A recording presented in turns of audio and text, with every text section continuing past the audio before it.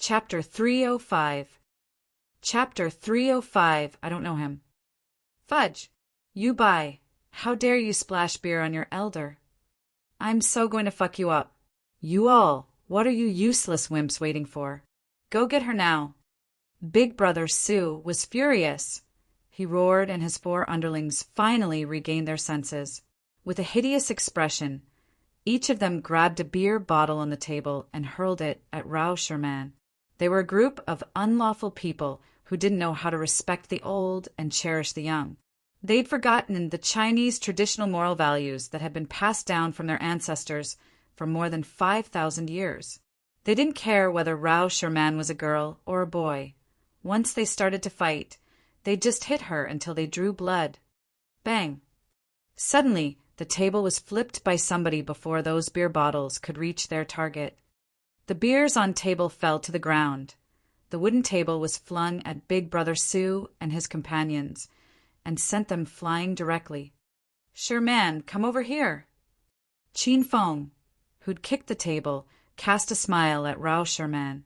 Like a frightened deer, Rao Sherman hastily and obediently ran to Chin Feng's side and rested quietly in Chin Feng's arms. She didn't struggle at all, but bashfully enjoyed Chin Feng's embrace. Fuck, you little brat, you have a death wish. How dare you fling a table at your elder? Do you think you're playing young and dangerous? Release that girl now and get out of my sight. If not, your elder's going to punish you until your mother can't recognize you. Big Brother Sue and his four underlings glared at Chin Fong like tigers looking at their prey and scolded him non-stop. However, none of them dared to step forward to attack Chin Fong. These people had a lot of fighting experience, so they could tell that Chin Fong had some skills from the kick he delivered just now. This was because no ordinary person could send a heavy, solid, wooden table flying with just a kick. They were even pushed several meters away by it. If possible, they would rather not to provoke a valiant person like Chin Fong. Sissy, come over here. Chin Fong ignored their relentless words. He hugged Rao Sherman with one arm and crooked his free hand, beckoning at Big Brother Sue with a finger. Big Brother Sue's face flushed. There was no one who dared to call him Sissy to his face. Fuck, are you blind, little brat? Your elder is a man, a fierce, vigorous man. Do you believe your elder will fuck that lass later and have her to tell you how vigorous I am? Bang! As soon as Big Brother Sue finished his words, a beer bottle flew directly at him. Nobody knew where the beer bottle came from. It moved at lightning speed. Big Brother Sue didn't even have a chance to counter, and the beer bottle had already hit his head. Scarlet blood streamed down from his cranium. Paired with his reed look, he could pass for a ghost in a horror movie. Sissy, come over here. Chin Fong hadn't gotten angry. He called Big Brother Sue with the same gesture, the same expression, and the same words. Even his voice volume and tone were the same. However, Big Brother Sue was creeped out by Chin Feng's current smiles and movements. He felt Chin Fong was a demon who'd crawled out from hell. He felt like he'd been clawed by a large, invisible hand, preventing him from escaping or screaming. Why, you better not fucking call me Sissy again. Bang! Before Big Brother Sue could finish his words, another bottle flew at him with the same force and the same speed, and landed on the same spot. The beer blood mixture was splashed all around. Glass shards were stuck in his head wound. Big Brother Sue was in so much pain that his face distorted. The 5 arrogant and despotic hooligans now fell silent. They acted like a group of errant kindergartners now accepting the fury of their teacher. Before, they'd looked down at Chin Fong and paid him no heed. Now they feared him and didn't dare look him in the eye.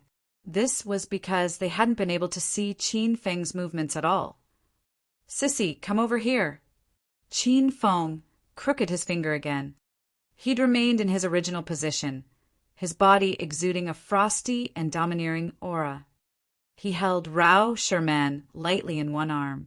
The feeling was similar to the time when the stage collapsed, when Chin Fong held her in his arms without any regard for his own life.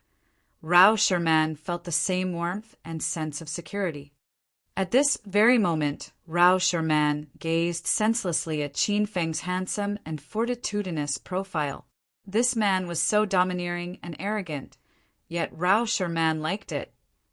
Thud, thud, thud. This time, Big Brother Su walked up to Qin Feng, step by step without any hesitation. They attracted a crowd of onlookers, all of whom felt such pressure from Qin Feng's strong and domineering aura that they had difficulty breathing. The audience just kept quiet and waved from the sidelines. Kneel. Big Brother Su stopped at a spot 5 meters away from Qin Feng and looked warily at him. Qin Feng retained his smile and widened it a bit. However, in everybody's eyes, his smile at this moment was even scarier than a malevolent look. I am wrong. Can Big Brother? Frightened by Qin Feng's strong aura, Big Brother Su took the initiative to acknowledge his mistake and sue for peace. Qin Feng refused to make peace. You need to bear the consequences for what you did, he said. When he heard Big Brother Su called Rao Sherman by, Qin Feng felt the impulse to kill this man on the spot. However, he endured it. I can't kill him, but he has to pay dearly for what he has committed. Bang! A beer bottle was again picked up and precisely smashed on Big Brother Su's wound. Qin Feng was too fast. Not even Rao Sherman, who was in his arms, could see it clearly. Kneel! Plop! Big Brother Su could no longer defy him. He was now kicking himself. He realized he'd gotten off on the wrong foot today. He just arrived at the food street, wanting to hit on some girls, and then met a crazy Qin Feng. Apologize to this beautiful and kind maiden beside me until she's satisfied. Qin Feng ordered him with a beaming face. His voice was soft, as if he was whispering to his lover. This voice was sweet talk in Rao Sherman's perspective. However, this voice creeped Big Brother Su out and made his scalp prickle with pins and needles. Slap! Big Brother Su started to slap himself. Slap, slap, slap. He couldn't stop himself and slapped even harder and faster. Lady, you're a great-hearted person. Please forgive me. I shouldn't have spied on your beauty. I deserve to die. I should be punished. Slap, slap, slap, slap. The surroundings were as silent as the grave. Only the sound of Big Brother Su slapping his own face could be heard. The people who had been drinking and talking stopped.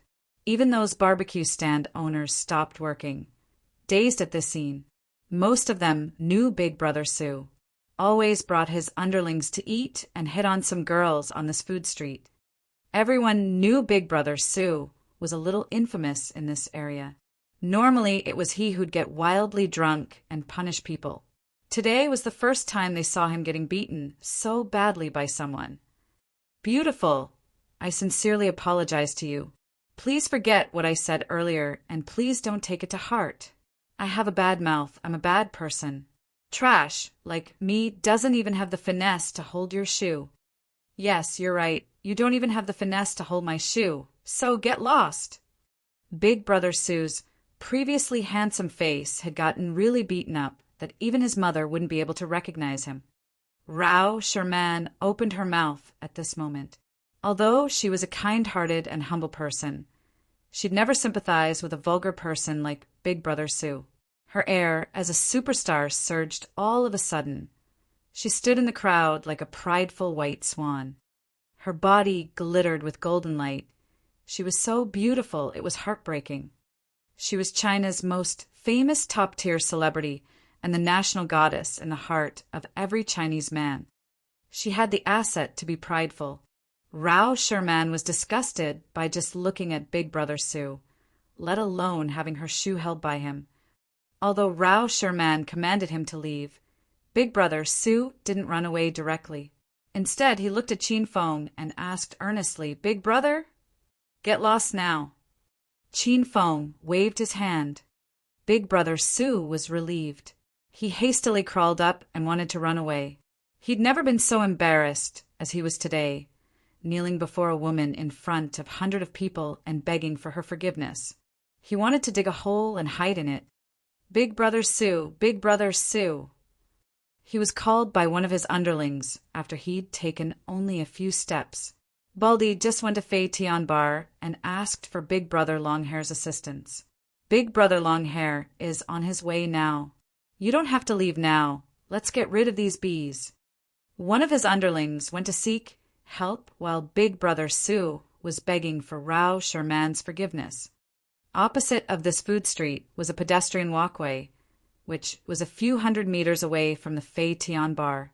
The reason Qin Feng brought Rao Sherman to the food street was because he wanted to bring her to the Fei Tian Bar after they'd finished their snack. The onlookers were attracted by that loud underling. They saw a group of black-suited men suddenly surge forward at the entrance of the food street. One could tell from a glance that there were at least 30 people.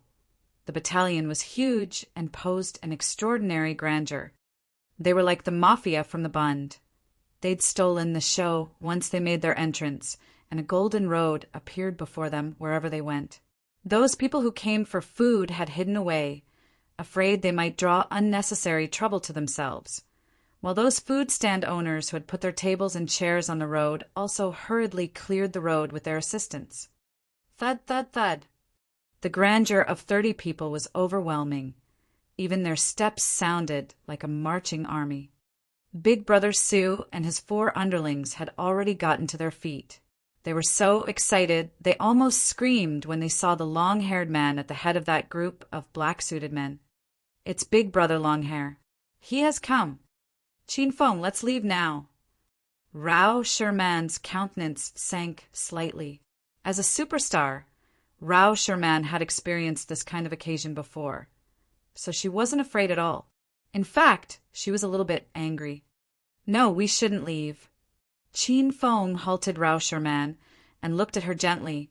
It's an honor for Acropolis City citizens to have the beautiful Sherman here, while I, as a local, should host you well. If somebody bullied the beautiful Sherman and I didn't care about it, then how could I continue to be your friend? But they have so many men with them. A wise man knows better than to fight when the odds are against him. Let's just go. Rao Sherman furrowed her eyebrows deeply and looked worriedly at Qin Feng. Why should we leave just because they have the advantage? Qin Feng countered Rao Sherman with a solemn expression. He then shook his head and said, I have nothing to say if we're on the wrong. But they're the ones who did wrong, and it's natural for me to teach them a lesson. Now they've got help and have more men than us, so we should just flee with our tails between our legs. Then how about the great spirit of our China? Where's our justice? Where should I put my face and my morality? How should I face Sherman in the future? How can I stand tall and be a man in front of Sherman again? I'm not alone at the moment. I'm not Qin Feng now. I'm the representative of the 3 million people in Acropolis City. I also represent the spirit of the 13 billion population of China. Qin Feng felt he was fucking awesome right now. He was grateful. He learned his Mandarin well when he was young. Right now, he felt moved to tears by his own words. It was right at this breathtaking and emotional moment, before he could finish his speech from the bottom of his heart, that Qin Feng was interrupted by Rao Sherman. Qin Feng, are you an acquaintance of that long-haired guy? With a lovely, mirthful smile, Rao Sherman eyed Qin Feng. Qin Feng was instantly deflated. He blanked out and forgot all the classic lines in his head. Of course he knew him. Longhair was Qin Feng's underling. His acquaintance with Longhair was the ace he had up his sleeve. That was why he refused to retreat and was still in the mood to flirt with her. Qin Feng wasn't dumb, stupid, or an idiot. If he knew his opponent was stronger than him, he'd have already run away with Rao Sherman without her needing to speak. I don't know him. With a solemn expression, Qin Feng looked at Rao Sherman and shook his head. Chapter 306. Chapter 306. I detest liars. You really don't know him? Rao Sherman's smile widened, and her gaze didn't leave Qin Feng's eyes. Maybe he knows me, but I really don't know him, said Qin Feng through clenched teeth. As Chin Fong and Rauscher Man discussed whether or not Chin Fong knew Longhair, the man in question swaggered over with his entourage in a flashy manner. He'd been called over by Big Brother Sue's lackey, Baldy, but he didn't come to help Big Brother Sue. Since the northern district of Acropolis was Fong Group territory, and the Fong Group base was Fei Tianbar as the Fong Group's figurehead, Longhair naturally had to preserve order and safety in his territory. Now that Longhair and his two brothers followed young Master Chin, their horizons broadened. They were no longer the men of before who only knew how to fight and kill, licking the blood off their blades. The three brothers began to learn to clean up their act and allow the Fong Group to venture into business. Thus, Longhair was in the middle of taking care of fights in his territory because peace bred wealth. Big Brother Longhair, I didn't know you would come. This little brother is truly overwhelmed by this unexpected favor. Big Brother Sue already greeted Longhair with a smile. Brother Sue and his 4 lackeys clearly misunderstood why Longhair had come. Longhair came to stop the harmful fights, not to help Brother Sue. Longhair rushed over energetically with over 30 lackeys to show off the Fong Group's power. He wanted all the people in the Northern District to see that the Northern District now belonged to the Fong Group, and if you wanted to maintain your businesses and livelihoods in this area, you had to do things honestly. Longhair was very satisfied with acting pretentious, but this was suddenly spoiled by Brother Sue's appearance. Longhair wasn't very happy. His eyes merely glanced over Brother Sue, but he just continued to walk past him. Brother Sue thought this look was Big Brother Longhair's greeting, so he bloomed with happiness. Big Brother Longhair, it's the damn man and woman over there. They're too fucking cocky. Brother Sue immediately fell into step with Longhair. It was originally Longhair leading 30 men alone to show off, but now Brother Sue took away half of that limelight. Longhair was so angry that he almost sent the guy flying with a kick. That man is especially cocky.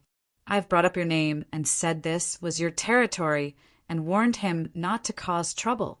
But that man didn't listen and even started beating people. That Brett really thought Sue, couldn't take care of him? I merely refrained from making a move out of respect for you, Big Brother Longhair. I know that you told us not to cause a ruckus in the Northern District, and I engraved your words in my heart. This is my motto. That's right, Big Brother Longhair, the little girl with the brat is really hot. She'd be a perfect ma for you.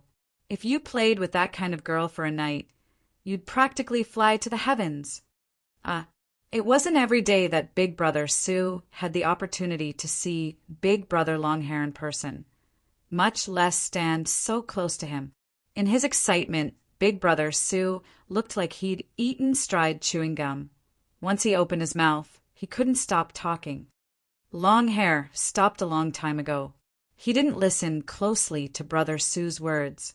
Instead, he looked at the handsome man and beautiful woman across the way with an expression of horror. As Big Brother Sue said, the woman was a beauty of the highest quality. But even if Longhair was given 100 guts, he still wouldn't have enough to entertain the slightest thought about Rauscher Man because he saw young Master Chin hugging this exquisite beauty. We're both men, but why is there such a huge difference between us? Longhair sighed to himself. He already forgot what number this high-quality sister-in-law was. However, he completely believed the rumors. The women by young Master Chin were all as beautiful as fairies and could topple cities and countries with their looks. Big Brother Longhair, Big Brother Longhair. Are you listening to me? When are we going to get rid of that man? Longhair was shaken out of his stupor by Brother Sue. Once he came to his senses, Longhair's expression sank and he threw a large slap, sending Brother Sue to the ground. Brother Sue rolled a fair number of times and saw stars. Big Brother Longhair, did you hit the wrong person? That brat is across the street. This wasn't only Brother Sue's thought. It was the same question going through Brother Sue's 4 lackeys and the hundreds of spectators around them. If you keep fucking yelling, your elder will find someone to cut your tongue off. Slap. Longhair was so angry that his solid muscles began to tremble. He wasn't there to help Brother Sue, but this guy kept jabbering nonstop. Now the guy wants me to deal with young Master Cheen? If the guy wants to die, he shouldn't drag me along. You idiot, if you're looking to fucking die, then die farther away. Don't pretend you're close to this elder. Have I ever spoken to you? Do I know you? Who the fuck are you? Longhair was really angry. Longhair swung his arm that was as strong and thick as a leg and slapped Brother Sue back and forth continuously. Brother Sue was like a little chick, and his neck jerked so much that it almost broke. Brother Sue's 4 lackeys were so shocked that they wanted to eat their fists. The audience was even more confused. Wasn't this man with the long hair who looks like the golden-haired Lion King called over by Brother Sue to provide reinforcement? Why is he hitting his own man? Big Brother Longhair, don't dirty your hands. Let me take care of this small fry for you. The lackeys Longhair stepped forward and surrounded them, prepared to hit Brother Sue. Longhair kicked Brother Sue and yelled, "All of you fuck off. None of you have the right to make a move today, and your elder will personally teach anyone who acts recklessly." The fight was intense, and Cheen Fong and Rao Sherman looked on calmly, as though Brother Sue had nothing to do with them. "And you still insist that you don't know the long-haired guy?" Rao Sherman escaped Cheen Feng's embrace and stood shoulder to shoulder with him. He was standing too far away earlier, so I couldn't see clearly. Now that we're closer, I can see him clearly. Nope, I don't know him. Cheen Fong couldn't admit that he knew Longhair. If he did, the emotional confession, that unyielding drive he just established, would come crashing down. "Young Master Cheen, I didn't know you were here. My apologies for this sorry sight." Cheen Fong had just spoken, and Longhair already came running to greet him. Cheen Fong gritted his teeth and suppressed the urge to send Longhair flying with a kick. Rao Sherman, on the other hand, laughed like a little girl whose plan succeeded. "Ahem. Who are you, you long-haired guy? You've made yourself look like the golden-haired Lion King. I don't even know you. Are you a wild man who ran out of the depths of the mountains?" As Cheen Fong spoke, he gave Longhair a meaningful look. Longhair was initially puzzled, but then he later understood Cheen Feng's looks. Though he didn't know why young Master Cheen had to pretend not to know him as his inferior, he just had to do what he was instructed to. "Huh. It seems that I'm mistaken. You're taller and handsomer than the person I know, and your girlfriend is more beautiful and remarkable. My apologies for disturbing you two." Longhair cupped one fist in the other hand, bowed, turned, and left with Brother Sue and Brother Sue's 4 lackeys. Cheen Fong and Rao Sherman sat at a new table, and the crowd of spectators slowly dispersed. Soon, the food street went back to normal, appearing as though nothing had happened at all. "Brother Cheen, I'm really sorry. Those were the hooligans in this area, and they're not to be messed with. I'll take care of your expenses for today. I hope it didn't ruin you and your girlfriend's mood." Uncle Wong was a kind person. He made a fresh portion of barbecue and brought a beer over. Cheen Fong smiled and waved his hand. "There's no need for that. I'll pay for today and put the broken tables and chairs on my bill as well. Since I'm taking my girlfriend out tonight, let me show off a bit in front of her, since I don't have many opportunities to do so." Cheen Fong, Rao Sherman, and Uncle Wong were all grown-ups. They all understood Cheen Feng's words.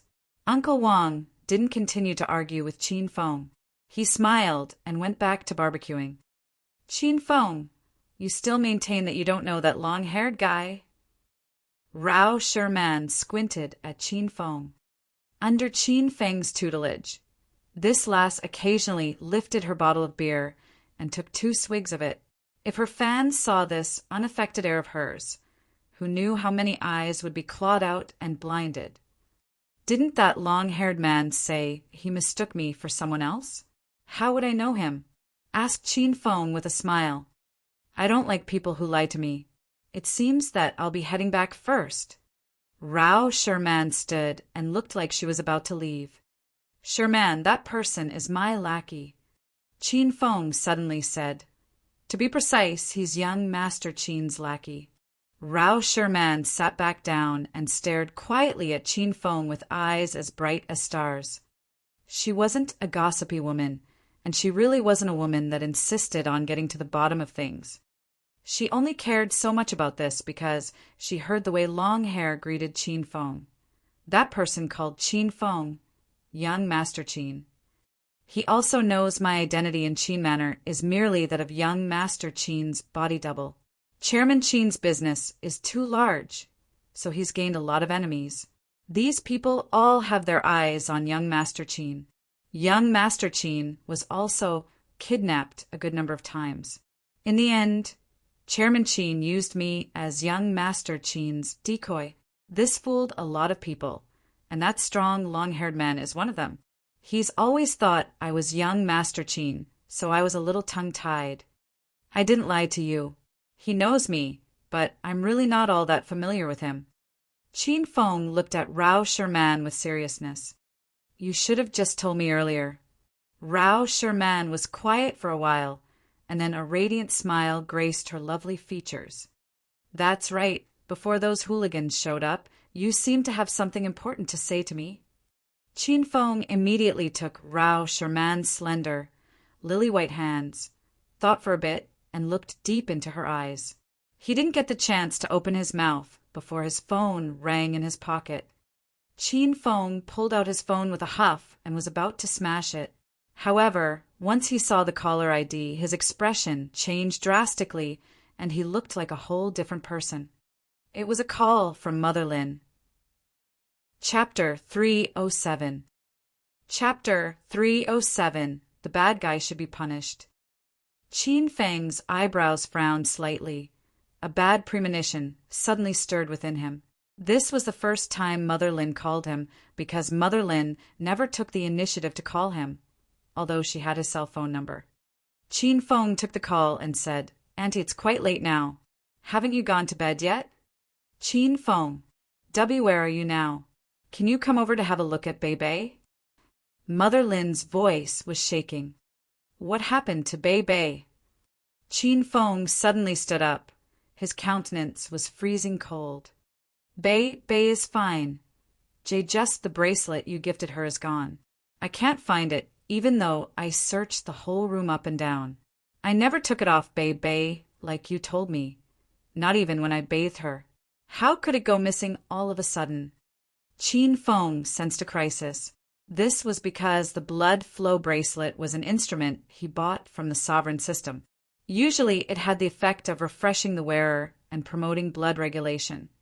It would only passively counter an incoming attack if the wearer was in danger, and after that the bracelet would vanish entirely. That means Bei was attacked. Okay, I'm on my way. Qin Feng ended the call. Rao Sherman got to her feet as well. She'd never seen him so panicked, not even when he bore the metal frame for her. What's wrong? Rao Sherman asked softly. Sherman, my friend might be in trouble. I have to check on her at First Hospital right now. I'll ask Longhair to bring you back to Qin Manor. Please rest assured, that guy can be trusted. Qin Feng pulled Rao Sherman's hand and rushed to Fei Tian Bar. Qin Manor and First Hospital lay in opposite directions, and Qin Feng was burning with anxiety right now, so he couldn't see Rao Sherman home. That's not necessary. You'd better go see your friend now. Rao Sherman flung away Qin Feng's large hand. A hint of disappointment flashed in her eyes. However, she soon reverted to her charming smile. I'm going to hang around some more. I'll be very busy with a press conference and a movie shoot after I get back to the provincial capital, so I won't have free time like tonight to stroll the street anymore. Don't worry. I'll go back after I'm done. That's fine. Call me if you need anything. Qin Feng bid adieu to Rao Sherman and rushed to First Hospital using the Mercedes-Benz. He'd got a racing skill from the lottery, and his driving ability was divine. He drifted and sped along the way and reached First Hospital after 20 minutes. Auntie, how's Bei? Qin Feng breezed in and arrived at Bei Bei's special care ward. When Mother Lin saw Qin Feng, she got up hastily from her daughter's bedside and welcomed him. "Qin Feng, you're here." "Bei Bei's fine. It's just that the bracelet on her hand is gone, and I couldn't find it no matter how hard I try. It's so weird." Mother Lin explained, her eyebrows furrowed. Qin Feng trotted to Lin Bei Bei's bedside and saw her left wrist was bare. The blood flow bracelet really had disappeared. "Auntie, did anyone come into this ward earlier?" "Yes, that Dr. Zhang, Bei Bei's attending physician, was here just now. Do you still remember him?" "You've met him before," replied Mother Lin after she thought for a while. Qin Feng's countenance became chilly. When he met Zhang Tianhua last time, he had already noticed that the other man's gaze at Lin Bei Bei was amiss.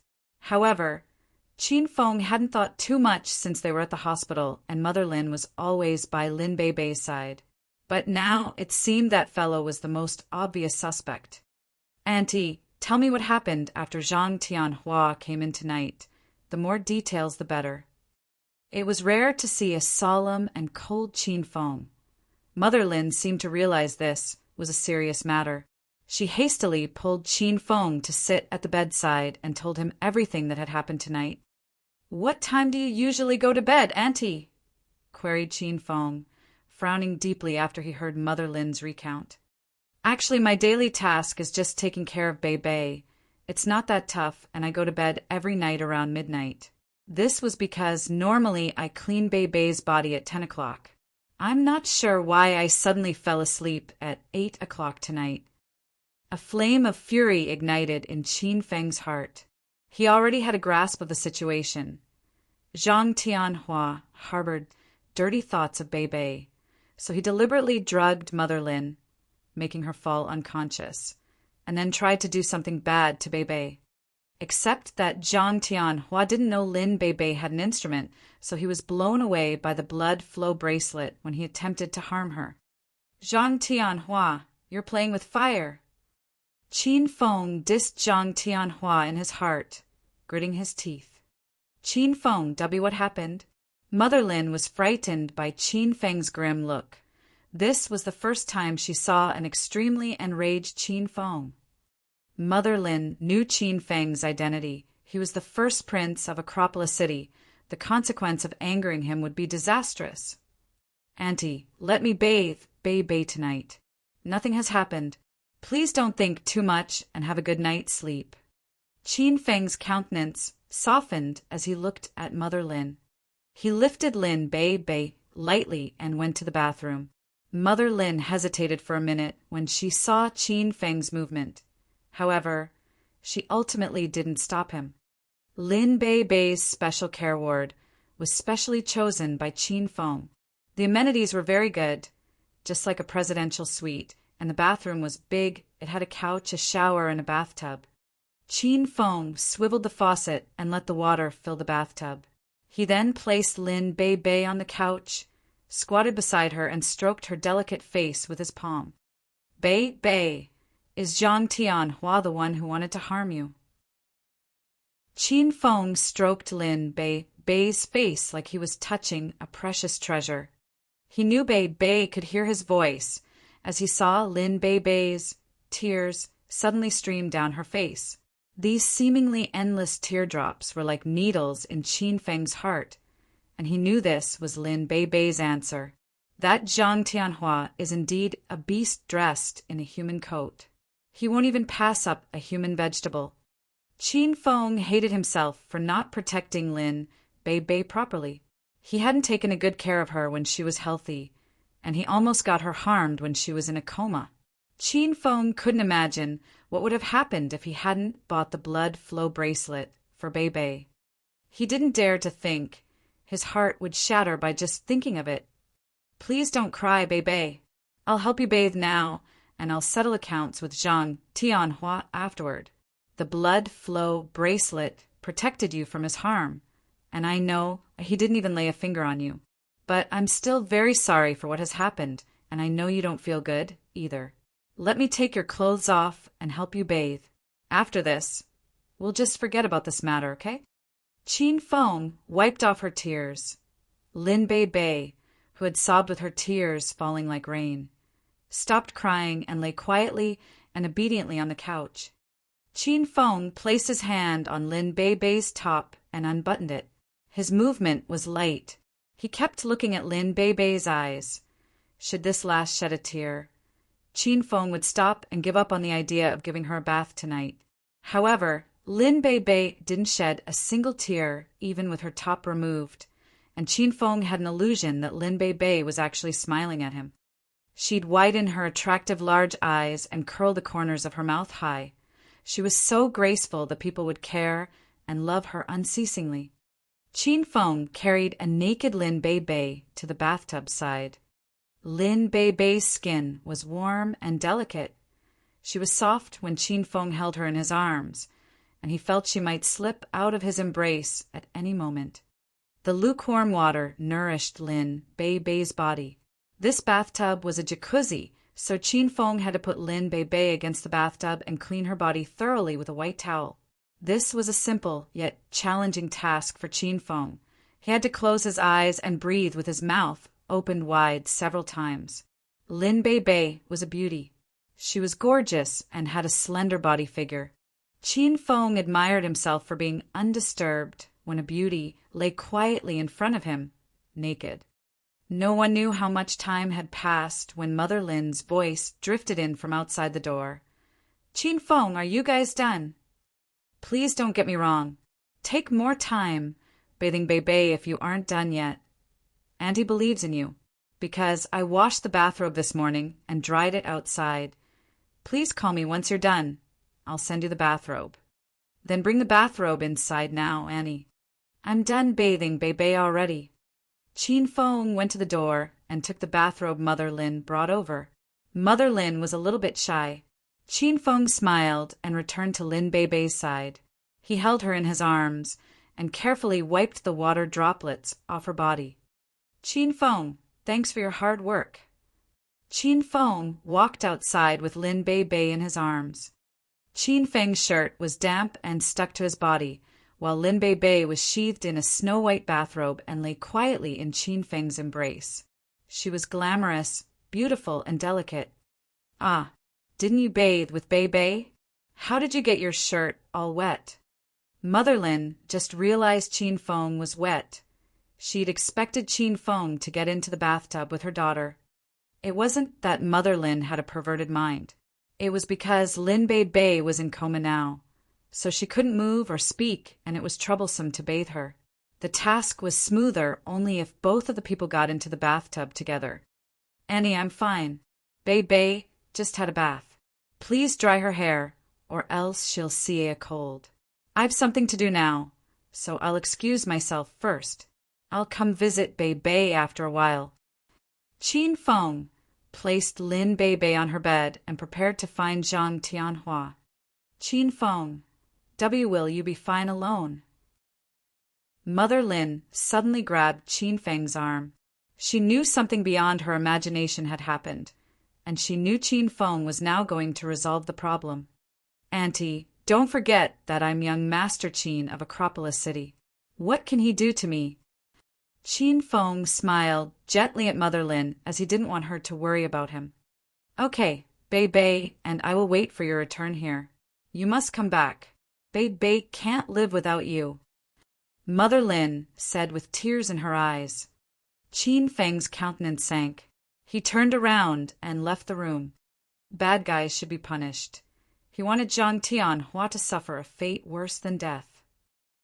Chapter 308. Chapter 308. The mantis stalks the cicada, unaware of the oriole behind. Once Chin Feng left, Rao Sherman's high spirits fell. She'd heard Chin Feng answer the phone with the name Bei Bei, and this was clearly a woman's name. Rao Sherman hadn't expected Chin Feng to rush off and leave her alone after answering a call from another woman.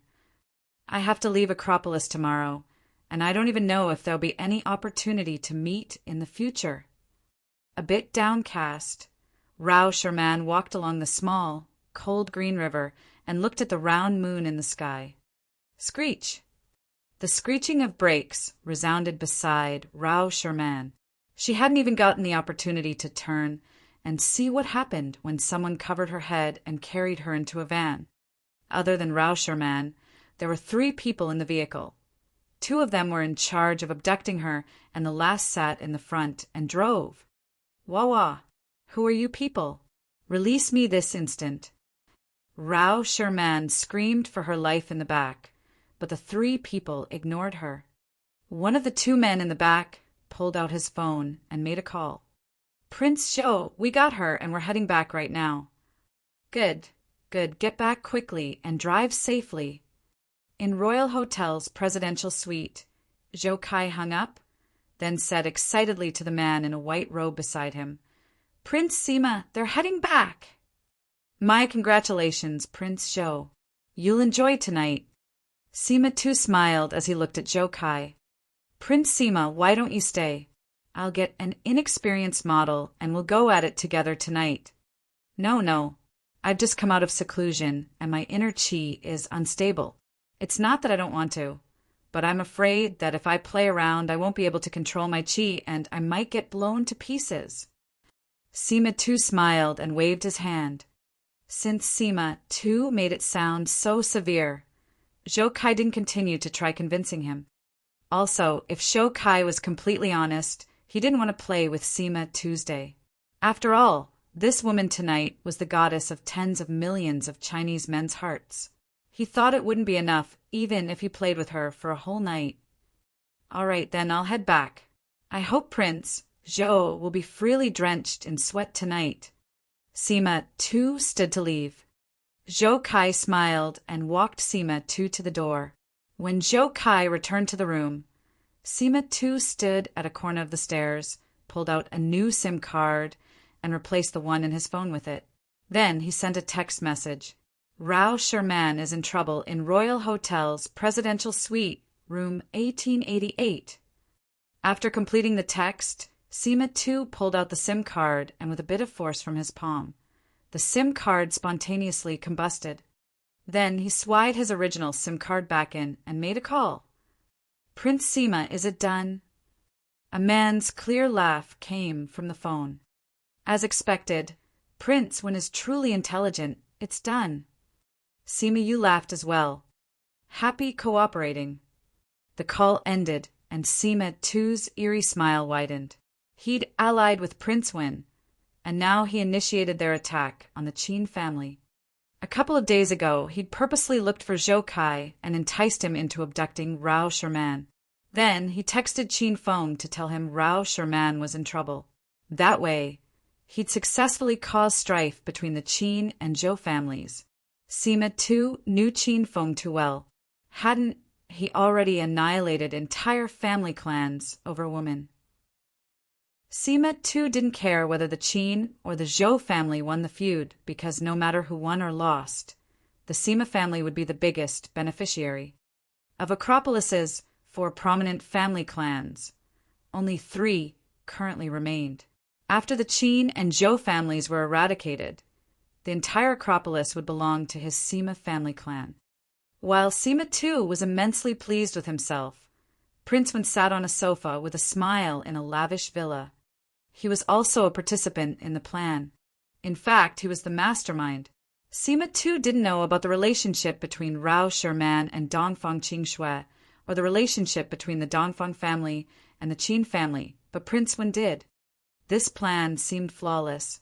It would point to the Qin and Zhou families as the initiators of the conflict, and when Rao Sherman was disgraced, the Dongfang family would be pulled in. However, if Rao Sherman and the Qin family were acquainted, and the Dongfang and Qin families were also connected by an engagement, this situation then became immensely different. If Zhou Kai forced himself on Rao Sherman, and Qin Feng ran over and beat Zhou Kai up, initiating a feud between the 2 families, then Rao Sherman wouldn't get the Dongfang family to deal with the Qin family, but the Zhou family. If they found out that the Sima family was also related, then the Qin family and the Sima family would be at war. Previously, Prince Wen's identity was almost revealed, so he now didn't deal with Qin Feng personally. He began to help Qin Feng continuously provoke enemies, and cause trouble for the Qin family. When the opposing powers were large enough in scale and size, it would be hard for the Qin family not to fall. The mantis stalks the cicada, unaware of the oriole behind. Only time would tell who was the unfortunate cicada, who was the short-sighted mantis, and who was the strategic oriole. Acropolis City, First Hospital, 3rd floor on-call room. 2 people stood in the room. Zhang Tianhua had a large square of gauze on his head, and his injuries had been treated. Beside him stood an old man. This was First Hospital's Director Fang Wentian. "Little Zhang, are you all right? Be more careful when you walk." Fang Wentian had coincidentally bumped into Zhang Tianhua and seen that he looked like he had just gotten into a fight. Thus, Fang Wentian went into the on-call room with him. "Thank you for your concern, Director Fang. It's no big deal. I'll definitely be careful next time," said Zhang Tianhua with a smile. "All right, as long as you're okay." Fang Wentian waved his hand and prepared to leave. "Then I'm going home." "Okay, I'll walk you out, Director Fang." Zhang Tianhua got to the door, first to open it for Fang Wentian. Once he'd done so, his entire body froze. A large, tall, and straight body stood at the door. That person had a frigid expression, and icy air emanated from him. Also, Zhang Tianhua had seen this person before. It was Lin Bei's boyfriend. What are you doing standing by the door at night like a ghost? You scared me." Zhang Tianhua was almost scared to death by Qin Feng. He had just escaped from Lin Bei's room, and now he saw Lin Bei's boyfriend. Since he had a guilty conscience, there was no way Zhang Tianhua couldn't be afraid. However, he thought back. No one discovered his attempt to make a move on Lin Bei, so he suppressed his fear and glared at Qin Feng with feigned anger. If a body is straight, there's no need to fear that its shadow would be crooked or that a ghost would come knocking at their door. Qin Feng gave Zhang Tianhua a cold look. "Dr. Zhang, don't tell me you have a guilty conscience because you did something shameful." "Me? A guilty conscience? You're crazy. Don't block the on-call room doorway. Move. A good dog doesn't block the road, do you get it?" Zhang Tianhua's heart thumped. He was slightly frightened by Qin Feng. "Are you calling me a dog?" A demonic smile appeared on Qin Feng's face. "Whoever blocks the door is the dog. Think about whether or not that's you." Director Fang was still there, so Zhang Tianhua didn't get into an argument with Qin Feng in an open and fearless manner. Qin Feng's smile widened even more, and his gaze was pinned on Zhang Tianhua. Suddenly, he lifted his leg and kicked Zhang Tianhua in the chest. This kick was fierce, and Zhang Tianhua's body stopped on the floor for a second, flew toward the wall, and slammed into it. Clang! The plaques hanging on the wall all shook and fell down, and the table below them toppled over with a loud bang as well. Zhang Tianhua was pressed beneath the wooden table, coughing incessantly. He couldn't even utter a word. Director Fang was stunned, and Zhang Tianhua was almost frightened to death. He hadn't expected that just mocking Qin Feng and alluding that Qin Feng was a dog would cause this guy to attack him in front of the director, and with so much strength. With one kick, Zhang Tianhua felt as though his insides had shifted. Qin Feng took 3 large strides, then arrived before Zhang Tianhua and stomped on the wooden table on Zhang Tianhua's back. The wooden table was already heavy, and now that Qin Feng stood on it, Zhang Tianhua felt as though a mountain was pressing down on him. His stomach boiled, and he spat out a mouthful of fresh blood. Pooh! The fresh blood sprayed all over the floor in a striking red. Director Fang was frightened into regaining his senses. He ran up to Qin Feng and tugged on his arm. "Don't beat him anymore. If you keep at it, he'll die." Director Fang was so scared that sweat covered his forehead. He had a death grip on Qin Feng's arm and refused to let go. He knew Qin Feng and was even more clear of his title as young Master Qin. Previously, Fong Wen-tian personally helped Qin Feng take care of the matter of Mother Lin staying in the hospital. And he also got Lin Bei into the special care ward this time as well. Qin Feng retracted his leg. Director Fong was an old man who had a pretty good relationship with his father, so Qin Feng had to give him face. Once Zhang Tianhua felt Mount Five Finger come off his back, he used all his strength to move the wooden table off himself and crawl to his feet. Once he got up, he hid behind Director Fong. Director Fong, you saw. This person is out of control. I have nothing against him. Once he came in, he attacked me for no reason. I'm going to call the police right now. When the police comes, you have to vouch for me, Director Fong. Zhang Tianhua didn't know Qin Feng's identity and knew even less about his friendship with Director Fong. He wanted to use Director Fong's power and prestige to suppress Qin Feng, and Qin Feng thought this was hilarious. Little Zhang, put away your phone. This is a misunderstanding. Director Fong was deeply dissatisfied with Zhang Tianhua's behavior, and he glared at him. Though Zhang Tianhua was confused, he put his phone away. Director Fong, let him call the police. When the police come, let's see if they arrest me or this pervert. Attempted rape isn't a small matter. Qin Feng glared coldly at Zhang Tianhua. Zhang Tianhua trembled, and a bad premonition arose within him. Earlier, the instant he opened the door and saw Qin Feng, he'd become nervous. He knew that no one had seen his behavior tonight, but he was still terrified of Qin Feng. He couldn't understand how Qin Feng found out. Why did Qin Feng call him a pervert and say he attempted rape? Director Fong, please move to the side. Otherwise, I won't care if I hurt you by accident when I make my move later. Qin Feng stood upright like a pine, his voice clear and resonant. Chapter 309. Chapter 309. Beaten into a eunuch. Zhang Tianhua didn't know the relationship between Director Fong and Qin Feng. He was so happy that he laughed in his heart when he heard Qin Feng talk with attitude. After all, who was Fong Wen-tian? He was the director of First Hospital, a greatly renowned physician who healed the wounded and the dying. Even though he wasn't a magnate nor did he possess a solid family background, he'd saved the lives of so many people, tyrants, hedonistic young masters. Even a gang leader had owed him a big favor. A person like him wouldn't look for trouble, and trouble would never dare to find him. Humph, what an ignorant fool. How could a little brat like you talk that way to Director Fong? Zhang Tianhua quickly warded Director Fong and yelled with righteous indignation, How dare you play tough in our First Hospital? You're even threatening our beloved Director Fong? Do you think this place is a market, little brat? You're not going to get out of this on-call room unscathed today.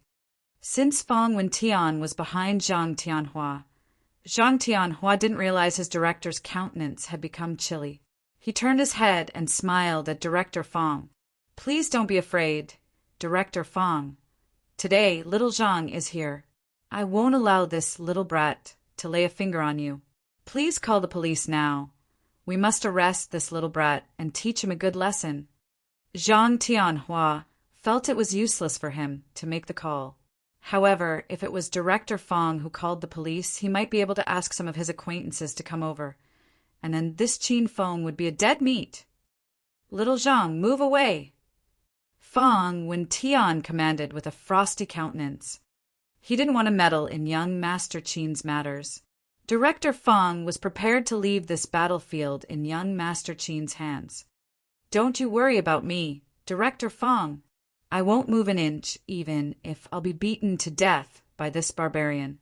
I won't let him harm you. Zhang Tianhua talked with his chest puffed out, as he was taking pride in his ass-kissing skill. Before he could finish a sentence, he felt somebody smack the back of his head. Move! Director Fong was an oldster. He was now choked with anger and gave a huge smack to Zhang Tianhua's head. Dazed, Zhang Tianhua turned his head to look at Director Fong. Is this geezer crazy? How could he casually hit someone? Zhang Tianhua wondered in his mind. Slap. Director Fong gave another slap on Zhang Tianhua's face and yelled coldly, "Move!" Zhang Tianhua was totally flabbergasted. This was the first time he'd seen an angry expression on the face of that friendly and kind Director Fong. Zhang Tianhua didn't dare defy Director Fong anymore. He instinctively turned aside and gave way. Fong Wentian ignored him entirely. He walked up to Qin Fong and smiled. "Young Master Qin, give this old man face. Just don't kill him." "Thank you, Director Fong. I'll personally pay you a visit for a cup of tea afterward." Qin Fong nodded. Director Fong left the on-call room directly. He even shut the door for them. He was wise enough to see through the situation. If young Master Qin accused Zhang Tianhua of attempted rape, then Zhang Tianhua must have really perpetrated such a filthy affair. Otherwise, why would young Master Qin proactively look for trouble with a nobody like Zhang Tianhua? This was because Qin Fong needed no reason to get rid of Zhang Tianhua. He'd just end this whole story by giving him a few punches. So, Director Fong chose not to meddle in this matter, as he still remembered the incident where young Master Qin had eliminated the entire Hao family because of a woman. Only Qin Fong and Zhang Tianhua were in the on-call room after Director Fong left. Zhang Tianhua was scared, and he felt weak in the legs. He seemed to have realized the seriousness of this matter. Apparently, this Qin Fong was a bigwig. "Don't you come over. What are you trying to do, you little brat? We don't know each other, and there's no enmity between us. You can't simply hit me for no reason." Seeing Qin Fong closing in on him, Zhang Tianhua was so frightened he couldn't speak fluently. Slap. Zhang Tianhua was slapped by Qin Fong, and stars danced before his eyes. "What did you do in Bei's ward tonight?" Qin Fong asked him with an icy look. His voice was reminiscent of a demon. "And nothing." Slap. Qin Fong slapped him again using the back of his hand and turned Zhang Tianhua into a pig head after 2 slaps. Zhang Tianhua was groaning with pain. "You didn't do anything?" Qin Fong asked again. I really haven't done anything," answered Zhang Tianhua with his teeth clenched tightly. He would rather be beaten to death than admit to this kind of deed. Bang! Qin Fong had run out of patience, so he delivered a kick to Zhang Tianhua's belly out of frustration. Zhang Tianhua was sent flying directly and crashed on the wall. The impact even caused a layer of dust to fall from the wall. "What have you actually done?" Qin Fong rushed forward and single-handedly picked Zhang Tianhua up like a chick. Blood was gushing from Zhang Tianhua's mouth. He was in so much pain that everything before his eyes turned dark. He felt like a tempestuous storm was raging in his belly, making him want to spit out his organs. "I really haven't." Shroom.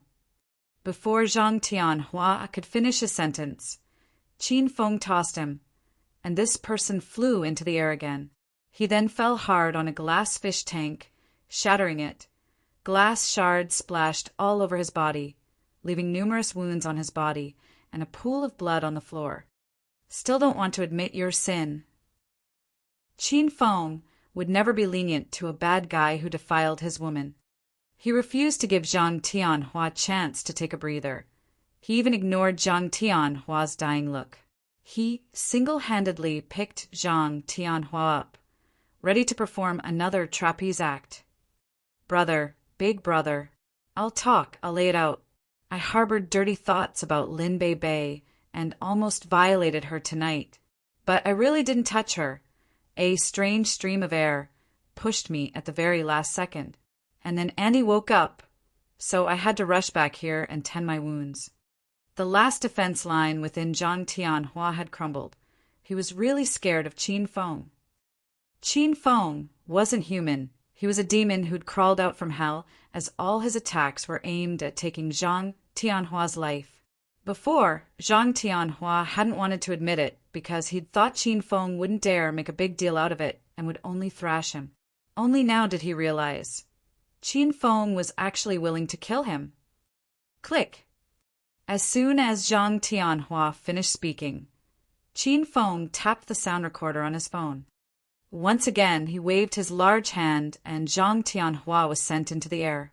Qin Feng quickly sent a kick between Zhang Tianhua's legs, and a thump echoed as if something had exploded.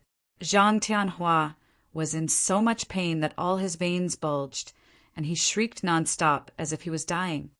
When Zhang Tianhua landed on the floor again, he had already fainted. He'd been incapacitated by Qin Feng. He would be a eunuch if this was in ancient times. The commotion in the on-call room was too obvious, so few nurses and doctors rushed over to check what had happened. When they saw the mess in the on-call room through the glass, all of them thought a war had taken place here. Qin Feng pulled out his handkerchief, wiped off the bloodstains on his hands, and walked out the on-call room to wash his hands in the restroom. His expression was bland, and his steps were light, as if Zhang Tianhua inside the room hadn't been beaten by him. After he cleaned off all the bloodstains on his body, Qin Feng then returned to Lin Beibei's special care ward. He chit-chatted with Mother Lin for a moment, and a group of police officers arrived at the hospital. The leader of these cops was the fatty police officer that wanted to arrest Qin Feng at Lotus Lake last time. He already knew Qin Feng's identity, so he acted politely in front of Qin Feng. After Qin Feng transferred the voice recording on his cell phone to that police officer, the fatty police officer then brought Zhang Tianhua back to the bureau. Qin Feng's mood was slightly eased after he'd settled with Zhang Tianhua. He sat at Lin Beibei's bedside, stroked Lin Beibei's face lightly, and shared some anecdotes of his recent activities. However, Qin Feng received a text from an unknown number before he could finish his story. Rao Sherman is in trouble in Royal Hotel's presidential suite, room 1888. The text only had one sentence. Qin Feng's eyebrows furrowed deeply after he read the text, and he became nervous. He hastily called Rao Sherman's cell phone. To no avail, her phone was shut down. Qin Feng then made another call to Su Ruoro, and she told him Rao Sherman hadn't returned to Qin Manor yet. Qin Feng's mood became grimmer. Rao Sherman attended the royal group event as their VIP. If she encountered any mishap during her stay in Acropolis City, needless to say how severe the consequences would be, Qin Feng knew he would forever blame himself. "Auntie, I have other things to do now. I'll visit Beibei next time when I'm free." Qin Feng got up and headed outside. Mother Lin saw him out partway until the door.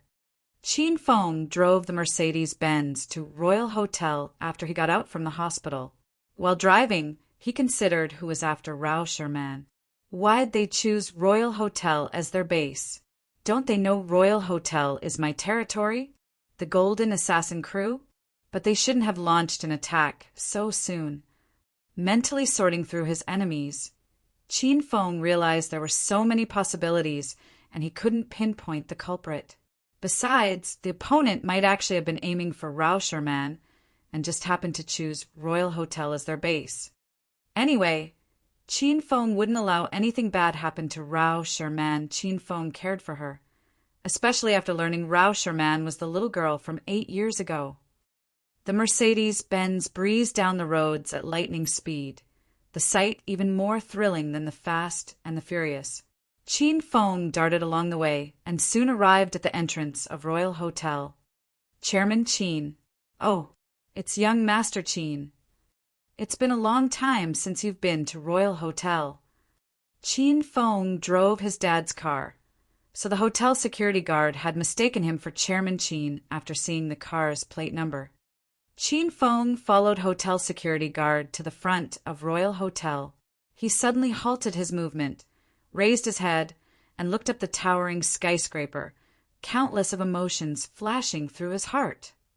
Before he gained the hedonist sovereign system, Qin Feng practically spent more than 10 days a month in this royal hotel, indulging in carnal activities every day. And then he'd spent another 10 more days at Royal Clubhouse with the same dissolute and unruly demeanor. Now that he stood once again at the foot of this hotel, He felt the life he previously led was far away from him. Indeed, it had been a long time since he came to Royal Hotel. The last time he came here was to look for Bai Qing.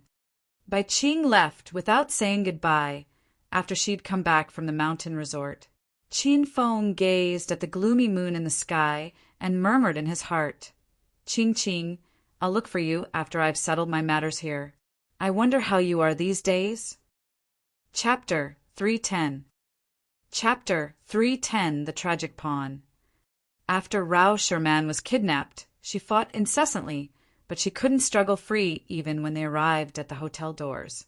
In the end, the abductors knocked her unconscious and took her to Royal Hotel's presidential suite, room 1888. There were two people in the room. One was Rao Sherman, who was out cold on the floor. The other was a man who squatted before her, admiring her beautiful and charming face in detail. "China's #1 pure jade girl. You really live up to your title as the country's goddess. I like it. Haha." Zhou Kai couldn't stop beaming as he looked at Rao Sherman's charming face and her perfect, curvy body. As one of Acropolis City's four princes, he usually spent a lot of money playing with celebrities and inexperienced models. Some celebrities were beautiful on screen, but scared Zhou Kai half to death when he met them in real life. Besides the ones that looked completely different without makeup, some had faces full of pimples and scars. Without makeup, they could be the female leads of horror movies. However, Rao Sherman clearly didn't let Zhou Kai down. Not only was Zhou Kai not disappointed, he was elated because Rao Sherman was even more beautiful in person than on TV. She was 20 this year, in the height of her youth. Even without makeup, she was radiant. Her skin was fair and clear like snow, like water would drip off it. Pooh! Zhou Kai stared at Rao Sherman for a good while. Then he couldn't take it anymore and splashed the red wine from the glass in his hand on Rao Sherman's face. This humiliating action alone delighted Zhou Kai. This woman was the perfect goddess of numerous Chinese men's hearts, and she was now being treated like a servant. The mere thought of it thrilled him. Cough, cough. Rao Sherman was awakened by the red wine, and some of it got into her nose, causing her to cough. She quickly opened her eyes and gauged her surroundings. She remembered that she'd been abducted, so she was certain that she was currently in trouble. "Who are you?" Rao Sherman saw Zhou Kai squatting before her once. She opened her eyes. "Haha, I'm the man who is going to do you tonight, of course. Say, if I record our activities and post it on the internet, would you be 100 times more popular than you are now? You don't need to thank me. I've admired you for a long time, so I'd be happy to help my goddess gain attention and send your career soaring even higher." Zhou Kai burst into laughter. He looked at Rao Sherman's collar as the wine slowly spread through it, and was so excited that he wanted to shout out loud several times. "You pervert!" Rao Sherman yelled angrily at Zhou Kai, "You'd better release me now. Otherwise, you'll regret being born." "Haha, you have personality. You really have personality. But this big brother likes women with a temper and class like you. If you're smart, you'll cooperate and have fun with this big brother tonight. That way, I guarantee that the footage won't be leaked. The ball's in your court. You decide.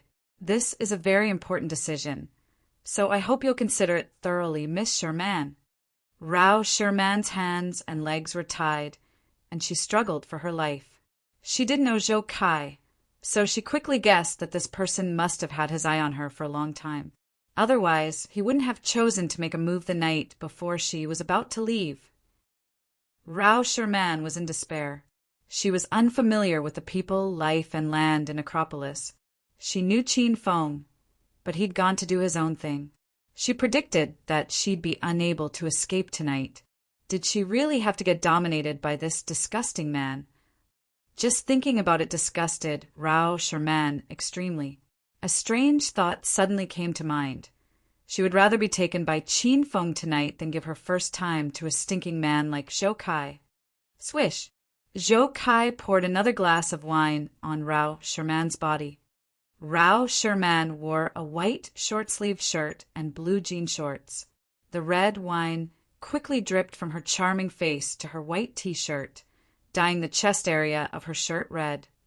This red looked like fresh blood, sexy and bloody. It slowly seeped through Rao Sherman's clothes and stuck to her chest, revealing the black bra beneath her shirt. Haha, fun, it's really too fun. Zhou Kai was thrilled by and immersed in this wine-pouring game, and he kept pouring wine on Rao Sherman's face over and over again, without getting fed up with the activity. He wanted to get Rao Sherman's entire body wet. He loved seeing the allure of a wet body. Pervert, beast. Human trash, like you should hurry up and die. Rao Sherman was so angry that her chest undulated. She was originally a strong woman, but a couple of tears now formed in her lovely eyes. If Rao Sherman hadn't raised her head, the tears would have fallen out of her eyes. You think this big brother is a beast now. Zhou Kai saw that he'd poured enough wine, so he smiled and squatted in front of Rao Sherman and extended a hand to slowly caress her. Then this big brother will let you experience what a beast is like. Ah. Get away. Get your grubby paws off me. Chin Feng, hurry and save me.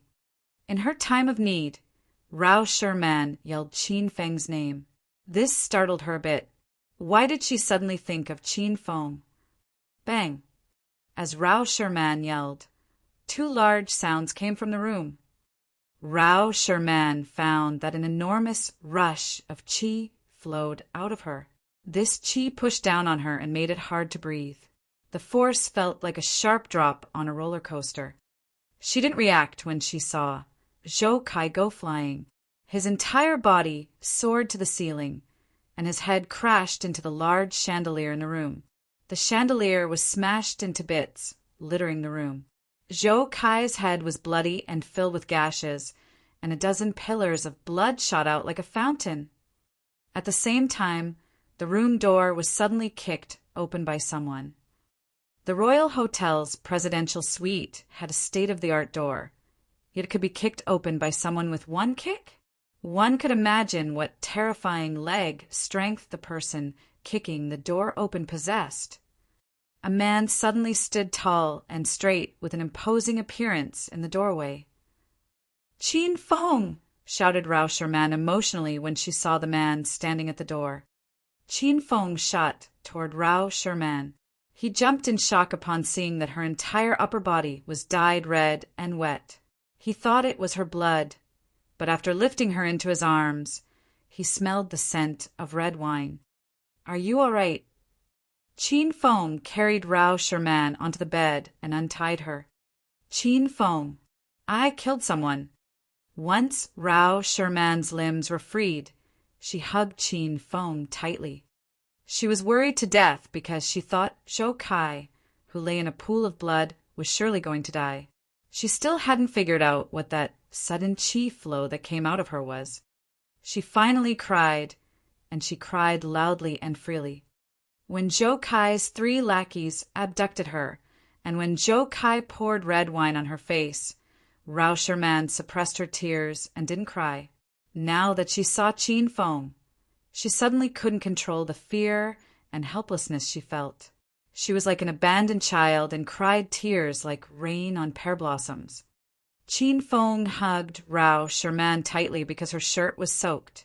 He could feel that his chest was currently pressed to Rao Sherman's, but he didn't think much of it. Instead, his gaze fell on Zhou Kai in the pool of blood. There were a couple of gashes on his head, but he wasn't dead yet. He was on the floor treeing, and he even lifted his head to give Chin Feng a death glare. How dare you make a move on me, Bai?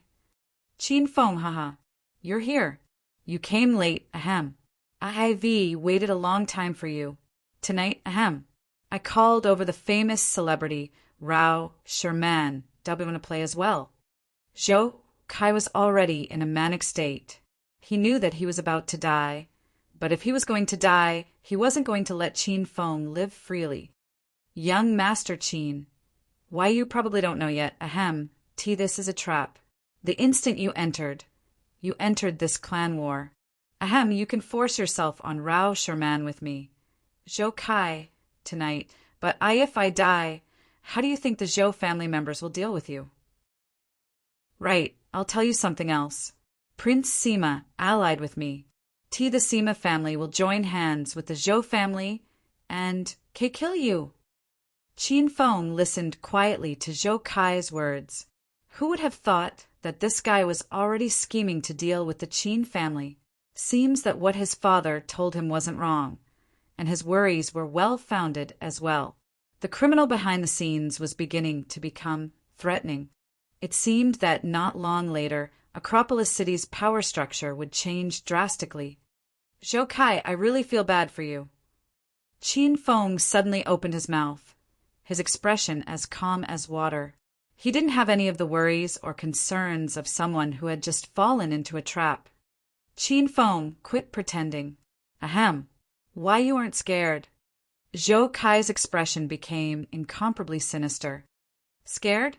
Scared that the Zhou family will take revenge on me? Or scared that the Zhou and Sima families will take revenge on me jointly? Qin Feng smiled at Zhou Kai and said, You're just one of Sima II's pawns. He must not have told you that I have a very good relationship with Rao Sherman, and I'm here to save her. Didn't you think it was strange I found out that Rao Sherman was in the Royal Hotel's presidential suite, room 1888? It's because someone texted me, and I'm certain that that person was Sima Tuesday.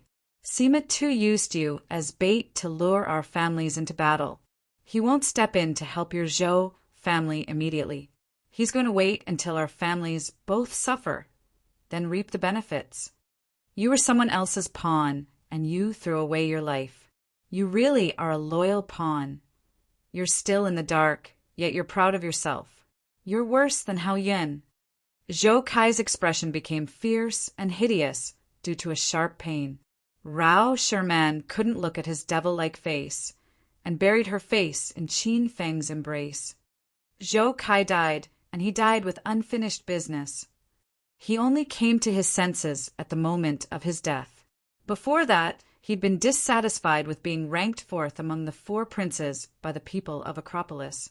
He'd wanted to defeat Qin Feng, who was ranked first. He'd thought he was much better than Qin Feng and couldn't see how he was lacking in any way compared to the hedonistic young master. It was a matter of bite off only what you can chew. One wrong move led to Zhou Kai's demise. Chapter 311. Chapter 311. Fight over the charge. I'm the one who killed him. Qin Feng, is he really dead? Rao Sherman's heart skipped a beat when Zhou Kai stopped talking. On the other hand, Qin Feng was much calmer. The crime he committed deserves more than death. He didn't bother to look at Zhou Kai and focused on comforting Rao Sherman. I'm sorry for the incident tonight, Sherman. I'm the one who brought you out, but I left halfway and allowed this kind of thing to happen to you. Zhou Kai, he hadn't really done anything to you, right? No, I'm fine. As Rao Sherman shook her head, she suddenly thought of something and said nervously, Qin Feng, just now I felt a sudden spurt of qi burst from my body. It was that stream of qi that sent Zhou Kai to the ceiling and crashed his head on the large chandelier, so he died. Qin Feng looked at Rao Sherman's neck. Her smooth and fair neck was now stained with a little bit of red wine, and the soul-cleansing necklace that he had personally put on her this evening was nowhere in sight. Sherman, did you remove the necklace that I helped you put on? No, I didn't. Since you gave it to me, I prepared to wear. Instinctively, Rao Sherman touched her neck. When she couldn't feel the necklace there, her body suddenly froze. Hey, where is my necklace? Quick, help me look around. Qin Feng. Maybe I lost it when I was struggling just now. Qin Feng pulled Rao Sherman into his arms and said gently, Sherman, you don't need to look for it anymore. The necklace has vanished. That qi you felt a little while ago was released by the necklace. It's an instrument, and it can guard you from an attack once. After that, the spiritual essence in the instrument will vanish, and the necklace will turn into dust. Instrument. Speechless with astonishment, Rao Sherman stared at Qin Feng in a daze. Rao Sherman was dumbstruck, as this news was even more stunning than Zhou Kai's death. Due to her current status and position, she'd come into contact with a number of upper-class and even some clandestine family clans, so she was familiar with the term instrument. She knew that an instrument was a priceless treasure, even more valuable than those precious stones such as agate, jade, and diamond. An object would need to absorb the essence of the sun and moon for decades or centuries to become an instrument. An instrument had some spiritual essence, and that spiritual essence could regulate a person's bodily functions, refresh and nourish their mind, or even extend their lifespan. Every emergence of an instrument would stir up the upper class. The rich and powerful would pull out all the stops to claim the instrument as their own. Even Elder Dongfang, who came from a large clan like the Dongfang family, had only collected a few instruments. One of his collectibles, the protective necklace, was the family heirloom Dongfang Mingwang had specially reserved for big sister Qingshui, and she always wore it on her neck. An instrument could only be met by chance, not by force. This was a saying of those elders in aristocratic families. From this, we can see how precious an instrument is. Rao Sherman never imagined that Qin Feng would casually gift her an instrument. Moreover, she was helpless after realizing she hadn't worn the instrument for even a night, and it was gone already. "You gave me an instrument, Qin Feng?" asked Rao Sherman, as she couldn't accept the truth. "So, you knew about instruments. The instrument I gifted to you was a soul-cleansing necklace. It could revitalize a person's fatigue and calm a person's mind. I gifted it to you because I realize you're worn out as a celebrity and you always work too much. So I thought it'd be a perfect present for you." Qin Feng answered Rao Sherman's question with an indifferent manner, as if an instrument was insignificant to him. Indeed, in Qin Feng's perspective, an instrument was nothing, though it would be a little bit of an exaggeration to say it was insignificant. After all, the cheapest instrument in the system required 500 hedonist points, and it was hard for him to earn 500 hedonist points. However, those instruments were negligible when compared to the 4 orange grade spiritual equipment Qin Feng had. If he knew how precious an instrument was for those aristocratic families, he would definitely buy a few more to sell to them. "Qin Feng, you just gifted an instrument to me so easily." Rao Sherman was very excited after she ascertained that the soul-cleansing necklace really was an instrument. "You're very important to me, so it's normal to gift you an instrument." Qin Feng replied confidently. Rao Sherman was almost moved to tears. "Suddenly," she said frustratedly, "but I lost the instrument that you just gave me. I'm so useless. You must be very angry with me, right, Qin Feng?" "Why should I be?" Qin Feng noticed that Rao Sherman was acting weird tonight. "The purpose I gave you the instrument is for your protection. Not only am I not angry, I'm grateful for the stream of qi the instrument released before it vanished. Otherwise, you'd have been violated by that Zhou Kai already." Rao Sherman's heart melted. She'd never known she was so important to Qin Feng. Before, she'd thought Qin Feng got close to her and treated her nicely because of her beauty, her epithet as the country's goddess. Only now did she see through Qin Feng clearly. He was a great man. He'd gifted a treasured instrument to her without saying anything beforehand. If she hadn't been abducted tonight and the instrument hadn't vanished after protecting her from Zhou Kai's assault, it'd have been donkey's years before Rao Sherman realized the necklace she wore was actually an instrument. "Qin Feng, thank you so much. Thank you for everything you've done for me in obscurity," Rao Sherman muttered in Qin Feng's ear as she hugged him tightly.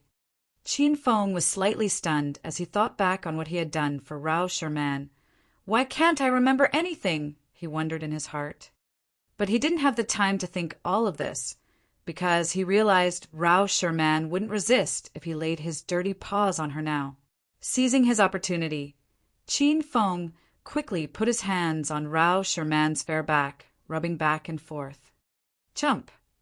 Qin Feng kissed Rao Sherman's neck, and it tasted faintly of red wine. Rao Sherman was shocked. She jerked and pushed Qin Feng away. No, not right now. Uft. Rao Sherman suddenly burst into laughter. This was the first time she laughed from the bottom of her heart after her abduction. Qin Feng, if this fellow's soul could see us still in the mood to flirt with each other, do you think he'd be so angry that he'd come back to life? Rao Sherman really wanted him to come back to life. She'd never wanted to kill him, although he was heinous, but it would have been better for the police to handle him via legal procedures. Please go, Qin Feng. I'm the one who killed him, and I'll bear the responsibility. Tonight, it was Zhou Kai who abducted me first. He even attempted rape. I believe Big Sister Qing Shui will try her best to bail me out of jail if she learns about this incident. Rao Sherman suddenly pushed Qin Feng back and tried to shoo him away. Not wanting to leave, Qin Feng grabbed Rao Sherman's arms and pulled her into his embrace again. Sherman, I've called the long-haired fellow. He's on the way now. I'll ask him to bring you back to Qin Manor later. I'll take care of this. Neither of us needs to go to jail. No, I don't want that. Rao Sherman began to struggle in Qin Feng's embrace. Leave now. I don't want to see your face. Who gave you the permission to take the rap for me? I'm your nobody, and you don't even have the finesse to be my scapegoat. Rao Sherman didn't want Qin Feng to stay. She knew Qin Feng was only young Master Qin's double. If he took the blame, nobody would stand up for him. Sherman, stop this shit right now. Just listen to me for once. Qin Feng's countenance became grim. I don't want to. I don't want to listen to you. Go away. Get out of my face. Rao Sherman covered her ears with her hands. She stomped her feet in fury and used all her might to push Qin Feng away. However, her efforts were futile as Qin Feng was stronger than her. She couldn't push him even an inch. Young Master Qin, sister-in-law, Longhair had rushed over. He was dumbfounded as soon as he entered the room. Longhair, send Miss Sherman back to Qin Manor now. Qin Feng ordered. Rao Sherman became even more anxious. She stuck her butt on the floor, refusing to leave. Now, she didn't have the aura of a superstar nor the prideful and dignified ethos. She was like a spoiled little girl who started to throw a tantrum because she couldn't get herself a candy. Choked with tears, she then begged Qin Feng, "Wah wah, Qin Feng, I beg you, please leave, just go." Longhair, can't you hear me? Qin Feng yelled at Longhair. He was enraged. Longhair hastily ran to Rao Sherman. He suddenly halted and looked at Qin Feng. Young Master Qin, please leave with sister-in-law. I'm the culprit. I'm the one who killed this fellow. Qin Feng and Rao Sherman were stunned by Longhair's statement, especially Qin Feng. A gush of warmth welled up in his heart. He felt he hadn't lived in vain. He now had so many women whom he loved and who loved him back, and a few brothers who were willing to risk life and limb for him. Qin Feng still remembered that when he killed Uncle Feng at the underground fighting arena in the Amethyst Dragon Palace, Zhang Biao had proactively shouldered the murder rap and was now still hiding somewhere. Today, Zhou Kai was dead, and Rao Sherman and Longhair were fighting to claim the charge for themselves. Even though both of them knew this was a capital offense, neither of them had hesitated or stepped down. Qin Feng was touched by them. This is fucking life. He suddenly felt that the former dissolute, hedonist young Master Qin was dead, and that he'd been reborn into a real sovereign hedonist young master. Don't argue with me anymore. Longhair, bring her away now. Qin Feng's voice had softened. The death of Zhou Kai isn't as simple as it seems. Somebody manipulated this whole incident from the shadows, and he has only one objective: to pull the Qin family down. My staying behind is not to accept the guilt. I'm staying because I want to negotiate with the Zhou family, and both of you have no use here.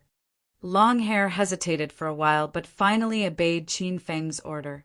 He quickly covered Rao Sherman with a blanket and brought her away. Once long hair left, Chin Fong sat on the couch calmly. He reviewed the whole incident and linked it to recent events. After he reflected for a while, he then pulled out his phone and proactively made a call to an elder of the Zhou family. "Hello, who am I talking to?" Very soon, a hoarse voice drifted over from the phone. "It's me, Chin Fong." Chin Fong replied with a bland voice. The other side fell silent, then began to talk after a period of time. "Why'd you call this elder?" "It's late, and I think Elder Zhou has sleep already. So in order for the elder to sleep better, I purposely made this call to tell you some good news." Chin Fong then said with a faint smile, "Elder Zhou, your grandson, Zhou Kai, is dead." Chapter 312.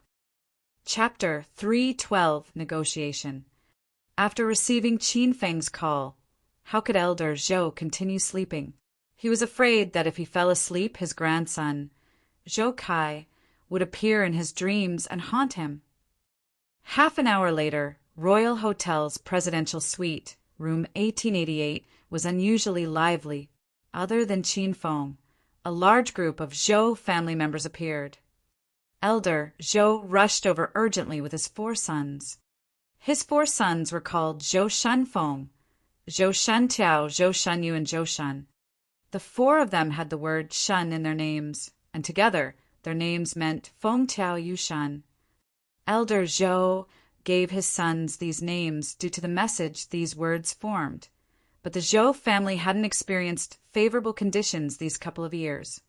In particular, Zhou Kai, the son of the eldest Zhou Shanfeng, stirred up trouble all day and gave the Zhou family a considerable amount of problems. Unfortunately, Zhou Kai was the eldest grandson of the Zhou family, and in the direct line of inheritance. When he did bad things, the family clan indulged him, and this was what created the current troublemaking and skirt-chasing human trash that was Zhou Kai. "Son, what's wrong with you? Who did this to you? Son, wake up. Don't scare me." Zhou Shanfeng bent over Zhou Kai. Elder Zhou and the 3 remaining sons weighed from the sidelines. The 4 of them had extremely cold expressions, especially Elder Zhou. His poisonous and sinister gaze fell on Qin Feng like he wanted to turn Qin Feng into mincemeat. "You arrogant child, how dare you kill our Kai'er? You're dead, brat. Our Zhou family will get you if that's the last thing we do." "Right, Dad. Let's have this brat arrested and have him pay for this with his life." "Oh, Qin Feng, you commit crimes all day with the Qin family's power, but our Zhou family isn't afraid. Since you killed our eldest brother's son, our Zhou family will fight with your Qin family to the bitter end." After finding out that their eldest grandson and nephew was dead, it would be weird if the Zhou family didn't get mad. They had the urge to kill Qin Feng. "Are you done?" Qin Feng's expression remained unchanged even after getting yelled at, and he suddenly stood up from the sofa. "Let's first talk about you 3 uncles. Don't think that we all don't understand your intentions. I'm also a member of a rich family, so I'm familiar with the fights over the inheritance and position as the head of the family. You always put on a smile in front of one another, but when your backs are turned, you're irreconcilable adversaries.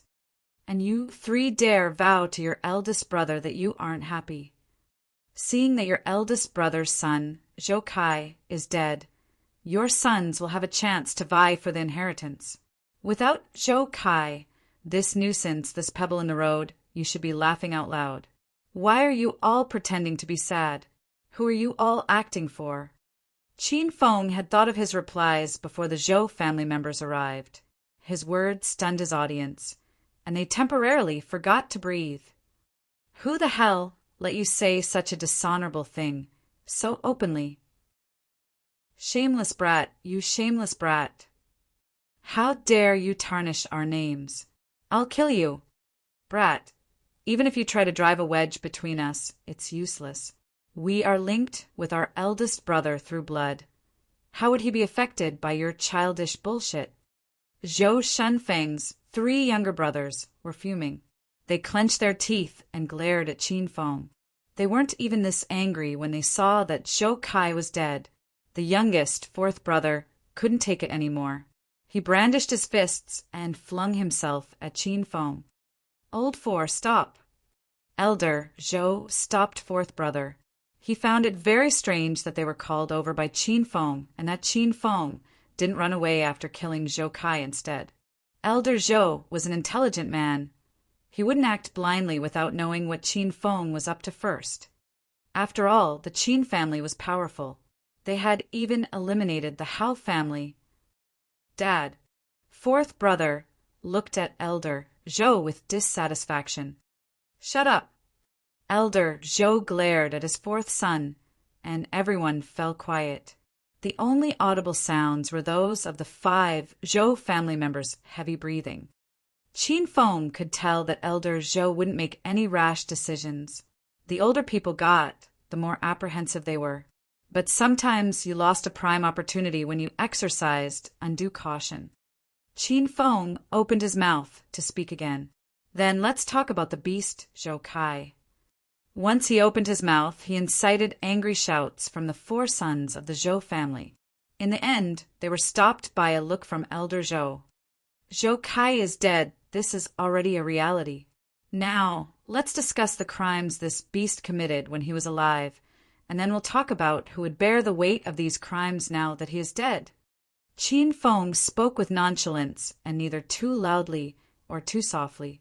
However, they struck the Zhou family members' heads like lightning.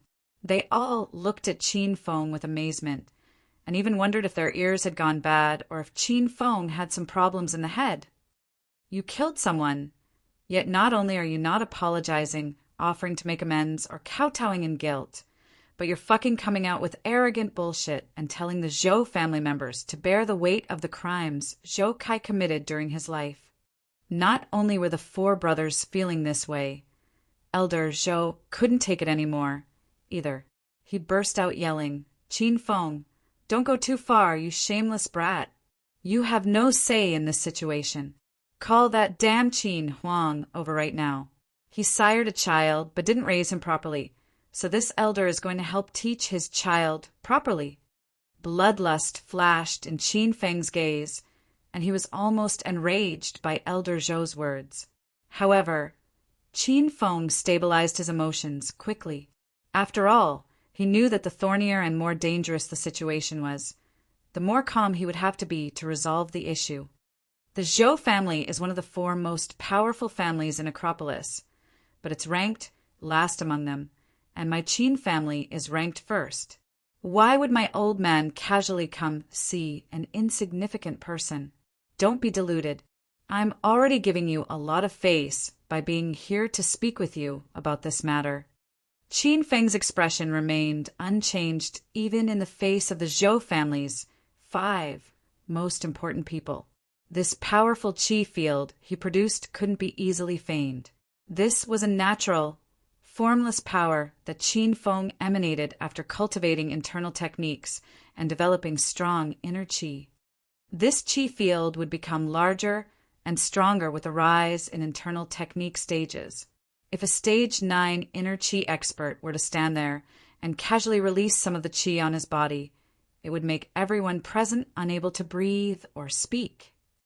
"Arrogant brat, since you don't have the guts to call that insignificant Qin Huang, then I'll hunt him down personally." Elder Zhou was thoroughly angered by Qin Feng, and he pulled out his phone to call Qin Huang. Before he could make the call, Qin Feng said nonchalantly, "Zhou Kai abducted China's A-list celebrity Rao Sherman tonight and tried to rape her. Luckily, I arrived in time to prevent this tragedy from occurring. You might not pay attention to the entertainment industry, but I'm sure your 4 sons definitely know Rao Sherman look at their distracted gazes and heavy breathing. They probably fantasize while looking at the goddess Rao Sherman's pictures. Since you all pay so much attention to her, then I don't need to remind you that she has the capital's Dongfang family backing her." Zhou Kai's behavior was extremely vile, and Miss Rao Sherman is extremely angry. I've already sent people to take her to Qin Manor, so she's probably talking to my father about how to take care of the Zhou family. I'm sure that with the Qin family and the capital's Dongfang family joining hands, your little Zhou family will suffer." Elder Zhou's expression changed continuously, and his 4 sons couldn't conceal the malice in their expressions. They all glared at Qin Feng and looked like they would pounce on Qin Feng and kill him in the next second. However, Qin Feng didn't care about their expressions. He continued to speak as if he were talking to himself. "That's right. I'm afraid you don't know something else. Based on what I know about Zhou Kai, this brat is trash that likes to bully the weak but fears the strong. He didn't have the guts to abduct Rao Sherman on his own, so there's sure to be someone behind the scenes who egged him on and got him to do this. I helped you all find this person as well, so you all should thank me." Qin Feng waved his hand and smiled before allowing the Zhou family members to get mad.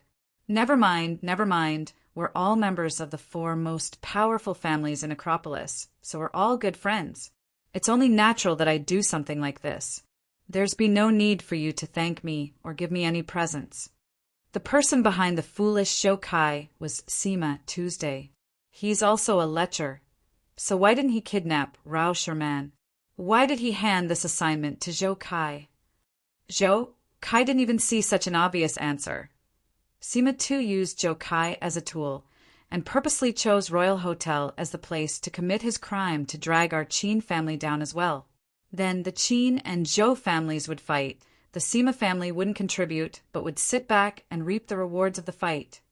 After saying all this, Qin Feng paused, then smiled and continued, This situation really is a bit complicated. It's not limited to what I just mentioned. There are also hidden powers at work that I can't guess at easily. Simply put, Zhou Kai deserved to be played like a pawn this time. If your Zhou family wants to fight our Qin family, we would be happy to oblige. We have the Dongfang family backing us, so we're not afraid of you. I hope you guys can also find such support. Otherwise, if we really do fight, it'd be such a bore. In the end, the Zhou family will follow in the footsteps of the Hao family and will be completely eliminated from Acropolis and China in its vast entirety. Qin Feng analyzed it all very logically and clearly. The 4 Zhou brothers were so angry that they almost swallowed their teeth. They clenched their fists hard enough to make popping noises. They were agitated by Qin Feng's words and forgot about their prior plans and reflections. This was what Qin Feng needed. If they didn't act upon their plans, then after tonight they could only pretend nothing happened. Qin Feng, I'll admit that I underestimated you in the past. Someone who schemes so strategically and is so imposing and calm as you is quite rare among people your age. Too bad that brat Hao Yun died in your hands, and too bad the Hao family was eliminated by your Qin family. And strange smile appeared on Elder Zhou's sinister face. He looked at Qin Feng like he was looking at a dead man. But you didn't think of everything. This elder now commands my 4 sons to kill you. Chapter 3:13. Chapter 3:13. Tough decision. I now command my 4 sons to kill you today. Ginger gets spicier as get older. Indeed, Elder Zhou was wise as he had lived long enough. Though the 4 brothers were blinded with rage, Elder Zhou had already found a way to shatter Qin Feng's plot and to avenge Zhou Kai. That was by killing Qin Feng now. Otherwise, it'd be too late after tonight. Haha, Dad's right. A murderer must repay with his life. This little brat should die now. Let's do it now, Dad. I can crush this feeble dandy with just one hand. Hee. I have waited too long for this moment. As soon as Elder Zhou finished his sentence, the 4 brothers couldn't wait any longer and had already formed a circle, trapping Qin Feng inside. With anxious faces, for people and 8 eyes stared fixedly at Qin Feng. They were afraid he'd escape from their clues. Qin Feng was delighted and smiled even brighter than Elder Zhou. Killing him in this dark, gusty night without any witnesses was indeed a way to avenge Zhou Kai and to solve the problem. However, how could Qin Feng not have considered his own safety? Not only had he thought over this matter, he even considered his own safety first. The 4 sons of Zhou family, even if all the personnel in the Zhou family came at him together, the outcome of this battle wouldn't change even the slightest. With Qin Feng's current stage 4 external strength plus stage 3 inner qi strength, not many in Acropolis City could dominate him in a fight. Moreover, among the 4 major families of Acropolis City, only the descendants of the Sima family and the Qin family had cultivated the martial arts. The Zhou and Hao families were aristocratic clans that had risen locally. Both families had utilized relationships and money to attain their current position, and none of them knew martial arts. If the title of 4 major families were taken away, they were just a bunch of ordinary people. So, how is there any possibility Qin Feng would fear them? Haha, don't play tough, kid. If you can laugh now, this elder will chop my head off and let you kick it like a ball. You youngsters are too arrogant. You act like a maverick after you get your hands on some secret, and consider yourself unrivaled in the world once you have some petty tricks up your sleeve. There's nothing to regret about your death today. In this elder's eyes, 10 of your petty lives are nothing compared to the 1 life of my Kair, you little brat. The countenance of Elder Zhou suddenly became gloomy and cold. When he smiled, he was an amiable old geezer. However, once he tore off his mask, he was a vicious, twisted old man. Kill him now. This elder is going to use his unworthy blood to mourn the soul of my dead grandson. Elder Zhou suddenly gave out a loud roar, and those 4 restless sons now pounced on Qin Feng. Big brother and second brother held wooden sticks as their weapon of choice. Since third brother and fourth brother were still in the prime of their youth, they took Qin Feng on unarmed. With a faint smile, Qin Feng suddenly waved his fist and thrusted it at fourth brother lunging at him. Bang! 2 fists collided. Qin Feng didn't even need to use his Thunder Tiger Fist. Just by releasing a strength 6 times stronger than an ordinary person's, he had already destroyed fourth brother's arm. His bones shattered with a sharp crack. Fourth brother was in so much pain that he rolled on the floor with his wasted arm. Bang! After he delivered a punch, Qin Feng rotated his body and performed a kick. This kick was directed at third brother's belly. Third brother's countenance suddenly changed. He never expected that a tall and flimsy brat could deliver such a powerful kick. He was sent flying directly and slammed into a wall. The impact even caused the painting on the wall to fall to the floor. Third brother had fallen down as well. His body felt like it was falling apart from the impact. He covered his roiling belly with his hand, afraid he would spit his organs out. His condition was more miserable than fourth brother's. He was in so much pain he couldn't speak. However, from his hideous expression, the agony he was suffering was obviously beyond imagination.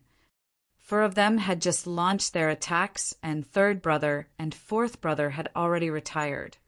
All of these happened within a mere 2 seconds. Big brother and second brother halted their assault and stared at Qin Feng as if seeing a monster. Before, all of them had acted arrogant, vowing to avenge Zhou Kai's death, but now they only wanted to retreat. Especially Elder Zhou, a bad notion suddenly surged up his mind. It seemed this Qin Feng had deliberately provoked them all, and waited for him to order his sons to kill him. After that, Qin Feng had a good excuse to fight back, and bashed 4 of his sons without the slightest scruple. Elder Zhou's sunken eyes were filled with astonishment, and his body involuntarily backed 3 steps. If that's the case, then this youngster is such a terrible demon. He deceived even me, an old wise man, with his ingenuity. Wah my stick, Qin Feng. This elder doesn't believe your body is harder than a copper wall and stronger than an iron fort. Recovering from the short moment of amazement, second brother suddenly brandished his wooden stick at Qin Feng's head. Qin Feng, on the other hand, didn't evade his attack, allowing that wooden stick to fall on his skull. Bang! Second brother used all his strength on this attack, and a muffled thud sounded as soon as that wooden stick hit Qin Feng's head. That wooden stick broke into two. Half of it was still in second brother's hand, while the other half went flying. However, Qin Feng's head remained unscathed. The imagined scene of a bloody Qin Feng failed to appear, and there was not a single bloodstain or wound on his head, either. It was like nothing had happened. "Freak, you're a fucking monster." Second brother let out a ghastly yell. Big brother's eyes turned red. He darted forward like a beast and pointed the wooden stick in his hand directly at Qin Feng's back, then attempted to stab him. "This elder doesn't believe I can't defeat you." At this moment, Qin Feng turned around, facing Zhou Shunfeng directly with his belly. The wooden stick mercilessly stabbed at his abdomen. However, with his improved flying dragon armor, Qin Feng didn't feel anything. Qin Feng laughed and grabbed the center of the wooden stick. He then utilized a bit of strength and cracked the spot where he grabbed. The wooden stick broke into two, and the other half fell to the floor with a crisp sound. "You guys want to kill me? Too bad. Your strength disappoints me." Slowly, Qin Feng opened his hand, and a fistful of sawdust spilled out. Not only had he cracked the wooden stick, he even reduced it to sawdust. All of them were stunned. The room suddenly fell into a deathly silence. Only the heartbeats of 5 people could be heard. Bang, bang. Qin Feng leaped forward at the heads of Big Brother and Second Brother. He delivered 2 kicks at the same time and sent both of them flying. When they landed hard on the floor, the 2 felt some of their bones had broken. Before, 5 people from the Zhou family had stood in this room. Now, only Elder Zhou remained standing. However, he couldn't remain calm anymore. Although he was standing, his legs trembled in fear as he'd already acknowledged Qin Feng's unparalleled strength in his heart. He was clear in his mind now. This Qin Feng had pretended to be a dandy all these years. Rumors had said Qin Feng was an idle fellow, a troublemaker, and a womanizer. They even said he was an ignorant fool versed in neither the literary nor martial arts, and had a feeble, frail body. Elder Zhou really wanted to shout out loud now, "Bullshit!" Which foolish runt gave out that misinformation? "Come out now. I swear I won't kill you." "Elder, you wanted to kill me just now." Qin Feng had already arrived in front of Elder Zhou. He enjoyed the feeling very much. Everything was nothing but a floating cloud when you had the strength. Before, the above-the-masses and dignified Elder Zhou, whom even his own dad needed to address with an honorific, was now powerless in front of him. Elder Zhou didn't even have the right to choose his own destiny. This was the sensation of an emperor, majestic, supreme, and overwhelming. Only now did Qin Feng profoundly realize the changes the hedonist sovereign system had wrought in him. The system had raised his mindset and horizons to a higher level. The person and power that he hadn't dared to assault was now beneath contempt before his eyes. Acropolis cities for major families were already nothing in his perspective. The enemy he was facing nowadays was as powerful as the top assassin organization in China, the Golden Assassin Crew. Even a legendary assassin organization like the Golden Assassin Crew had failed a couple of times in Qin Feng's hands. What could a mere elder Zhou do to him? Why you are a martial artist, why you cultivated in secret, and your strength is unmade. Elder Zhou still couldn't accept the fact that Qin Feng was a martial artist. Although none of the Zhou family could cultivate the martial arts, he knew there were a bunch of hidden masters in this world. They didn't meddle in the world of mortals, but immersed themselves entirely in pursuing the realm of truth. Each and every one of them were armed with otherworldly martial arts, and any one of them could single-handedly eliminate a small family clan. Luckily, Acropolis City was a mid-sized city, and Elder Zhou only knew of one family that cultivated martial arts from generation to generation. However, only now did Elder Zhou realize how narrow his vision was. He hadn't even noticed Qin Feng was a martial artist although he'd known him for decades. Elder Zhou knew the Sima family was this kind of clandestine family. He also knew Sima too was tasked by the elder of the Sima family to concentrate on cultivation.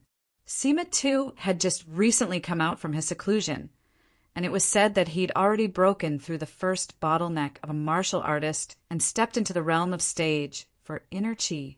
Originally, he'd thought Sima too was the #1 martial artist among his peers in Acropolis City. He never expected that Qin Feng, who'd suddenly popped out, was quite formidable as well. Elder Zhou's gloomy, cold, and struggling expression suddenly lightened. He broke out into a riot of laughter. Haha, seems like Acropolis City is going to change. It is no shame to be defeated by a family like yours. This war is too chaotic and intense for a small family clan like my Zhou family to meddle in. Therefore, I'll make my announcement now. Starting from tonight, the Zhou family will step down as one of Acropolis City's 4 major families. From now on, the Zhou family won't involve itself in any of your affairs. It's the age of your youth now. Just do whatever you all like to do. Thank you, Elder Zhou, for your kind consideration, replied Qin Feng with a beaming face. Elder Zhou had made himself clear. He'd made the best decision. Zhou Kai had abducted Rao Sherman and attempted to rape her. He deserved more than death. In order to atone for the sin Zhou Kai committed, the Zhou family took the initiative to withdraw from the 4 major families, excluding themselves henceforth from the fights of the outside world, and keeping a stable and self-sustaining lifestyle. It was such a tough decision, but it was the only choice Elder Zhou could make tonight. Chapter 314. Chapter 314. Qin family mobilized. Dad, what are you saying? Dad, are you getting senile? Have you gone crazy? I don't agree. Under us 4 brothers, it wasn't easy for our Zhou family to become one of the 4 major families in Acropolis. And now that the Hao family has been eliminated, our Zhou family has swiftly climbed to 3rd place. How can we back down just like that? Dad, why don't you think about it some more? Isn't it just a fight? Are we really afraid of the Qin family? Once Elder Zhou made his decision, his 4 sons immediately opposed it. They were enjoying the wealth and glory of being a powerful family. How could they just leave this bright and beautiful lifestyle? Unfilial sons. I've raised a bunch of unfilial sons. Elder Zhou stared at his 4 sons in disappointment. No wonder the Zhou family has come to this. Not only was that brat Zhou Kai no good, you 4 no good as well. You're all short-sighted and happy to leave things as they are. You're caught up in the pleasures of life. Do you guys think I want to make this kind of decision? This was all caused by you disappointing brats. Elder Zhou shook his head and sighed. He was already an old and gray-haired 70-year-old, but he seemed to age 10 years in an instant, and he didn't even have the strength to speak. Let's go. Help me back. Though the 4 Zhou sons were extremely dissatisfied with their father's decision, it had already come to this, so they could only support Elder Zhou and leave. Otherwise, would they remain to be oppressed by Qin Feng? After the Zhou family left, Qin Feng sat on the sofa, somewhat fatigued. These talks were extremely successful, but this solution had been within Qin Feng's expectations, so he didn't express any excitement over it. After all, Qin Feng knew that his true enemy was still concealed in the dark. They were always there, continuously causing him and the Qin family trouble, an established enemy. Young Master Qin.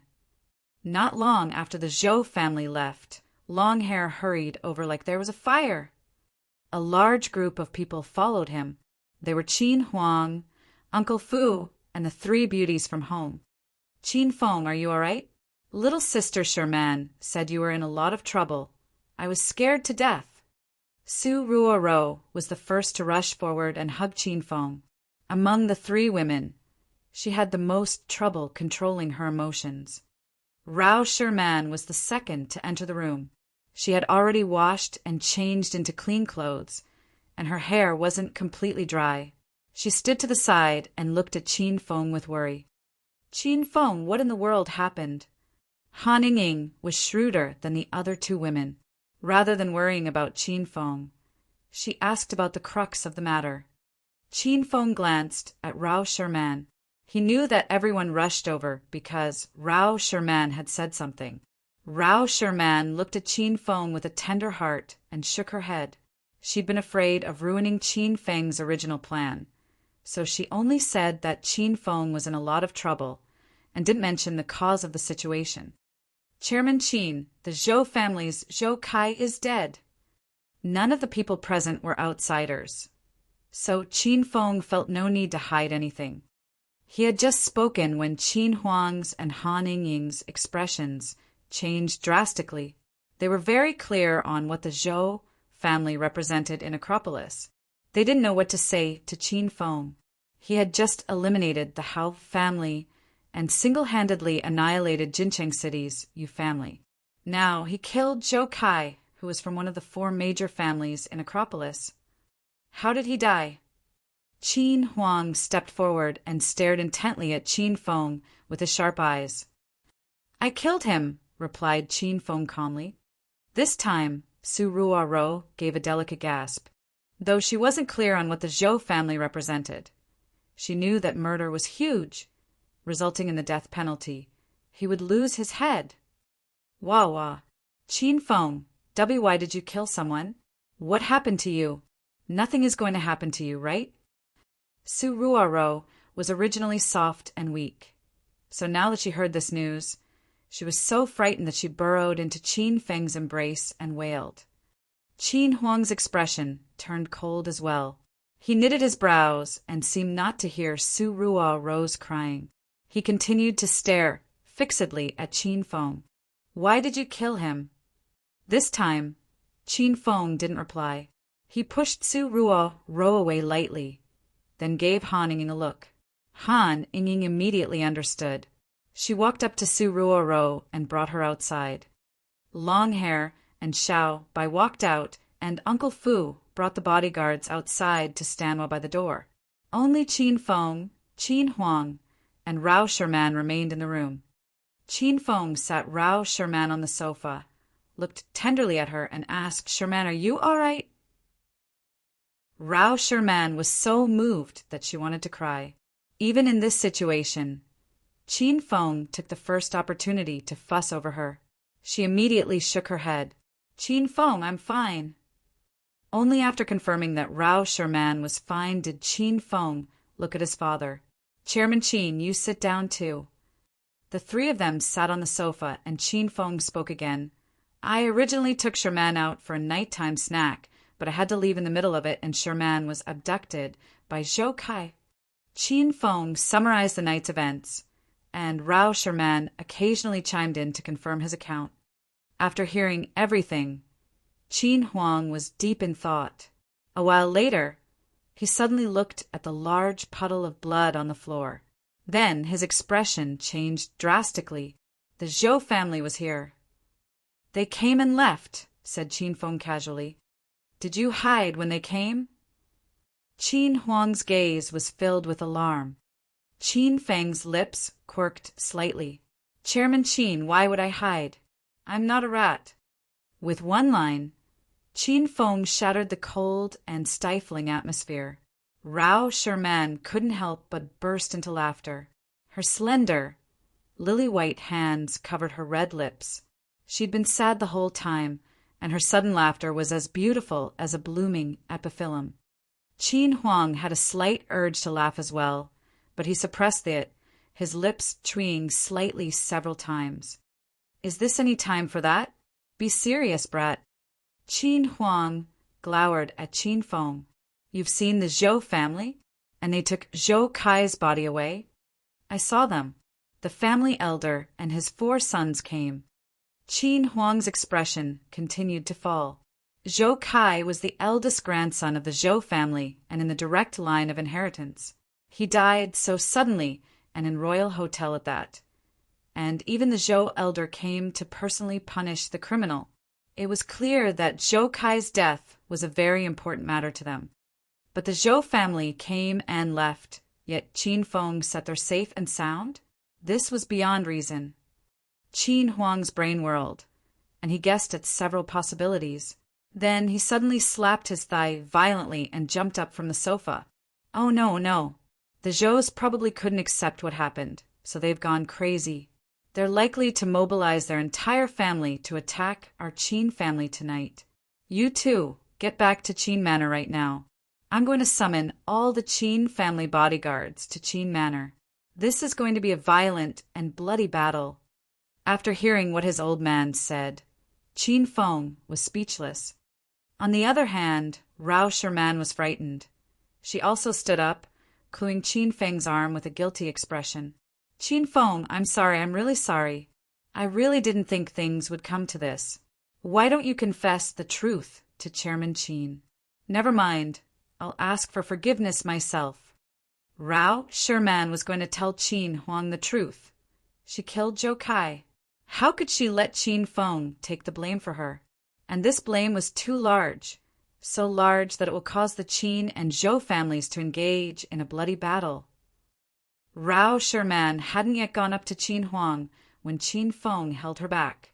He didn't control his strength, and the tug sent Rao Sherman diving into his arms. Rao Sherman had just finished showering, so her body was enchantingly fragrant. Her skin was smooth and exquisite. Qin Feng didn't want to let go. Qin Feng, why you want to anger me to death? Qin Huang was going to die of anger because of this son of his. They were in such a dire situation, and he was still thinking about picking up girls? Qin Huang had the urge to call in Su Ruoro and reveal Qin Feng's identity as young Master Qin to both women. Chairman Qin, when Elder Zhou left, he said one thing. Qin Feng still didn't want to release Rao Sherman. He hugged her lightly. After all of tonight's experiences, Rao Sherman was still afraid. She didn't struggle, and she suddenly felt that Qin Feng's embrace was very warm and safe. What? Asked Qin Huang immediately. Elder Zhou said that starting tonight, the Zhou family would completely step down from its position as one of the 4 major families in Acropolis. Qin Feng continued. He also said that Zhou Kai was unworthy. He abducted Miss Rao Sherman, yet accidentally fell to his demise, and death cannot wipe out his crimes. After all this, he will personally come to thank the Qin family and apologize to Rao Sherman. Qin Huang's eyes became extremely wide. Rao Sherman lifted herself slightly off Qin Feng's chest and goggled at him. The two of them wondered if their ears had gone bad. Otherwise, how could the Zhou elder possibly say such things? Did he get Alzheimer's? Sherman, go out and look for your big sisters Ruoro and Ying. I'll speak with Chairman Qin in private.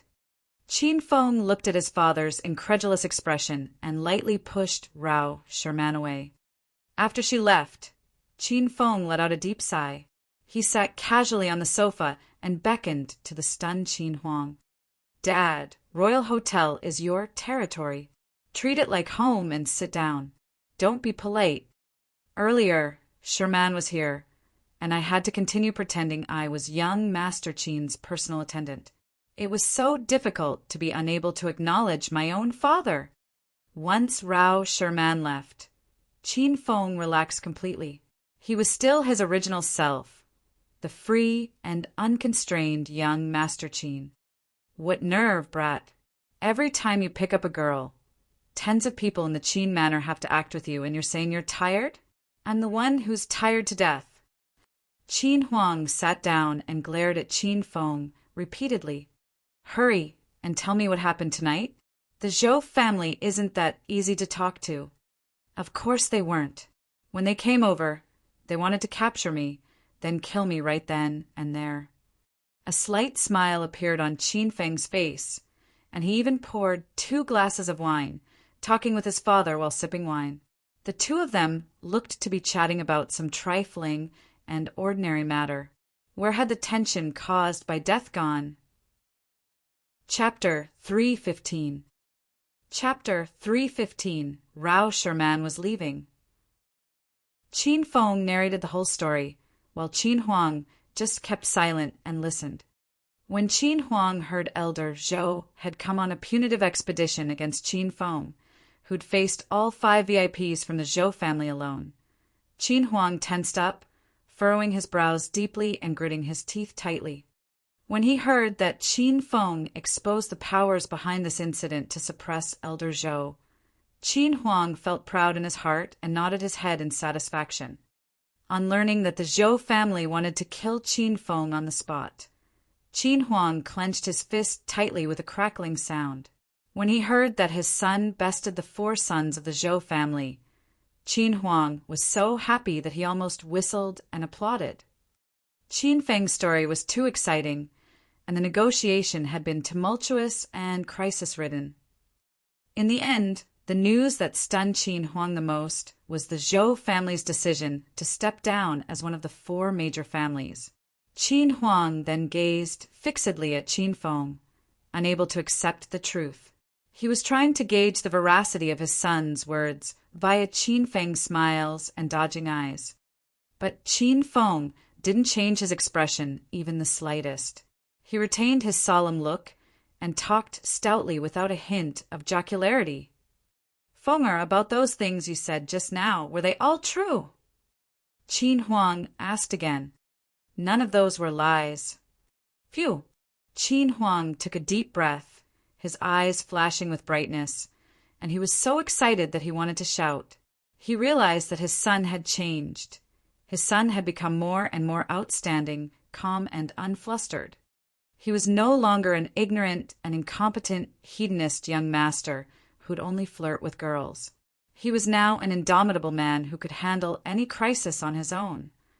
Qin Feng even had the thought, if Elder Zhou came to capture him with his 4 sons, would he be able to handle the tense situation as calmly as Qin Feng had? Could he himself think of a way to suppress the foe with sheer strength and not only shatter the psychological defenses of the Zhou family, but also make them apologize to himself? Qin Huang shook his head. He realized he wouldn't have been able to handle the situation perfectly and achieve a favorable outcome on his own. Suddenly, he realized his son had surpassed him before he knew it. Qin Huang was pleased by Qin Feng's changes, and he was almost moved to tears. Not tears of sadness, but of delight and pride. "Chairman Qin."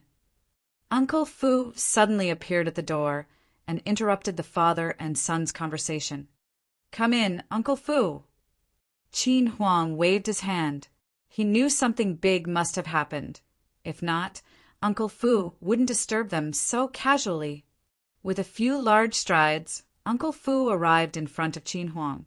He had a grimly puzzled expression on his face as he said, "The Zhou family's elder has announced the withdrawal of the Zhou family from Acropolis cities for major families.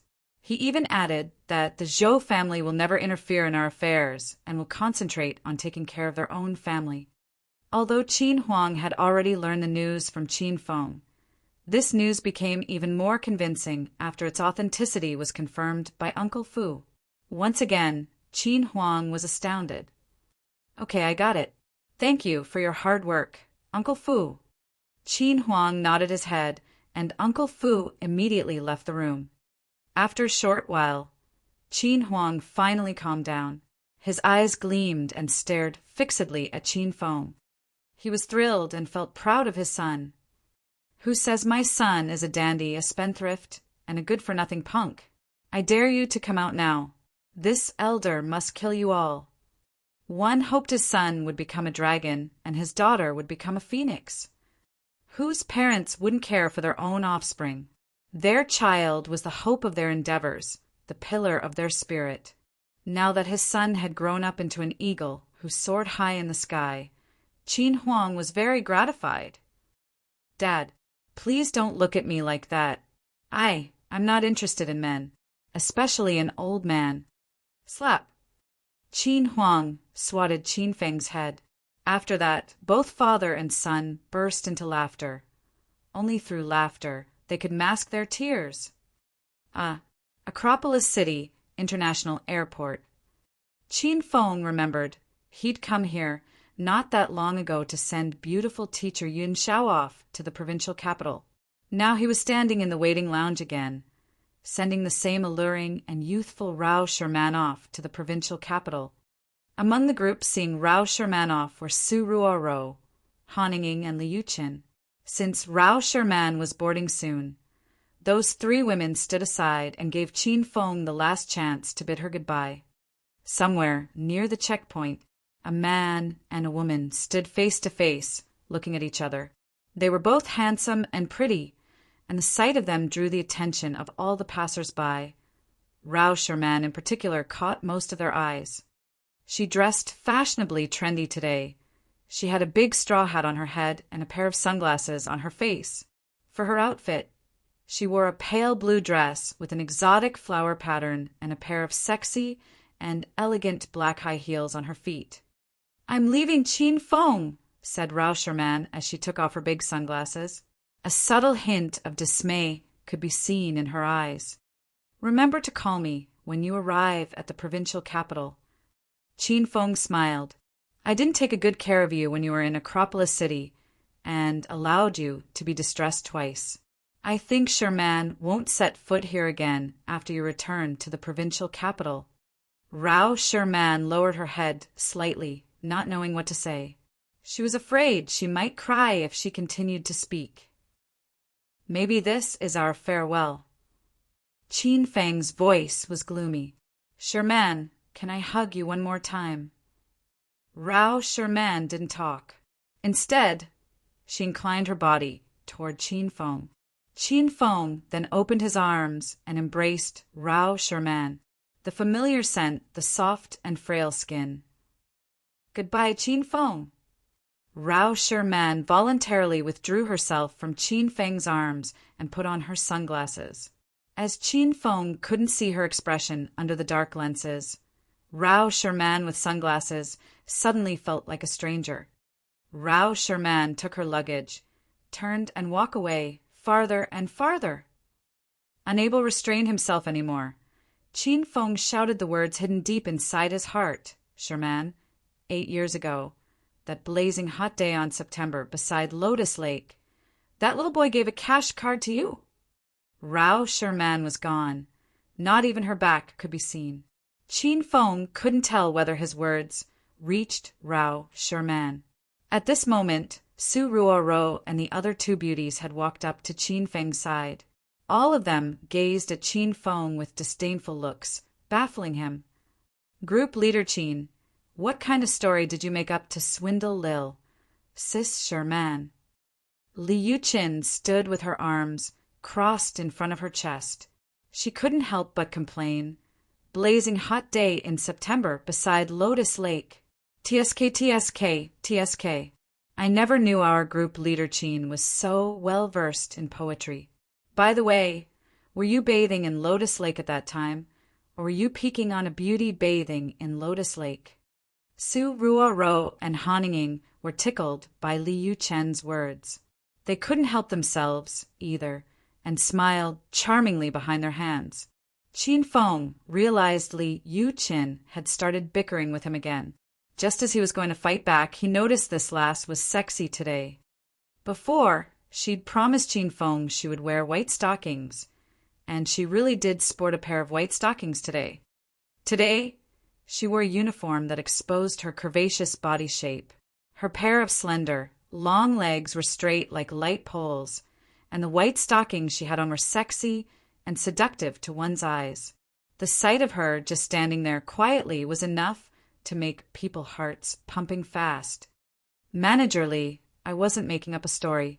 That was a real event that happened between Sherman and me. A secret that belongs to only the both of us. With a beaming smile, Qin Feng gazed at Li Yuchen's beautiful legs and said, "I think Managerly has never shared a secret with a guy in your entire life before, right? Haha, pathetic. You're so pathetic. Qin Feng, you're a filthy, stinking man." Qin Feng and Li Yuchen bickered noisily in the airport, while Su Ruoro held Han Ying's arm and giggled behind. All of them went back to Royal Group by car after they came out of the airport. Since Han Ying took a few days leave to visit to her hometown, she was occupied with work as soon as she returned. Su Ruaro, on the other hand, had her sales performance improve under Qin Feng's tutelage. In just half a month, she had already closed a few big sales. Qin Feng, as usual, played games in his office and occasionally teased Su Ruaro. Liu Qin summoned Qin Feng into her office from time to time, proactively bickering with him. Qin Feng, you haven't closed any sales for this month yet. Do you want the company to sack you? As soon as they came back from the airport, Liu Qin called Qin Feng into her office. Qin Feng stared fixedly, admiring her long legs sheathed in white stockings, seemingly ignoring her question. Liu Qin's face flushed when she noticed the focus of his attention. She hastily lowered her head, afraid Qin Feng would see her awkward condition. Managerly, has the cut on your thigh healed completely? As soon as Liu Qin lowered her head, she noticed that Qin Feng had already arrived by her side. This person came and went like a ghost, and it freaked Liu Qin out. If it's still not completely healed, how about I apply some powder to your wound? Qin Feng had lifted Liu Qin's leg without her permission. It was such a waste for Liu Qin not to be a leg model. Her legs were slender and long with not even the slightest extra fat to be seen. Her skin was as fair as snow, smooth and tender. Qin Feng could still felt the magnificence of her legs, even though they were sheathed in white stockings. Qin Feng, let go of your mother's leg. Liu Qin realized Qin Feng had once again taken advantage of her. So, she yelled to halt his movements and hastily withdrew her thigh from Qin Feng's hands. Hey, let me tell you something. My mom called me a few days ago. She asked me about you. She asked when we're going to get married and have a baby. She's waiting for her grandson. Liu Qin suddenly swayed topics, stunning Qin Feng. Managerly, why don't we make a baby now? Liu Qin's countenance changed drastically. Her face was blushing red. She suddenly said, then, if you want me, you have to marry me. Hee. I was just joking with Managerly. Qin Feng's grave expression faded, replaced by frivolity. Managerly, last time I disguised as young Master Qin and went home with you only to help you escape Auntie's desire to see you get married. What's after that is none of my business anymore. You know, I'm a very loyal and dedicated good man. I've got Ruaro, so I can't develop another relationship with Manager Li anymore. With a frosty glare, Liu Qin stared at Qin Feng and pouted. Is that so? Then what about Assistant Han, Lil Sis Sherman, and those women who rolled in bed with you? You've forgotten them all. Ahem ahem.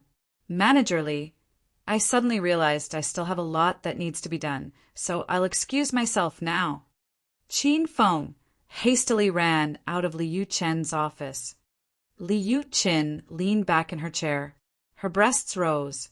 She then let out a long, helpless sigh in sadness and frustration. As soon as Qin Feng arrived in his own office, his cell phone rang. Looking at the phone number, Qin Feng almost jumped with joy. Hey, Beauty Su Qiuyu, finally you're willing to call me. Chapter 316. Chapter 316. So they're beautiful sisters. Sky City's #1 noble beauty, Su Qiuyu. She was gentle and cultured, dignified and virtuous, and an outstanding beauty. When Qin Feng saw from the caller ID that it was Su Qiuyu calling, her exquisite features came to mind. The two of them had first met on Coiled Snake Mountain. At the time, Wei Xiao lay set up an illegal car race to harm Qin Feng. But not only had Qin Feng won the race, he also got rid of Wei Xiao, Lei, and Williams. Before leaving, Su Qiuyu had taken the initiative to hug Qin Feng. In reality, she shoved a sprig of 100-year blood lotus into his arms. This was the main ingredient in cultivating blood qi pills. Qin Feng was in a rush to break through stage for inner qi so he could cultivate a blood qi pill and awaken Lin Bei Bei. Is this Qin Feng? A woman's gentle voice came from the phone. It was neither pleasantly surprised nor cold. It's me. Is Beauty Su Qiu? You looking for me for something? Nervousness flashed in Qin Feng's eyes. He was worried that Su Qiu was calling about the 100-year blood lotus. If this was the case, should he give it to her or not? Young Master Qin, would you happen to have time to come visit the Su household in Sky City? Visit Sky City? I've had a lot of things on my hands. Recently, I'm afraid I'll have to invite young Master Qin to stay a couple of nights. I've prepared a room for you. If you aren't used to it, I can chat with you all through the night. Qin Feng hadn't finished speaking when Su Qiu's pleasant voice was heard. Hey, though I've had a lot of things on my plate and work is busy, since Miss Su Qiu is so sincere, I couldn't possibly refuse. Give me a sec, Miss Su, I'll drive over right now. Thank you for giving this humble girl face, young Master Qin. Then I'll wait for you at the Su family mansion. Su Qiu hung up, and a hint of anxiety appeared in her lovely features. On Coiled Snake Mountain, Su Qiu had seen Qin Feng's skill and ability, so she took the risk of giving Qin Feng the Su family's most valuable treasure, the 100-year blood lotus. However, after the fact, Su Qiu researched Qin Feng. It turned out that he was Acropolis City's super hedonistic young master. Once she thought of Qin Feng's vulgar behavior over the phone, Su Qiu shook her head and sighed. I really don't know if I've chosen the right person, or if I've made a mistake. Qin Feng now rode his 28 bicycle and set off for Sky City. Acropolis and Sky City were over 200 kilometers apart. If a normal person were to bike from one place to the other, they probably wouldn't get there until the middle of the night. However, Qin Feng rode at a speed even faster than cars, and he entered Sky City limits in a little less than 2 hours. Yun Province had 4 big cities. Acropolis City, Jincheng City, and Sky City were surrounded on 3 sides by mountains, while Yunhai City faced the ocean. All the denizens of Sky City knew that Sky City had a powerful family clan, the Su family, and even more famous were the beautiful twin sisters. One was Sky City's #1 noble beauty, Su Qiu. The other was Sky City's #1 she-devil, Su Xia Tian. The 2 sisters were twins. If they stood together and said nothing, you wouldn't be able to tell them apart. However, the 2 of them had vastly different personalities. The older sister was dignified and virtuous, gentle and cultured, familiar with the 4 books and 5 classics, and proficient in the 4 arts of the zither, Go, calligraphy, and painting. She was entirely worthy of her title, Sky City's most talented woman. The younger sister was an oddball. She was a mischievous troublemaker. Typically, the younger sister caused trouble in Sky City, and the older sister arrived and resolved the problems. The 2 sisters were outstanding beauties with slender figures. All the princes of Sky City had their eyes on the 2 sisters, but they worried because the Su family was so powerful in Sky City. These princes were well versed in business, so they could only admire the 2 sisters from afar. They didn't dare do anything excessive to them. After arriving in Sky City, Qin Feng got the Su mansion address by asking several people on the roadsides.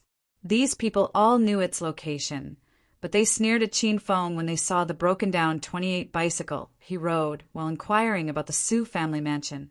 In fact, a well-intentioned granny directly told Qin Feng that the Su family wasn't short on servants or guards. Qin Feng disregarded the ignorance of these lowly people. Not everyone could become a super hedonistic young master. On the path to becoming the hedonist sovereign, Qin Feng was different from the masses. When he got to the Su family mansion, Qin Feng parked his 28 bicycle by the door. He raised his head slightly to look at the enormous red brick mansion. 4 large, gleaming gold characters were engraved into the mansion entrance. Su family old mansion. This district was extremely expansive. The mansion grounds spread over such a large tract of land that it was an iconic landmark in Sky City. Quite a few tourists purposely came from far away to see the ancient Sioux family mansion in Sky City. However, other than the Sioux family, no one could casually enter the mansion. Chin Fong had just dismounted from his 28 bike and pushed it toward the mansion's courtyard. When he got to the entrance, someone blocked him. "Hey, you stinking beggar. This is the Sioux family mansion. If you're looking for food, go elsewhere." After seeing the woman who was blocking him, Chin Feng's eyes brightened. He tossed his 28 bicycle aside, excitedly rushed up to the woman, and wrapped her into a tight hug. "Beauty Su Qiuyu, long time no see. I've missed you." Su Xiatian never thought she'd ever be hugged by a strange man at her doorstep. Has this person eaten bear heart and leopard gall to be so gutsy, or is he coming to the Sioux family with a death wish? How dare he hug her? This was her first hug. In the middle of the night, she imagined countless times that she would save her first hug for a handsome and godlike man like Daniel Wu or an imposing muscle man like Jason Statham. How could she have given it to some man pushing a broken-down bicycle? Su Xiatian was infuriated. She was so angry that she wanted to bite the stinking man before her to death. Ah. Fuck off right now. Get your grubby paws off me. I'm going to kill you. Su Xiatian roared in anger, scaring even Chin Fong. Chin Fong pushed Su Xiatian away, then looked at her in confusion. Was this the goddess Qiuyu that he'd yearned for day and night? Was this still the cultured and refined #1 noble beauty Su Qiuyu, who always spoke with a polite smile and 2 little dimples? "Who are you?"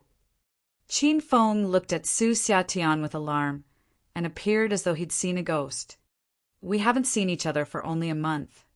So why does this woman seem completely different?" You stinking man. Damn man, you hugged me and you're asking who I am? You're in Sky City, and you don't know me? Do you really want to die? Su Xiatian was even angrier than when Chin Fong hugged her.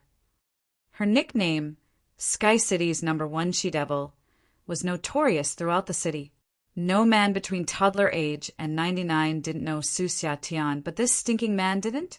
This was an insult to Su Xiatian.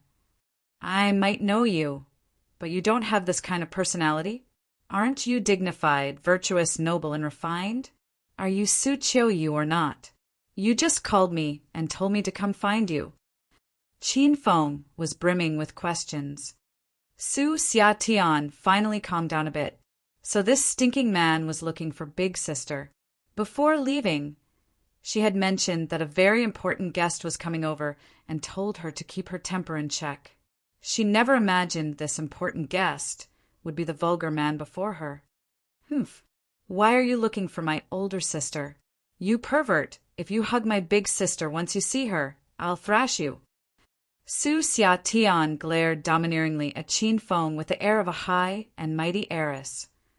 Chin Feng's brain went dead. Older sister? This girl had an older sister. What? Were they beautiful twin sisters? Chin Fong suddenly was so happy that he wanted to shout out loud.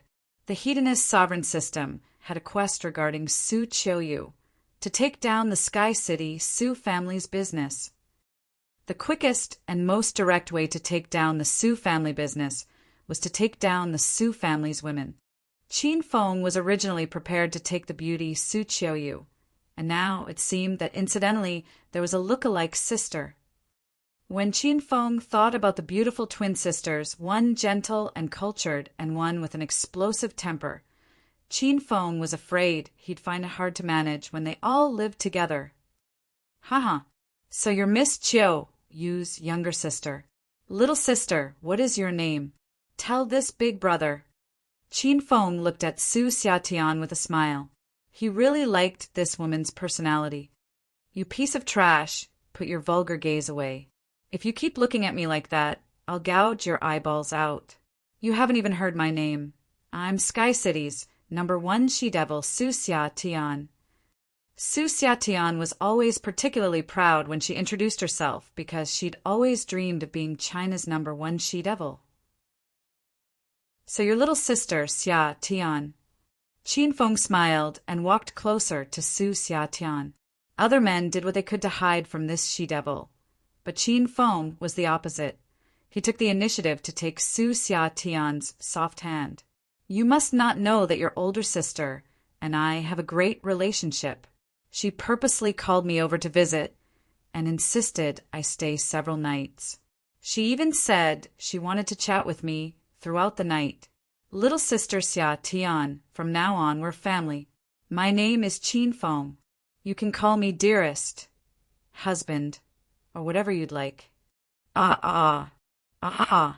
Pervert, beast, human trash. Let go of my hand, bastard.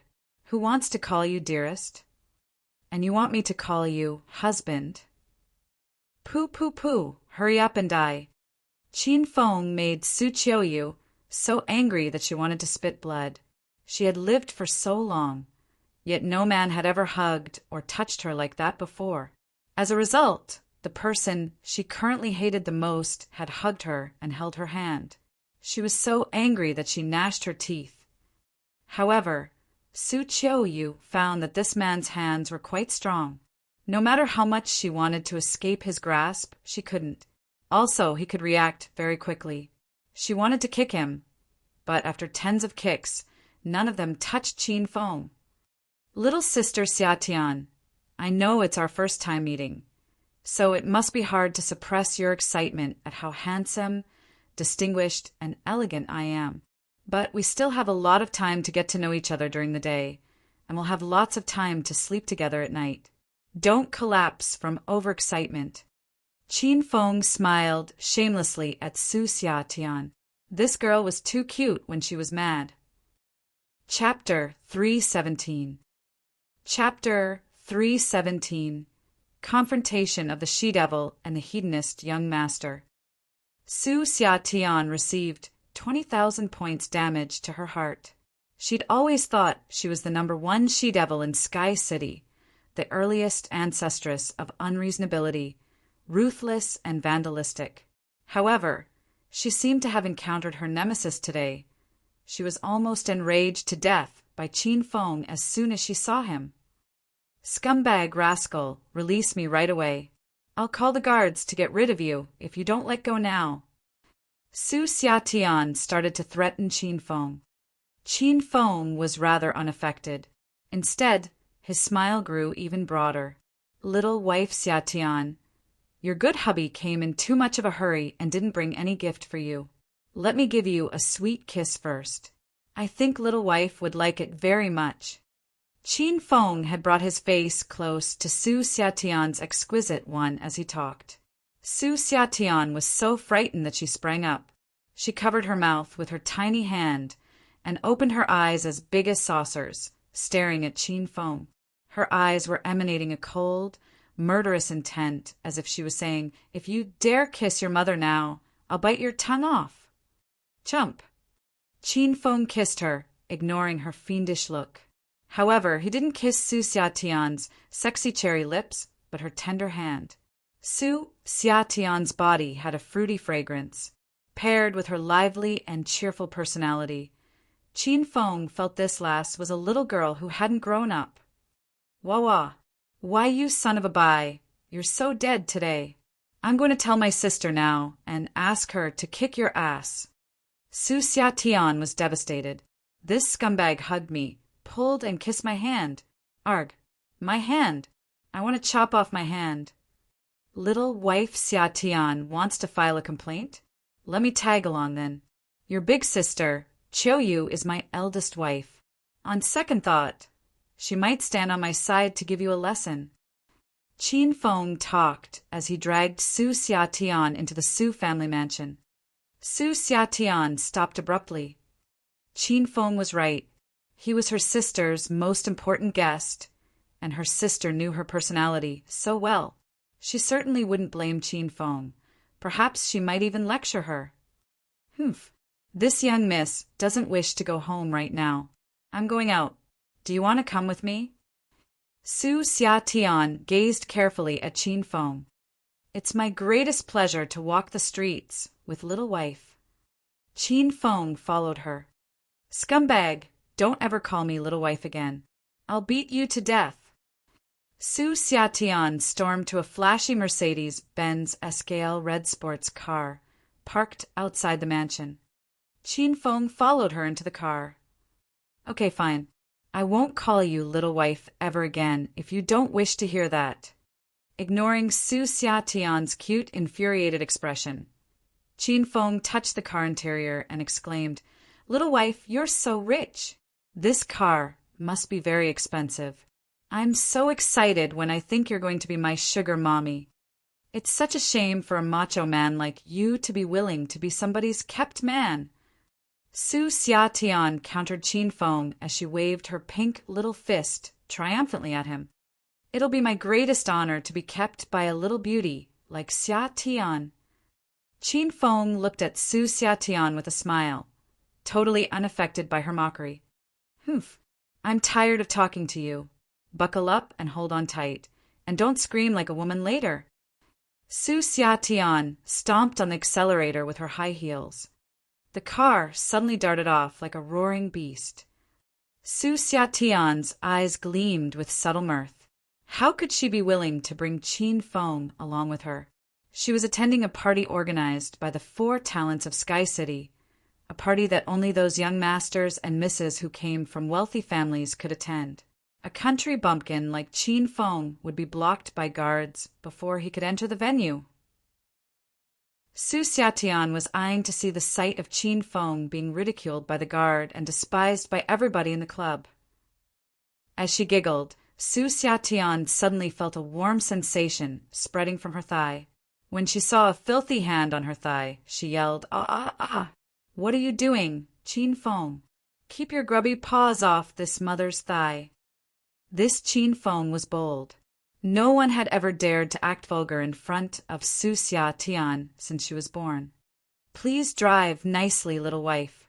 You almost rammed the car into a tree just now. Do you know how to drive a car? Please don't tell me that you don't have a driving license. I'll have you know, your little hubby's life is very precious. Please don't ever kill me in a car crash. Qin Feng looked at Su Xiatian nervously, but he didn't even move his hand an inch from her thigh. Scumbag, I got my license when I was 18 years old, and I've driven for 5 years. My driving skill is #1 among women in Sky City. If it weren't for you, how could I possibly drive the car off the road? Get your filthy hand off me right now, you rascal. Su Xiatian deliberately drove at top speed because she thought Qin Feng had never been in a sports car before. So, she wanted to see Qin Feng scream and whimper like a little girl. However, Qin Feng wasn't afraid at all. In fact, he even got fresh with Su Xiatian. She was so infuriated that she screamed non-stop along the trip. Screech! The car arrived at First Clubhouse at last. In order to vent her feelings, Su Xiatian performed a cool, tail-flicked parking trick. Indeed, her driving skill was excellent. She drifted 360 degrees and parked perfectly in the middle of 2 parking spaces. Get off my car now, scumbag. Later, you go into the club on your own. Starting from now, we're strangers. No, what it should be is, I've never known you, asshole. Su Xiatian furiously pushed Qin Feng out the car. After she shut the door, she started to change her clothes. Before, she wore a conservative black tracksuit. Now, she tore off the tracksuit, revealing the alluring braces skirt inside. The braces skirt was a mini-skirt, exposing her white as snow, slender legs to the air after she removed her sports pants. Paired with crystal high heels on her feet, Su Xiatian really didn't fail her title as the #1 she-devil in Sky City. She was sexy and energetic. Qin Feng arrived at the First Clubhouse's entrance after he alighted from the car. He was halted by the guard before he could enter the building. Please show us your member card, mister. As a hedonist young master himself, Of course, Qin Feng knew entering a private high-end club like this required a member card. He also knew Su Xiatian intentionally brought him here to get her revenge. Please wait for a moment, brother. My lady is on her way. I'm her personal bodyguard, tasked with protecting the lady. I'll go in with Miss Su later on. After Qin Feng replied to the guard with a smile, he then stood aside with a calm expression, waiting for Su Xiatian. Very soon, a sexy and stylish little beauty walked over on happy feet. Sunlight fell on her body, forming a layer of golden light around her, making the stunning Su Xiatian even more dazzling and brilliant. All the passers-by couldn't restrain themselves and fixed their sights on her. However, Su Xiatian ignored these people. She was looking gleefully at Qin Feng, who stood outside the club and couldn't get in. Su Xiatian was so excited she wanted to shout, "Karma, this is Karma! Who asked you to have the guts to infuriate this young miss, you little brat? Do you think the title of #1 she-devil was just all hype? Just see how I'm going to punish you today. Miss Su, you've come. Please get inside now." Qin Feng walked forward as soon as Su Xiatian arrived.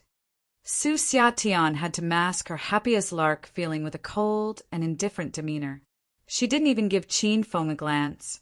She just walked directly into the building. She'd said she'd pretend not to know Qin Feng after they alighted from the car.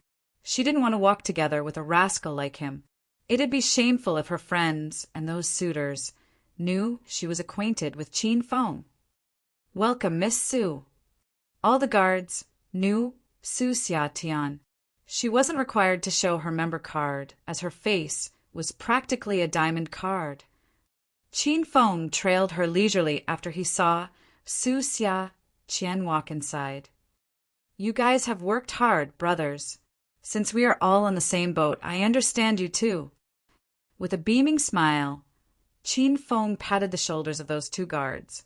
Neither of them stopped Qin Feng this time. They even hailed him with a smile. "Our job is nothing compared to Big Brother's. You're tasked with taking care of the young miss from the Su family. You're our senior, our role model. It's our fault for not recognizing you earlier. Please don't be angry." It's okay. I should get going to protect my lady. Bye. Be at ease." Su Xiatian wanted to see a ridiculed Qin Feng, so she didn't walk farther into the building. Instead, she deliberately sat on a couch in the parlor. However, she only saw Qin Feng chit-chatting happily with the two guards, and they were polite to him. The degree of their enthusiasm was like they were seeing her. This enraged Su Xiatian greatly. She was so angry that she almost asked this club's manager to fire both guards. "Why didn't you wait for me, little wife?" Qin Feng had already reached her side and was looking at her with a grin. Su Xiatian was so startled she almost jumped. She was okay when Qin Feng addressed her as little wife if there was no one around. But now they were inside the Cardinal Club, a place where the people from Sky City's upper crust gathered, who there didn't know who she was. She'd rather die than let others hear this appellation. She was just 23 years old, as beautiful as a flower, and her suitors could be lined up from the south gate to the north gate of the city. How could she suddenly become somebody's wife? Moreover, she was a second wife. Stop this nonsense, Qin Feng. I'll tell you now, we're strangers from Iran. If not, I'll ask the manager of this club to kick you out." Su Xiatian glared at Qin Feng. She wanted to slice his tongue off. "Okay, fine. Since little sister Xiatian doesn't know how to admire my handsomeness, I should go to flirt with other beauties then. Don't you be jealous later." Qin Feng countered with a grin. Who was he? He was the #1 seducer in Acropolis City.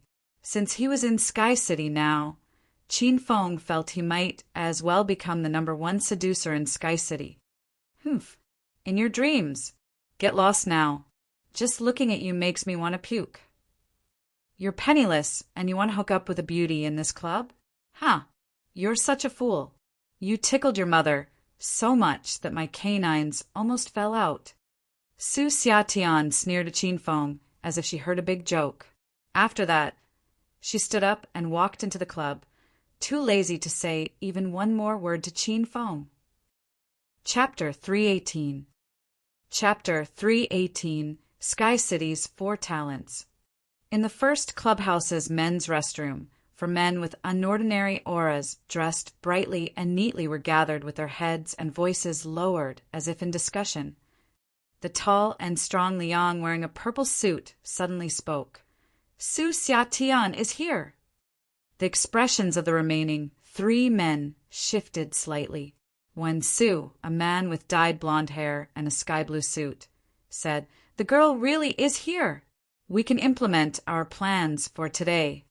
As for the other 2 men, one was Jiang Manhong, who wore a white suit and looked tall, fair, and handsome like a prince. The other was Zhao Yusheng, who had the air of a scholar. He wore a gray robe and held a wooden folding fan. These 4 were Sky City's famous 4 talents. "Liang, did you see whether or not Su Xiatian came alone?" asked Jiang Manhong. Liang nodded. "Yup, alone. She's talking to some women in the clubhouse." Once the 4 men heard that Su Xiatian had come alone, knowing smiles filled their faces. Then, according to the plan, let Talent Jiang play Su Xiatian a song first and bring her into our circle. Then, Liang, use your perfect body to attract her. At the same time, I'll write her something in calligraphy. Lastly, when Su will give her a good cocktail, and our plan will be mostly complete. Zhao Yusheng reconfirmed everyone's tasks. Each of the 4 talents had their own skills, and they were going to use their specialties to entice Su Xiatian and lure her into their clues. When Su, put more of the drug in the drink. We 4 brothers have to take her tonight. Don't make it so that the drug wears off after the first person is done. Don't worry, I specifically got this strong medicine from Africa, so this girl will be in a drunken stupor tonight. The blonde when Su revealed a vulgar smile. The drug shouldn't be too strong, though. If the woman is messed up, then we won't be able to take her, and we'll face the consequences. Zhao Yusheng's face darkened slightly. Our plan is already dangerous to begin with. The Su family is Sky City's most powerful family, and the Su elder loves the pair of beautiful sisters the most. Otherwise, with such quality good looks and figure, who knows how many rich young masters would have played with Su Xiatian already. This pair of sisters are still virgins because no one dares to provoke the Su family. We'll record footage of tonight as backup to threaten Su Xiatian with exposure of what happens. With the video, I think this girl won't reveal the situation to preserve face. But if this girl dies halfway when we're playing with her, then it'll be trouble. The 4 men present were all sons of major families in Sky City, so they were clear on the seriousness of Zhao Yusheng's warning. 3 sets of eyes fell on Wen Su. Don't worry, though the drug is potent, it's made from natural plants. It won't harm the body or leave any residual effects. Otherwise, I would have just bought a box of drugs in Sky City, and there wouldn't have been a need to purposely find someone in Africa to send the goods over. When Su made a solemn vow, and the other 3 men's nervous expressions were eased. The 4 of them exchanged glances, and vulgar smiles reappeared on their faces. Once they thought of how they could do Sky City's number 1 she-devil, Su Xiatian, they were so excited that they wanted to shout aloud. Happy collaborating. The 4 of them fist-bumped one another with excitement. Happy collaborating. Then, an unfamiliar voice was heard, scaring the 4 talents and turning their legs to jelly. They immediately looked toward the restroom doorway to see a tall, strong, and handsome man standing there. None of the 4 men recognized him. Brothers, what are you chatting about in the restroom? If you're collaborating, count me in. Qin Feng smiled and walked up to the 4 men. At the same time, he stopped recording on his phone and slipped it into his pants pocket. Who the fuck are you? How did you get in here? Where are the guards? Where are the guards that I stationed at the door? The 4 talents stared at Qin Feng in alarm. They had placed 2 bodyguards at the entrance to prevent anyone else from entering the restroom because they had very important things to discuss. However, Qin Feng now walked in nonchalantly.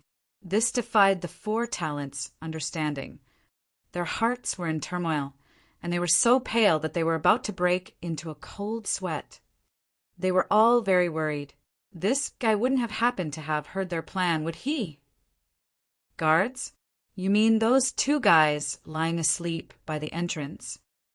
Qin Feng walked in, pulled down his zipper, and began to urinate. So those 2 are your guards. You guys are dressed so lavishly. How could you have found guys like that to be guards? They fell asleep at the doorway to the restroom. Say, how did they fall asleep? Qin Feng appeared as though he cared nothing of the 4 talents, and he urinated while whistling. The 4 talents weighed Qin Feng's back with a fierce frigidity. Then they all nodded in unison and stalked toward Qin Feng. Regardless of whether or not this brat heard their plan, the 4 talents were going to knock him unconscious, strip him bare, and toss him into the clubhouse. Stinking brat, drink piss. The muscular Liang was the first to rush up, while the remaining 3 talents followed. Liang had just uttered half of his insult when he suddenly stopped. Qin Feng had turned and shot a stream of warm yellow liquid at Liang, wetting his entire head. Liang went from being a handsome, high-spirited guy to a drowned dog stuck in a sticky situation. You called me? Qin Feng turned and looked at Yang Su in astonishment. He even intentionally shook his ass to spray the other 3 as well. Fuck, turn back around. No one called you. Just keep pissing. Fuck, don't move around. You've gotten it all over me. The restroom was instantly filled with the cries and complaints of the 4 talents. The 4 talents had rushed over violently to beat up Qin Feng, and they were all covered in urine. They wanted to die. They shouted stupidly for a good while before running over to the sinks, where they began to rinse their clothes and heads. Qin Feng finished urinating, pulled up his pants, and left while whistling. When he passed the sinks, he looked at the 4 men. Did you come into the restroom to shower? This isn't a public bath. Did you guys walk into the wrong place? The expressions of the 4 men darkened, so angered by Qin Feng that they almost spat blood. After washing his hands, Qin Feng used water to style his hair handsomely. He then went to the ballroom of the clubhouse, where lots of men and women were gathered. The men were all clad in tuxedos, ties, and black dress shoes. They put on gentlemanly fronts and flirted with the pretty ladies. The women were all dressed splendidly. They either wore long dresses or chi pao of the see-through style. They held glasses of red wine, wore heavy makeup, and chatted about bags and brand-name ways worth tens or hundreds of thousands. This was a social gathering for the upper class. Qin Feng remembered the last time he participated in a similar gathering for the rich and powerful. That was when Han Ying first came to Acropolis. It felt like a lifetime ago, now that he stood in a ballroom again. Handsome, could I have a drink with you?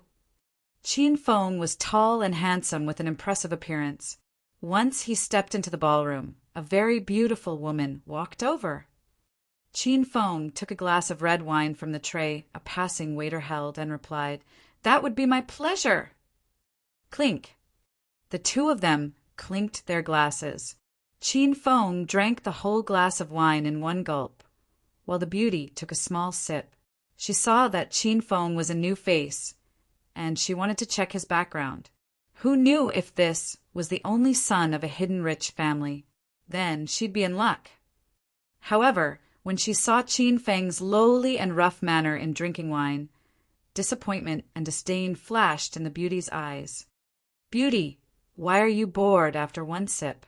You should drink the wine in one shot if we're to have a good relationship. Are you not giving this big brother any face?" Qin Feng shouted, then wiped his mouth with the back of his hand while looking at the beauty. "You're crazy!" The beauty glared at Qin Feng, swayed her hips, and walked slowly away. Qin Feng weighed the back of the retreating beauty and smiled slightly. He naturally knew the woman's motive.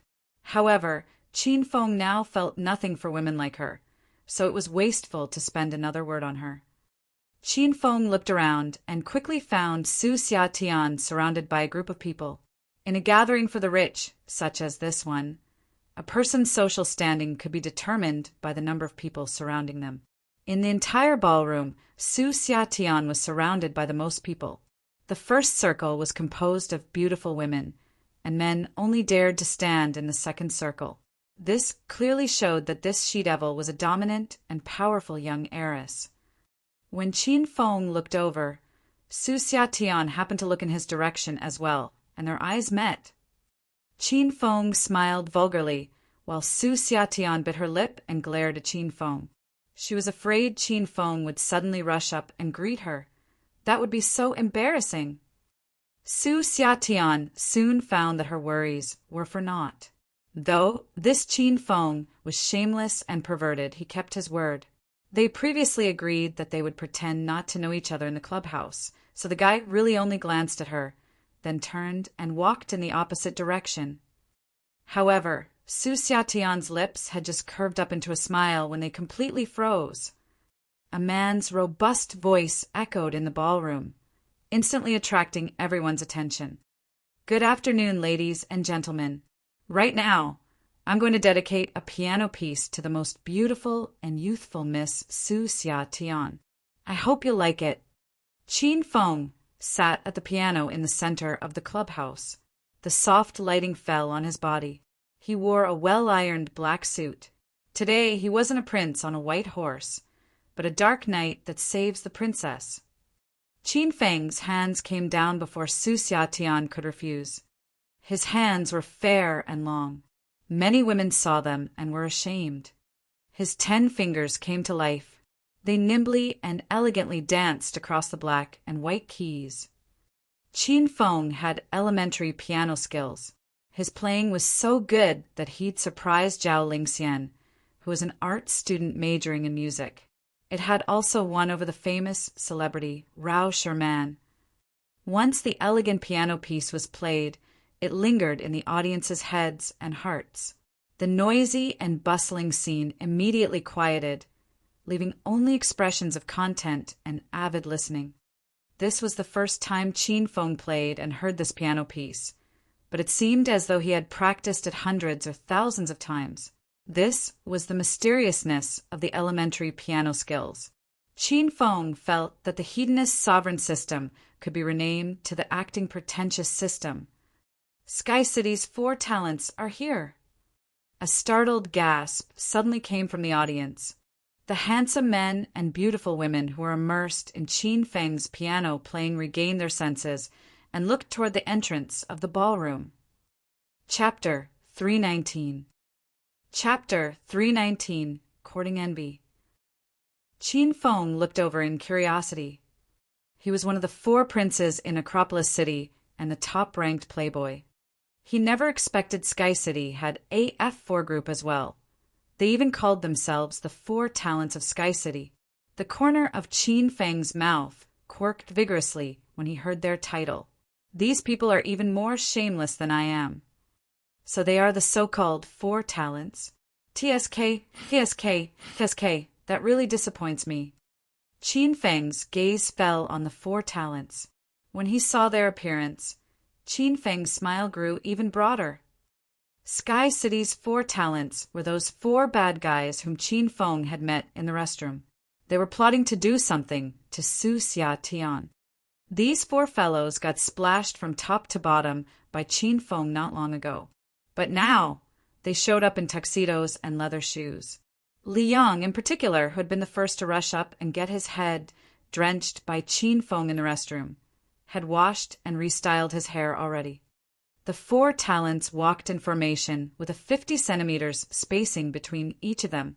All of them strided with their heads high and chests puffed out. Their expressions were either cold and prideful or smiling gentlemanly. They were nothing like that bunch of pitiful people in restroom before. Wow, the 4 talents are here. They're so handsome. This person likes the fitness prince the most. He's so hot in a tuxedo. Only his strong physical build could do justice to a tuxedo. I like Jiang Manhong. His piano playing is outstanding. I like Wen Su then. His appearance when making a cocktail is so cool. Zhao Yusheng's great as well. His proficiency in calligraphy is almost as great as those masters. Sky City's 4 talents represented the younger generation of 4 big families in Sky City. Their family backgrounds might not be top, no, when the foursome was considered individually.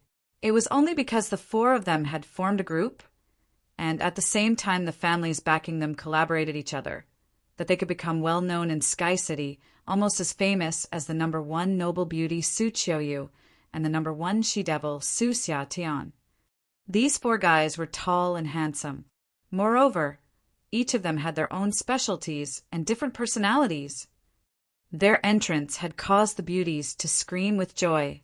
Several beauties had already encircled them and welcomed their arrival before they could enter the ballroom.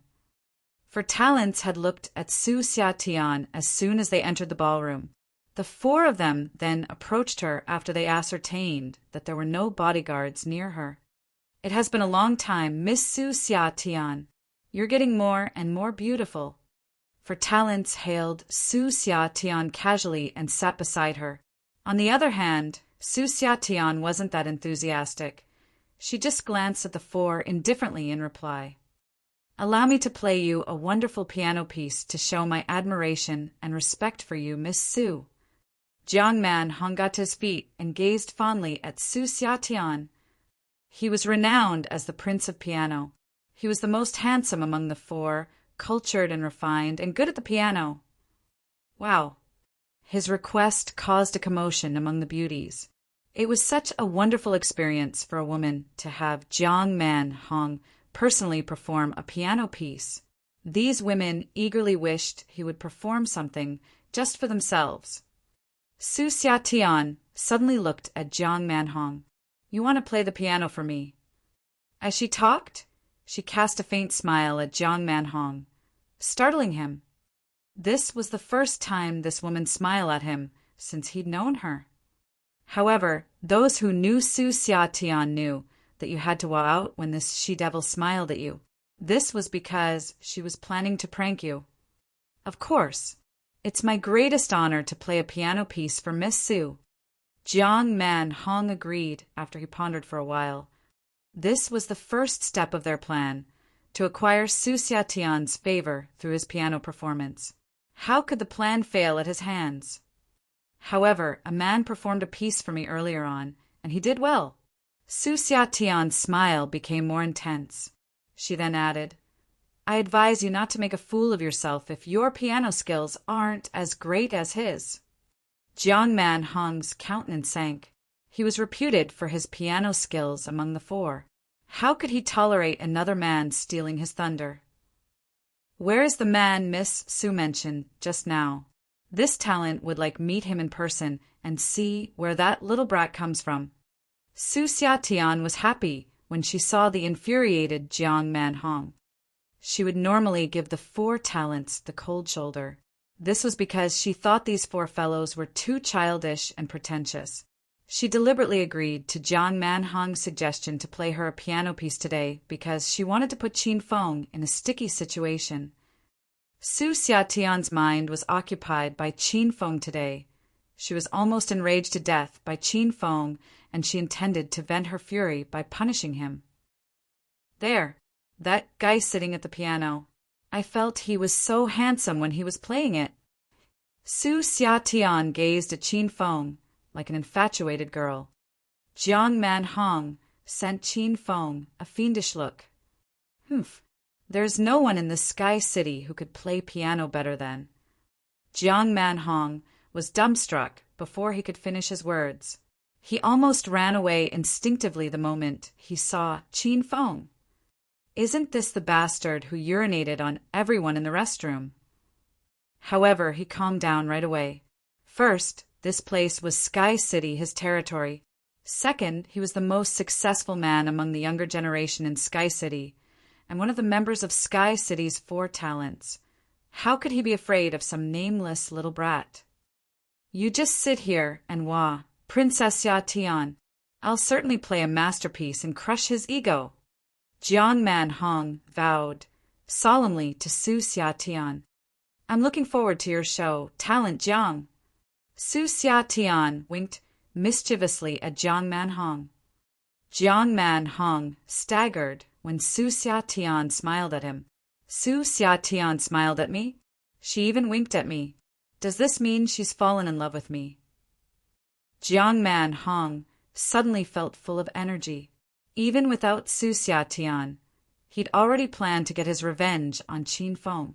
This fellow dared to pee on the four of them, a feat which no other man in Sky City would dare to do.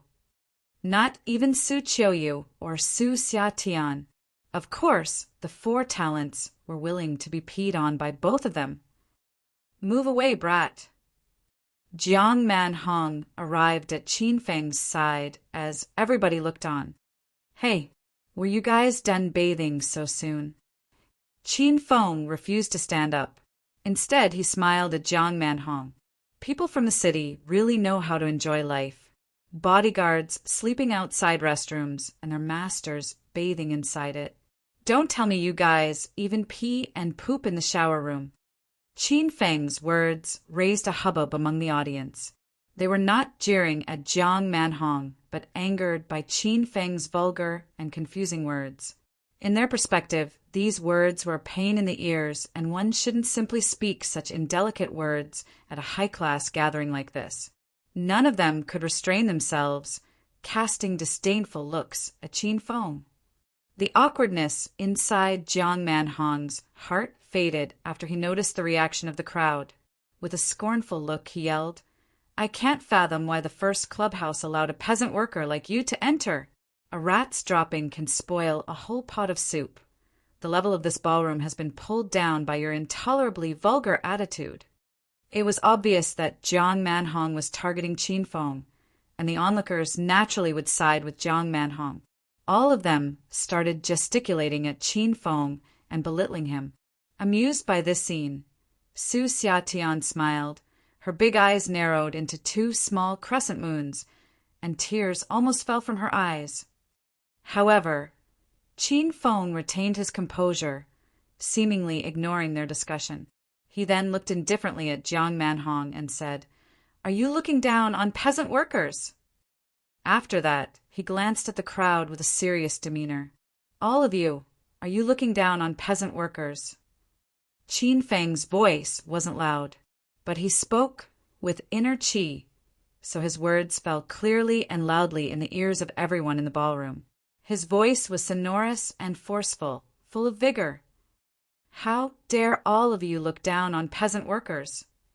Do you think you're better than them? This clubhouse provided a platform for all of you to play, to act pretentious, to hook up for one-night stands, and to flaunt your wealth. But who built this clubhouse? It was built by those peasant workers, piece by piece, day after day. They earned their pay with their own hands, and worked tirelessly for day and night. You guys are human, are you not? Did you all ever earn a single penny with your own hands? Never. All of you just get money from your parents.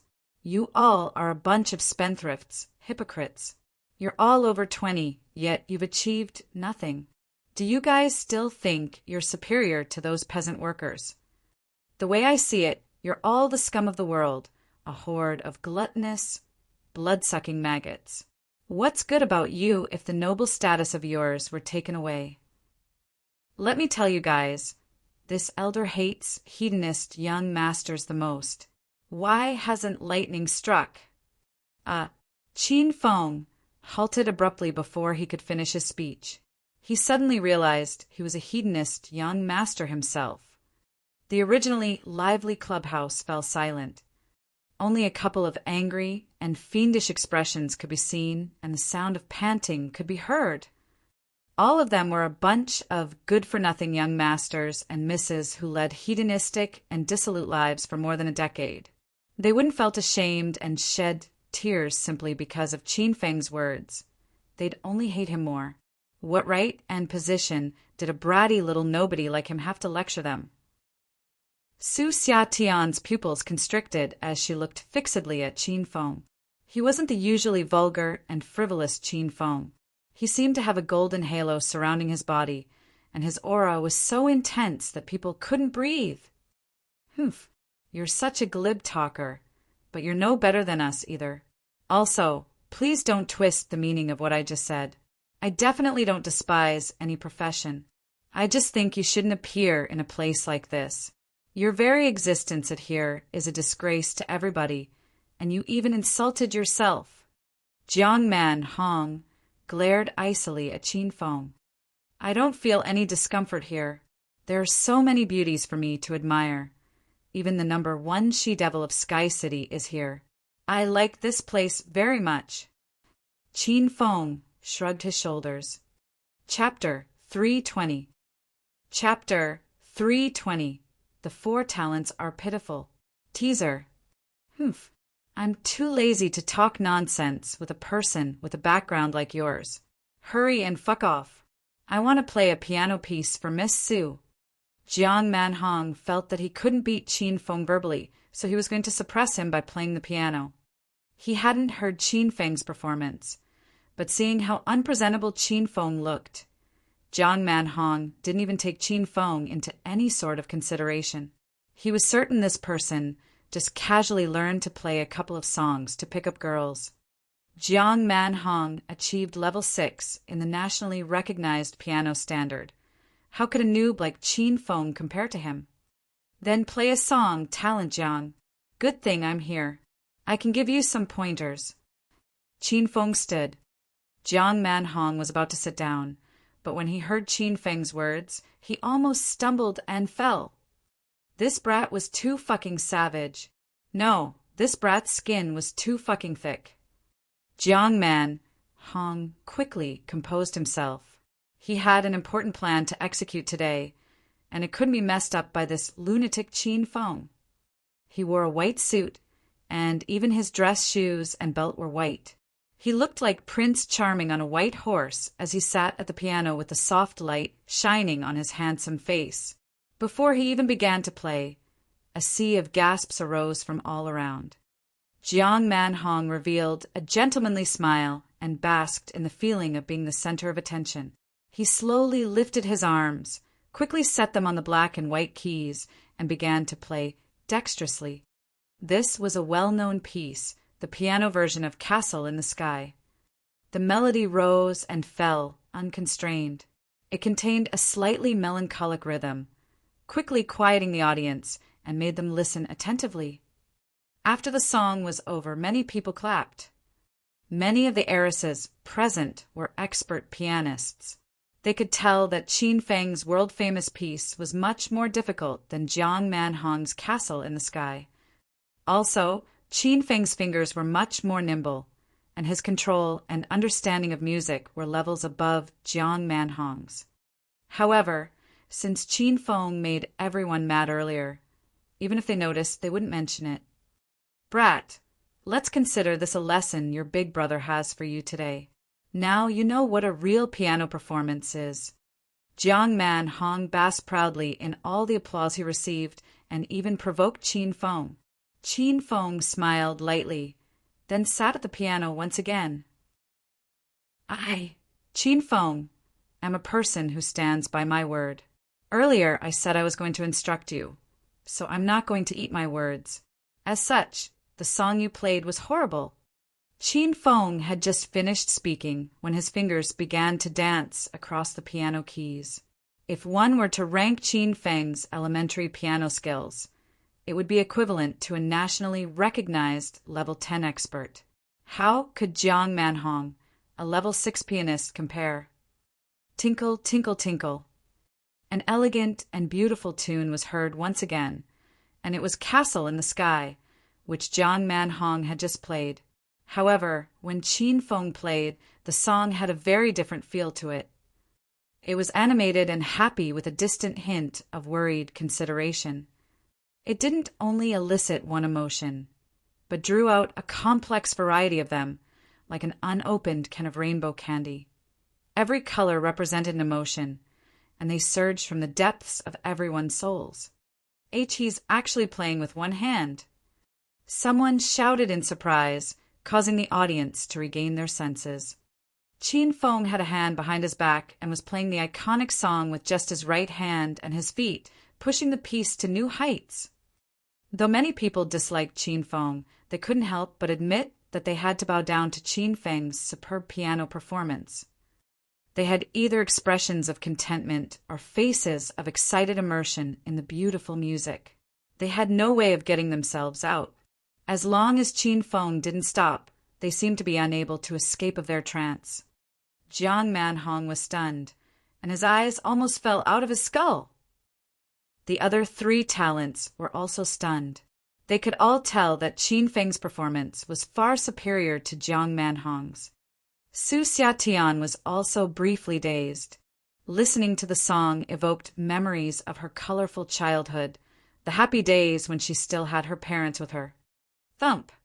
The last note fell, and Qin Feng stood. He wandered up to Jiang Manhong and smiled lightly at him as he asked, "Talent Jiang, did you learn something?" At this, Jiang Manhong regained his senses and stared coldly at Qin Feng. He knew that his piano skills were indeed inferior to Qin Feng's, and his prior words were like needles stabbing him in the chest. Though he was angry and unwilling to accept the reality, he couldn't utter a word. "I'd like to gift that song I just played to Miss Su Xiatian as well. I hope you liked it, Miss Su." Qin Feng spoke gently, and the audience slowly came back to themselves. Many people began to look at Qin Feng differently. In particular, some heiresses were sending Qin Feng coquettish glances. Haha, they're both expert pianists, and they both played equally well. Since Jiang Manhong failed, Liang immediately stepped forward. With a flourish, he removed his purple jacket and tossed it aside. He wore a white dress shirt, and the shirt was extremely thin. Under the magnificent lights, one could make out his firm pecs and sexy 8-pack. Wow, Li Yang is my favorite among the 4 talents. Look at his muscles. I want to go up and feel them. He truly is a fitness god. His body is such a perfect inverted triangle. How nice it would be if he took off his shirt as well. Li Yang had the best body among the 4 talents and was known as the fitness god. He purposely flexed his muscles after taking off his jacket, immediately eliciting a wave of cheers. "Miss Su, you're the top heiress in Sky City. Let me, Li Yang, stay by your side and act as your personal bodyguard." Li Yang's words made the other beautiful women jealous. The mere thought of one of the 4 talents, Li Yang, volunteering to be their personal bodyguard made many women blush. "I don't have much of an opinion regarding your becoming my personal bodyguard, but you have to first prove your abilities." Su Xiatian looked nonchalantly at Liang. She didn't care much about his muscles.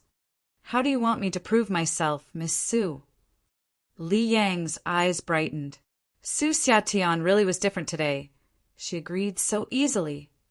"You saw that piano-playing guy from earlier. He looks really cocky, and he embarrassed Jiang Manhong, one of your 4 talents. Go suppress him. If you can make him lose face once, that'll prove that you're capable, and I'll consider making you my personal bodyguard," said Su Xiatian indifferently. Li Yang laughed, sneered internally. He hated Qin Feng the most because, in the restroom earlier, Qin Feng soaked his entire head. Now that Su Xiatian also hated the guy and even told him to teach the guy a lesson, Li Yang was unspeakably happy. "Qin Feng, right? Your piano skills aren't bad. Would you be interested in competing with me as well?" Li Yang smiled and arrived before Qin Feng. "Oh, you changed your hairstyle quick. Didn't you have a bowl cut earlier? Now you have an afro." Qin Feng smiled at Li Yang. "Not bad, not bad. Rich people really are willful. You even change your hairstyle 3 times a day." Li Yang was so angry at Qin Feng that he almost spat blood. How could he not tell what Qin Feng was alluding to? The scene in the restroom where Li Yang got his head soaked immediately came to mind, and his stomach churned with anger. "Do you have the guts to compete with me or not?" Why would I compete with you? If I win, will I gain a lot of face? Qin Feng looked at Li Yang like he was looking at a fool. The audience surrounded and weighed the two of them converse. When have the four talents ever been slapped in the face by someone? But they seem to be out of luck today. If you beat me, then I'll give you 100,000 yuan. Li Yang was desperate. He had to lure Qin Feng into competing with him. Otherwise, how else could he miss the opportunity to defeat Qin Feng and become Su Xiatian's personal bodyguard? What poor taste! What childishness! Qin Feng glanced at Li Yang. A mouthful of fresh blood almost sprayed out of Li Yang's mouth. This guy was actually calling him childish. Why, you're afraid of me. That's why you don't want to compete. Am I right? Li Yang now attempted to use psychological methods to tempt Qin Feng. You're right. I'm afraid of you. There's something wrong with your brain. I'm really afraid that if you keep talking, I'll go crazy as well. Qin Feng spoke while walking up to Su Xiatian. Li Yang had an icy expression as he followed Qin Feng, looking like his underling. Wherever Qin Feng went, he went as well. Then tell me what you want me to do to get you to compete with me. Li Yang felt defeated by Qin Feng. In the face of this guy, he was helpless. Beg me and be sincere. If you can move me, then I'll think about it. Qin Feng sat at a table and smiled as he cast flirty glances at Su Xiatian. Su Xiatian was so angry that she stamped her foot, turned away, and pretended not to know Qin Feng. All the rich young masters and heiresses were stunned. They were all wide-eyed, their mouths were agape, and they looked like they wanted to eat their fists.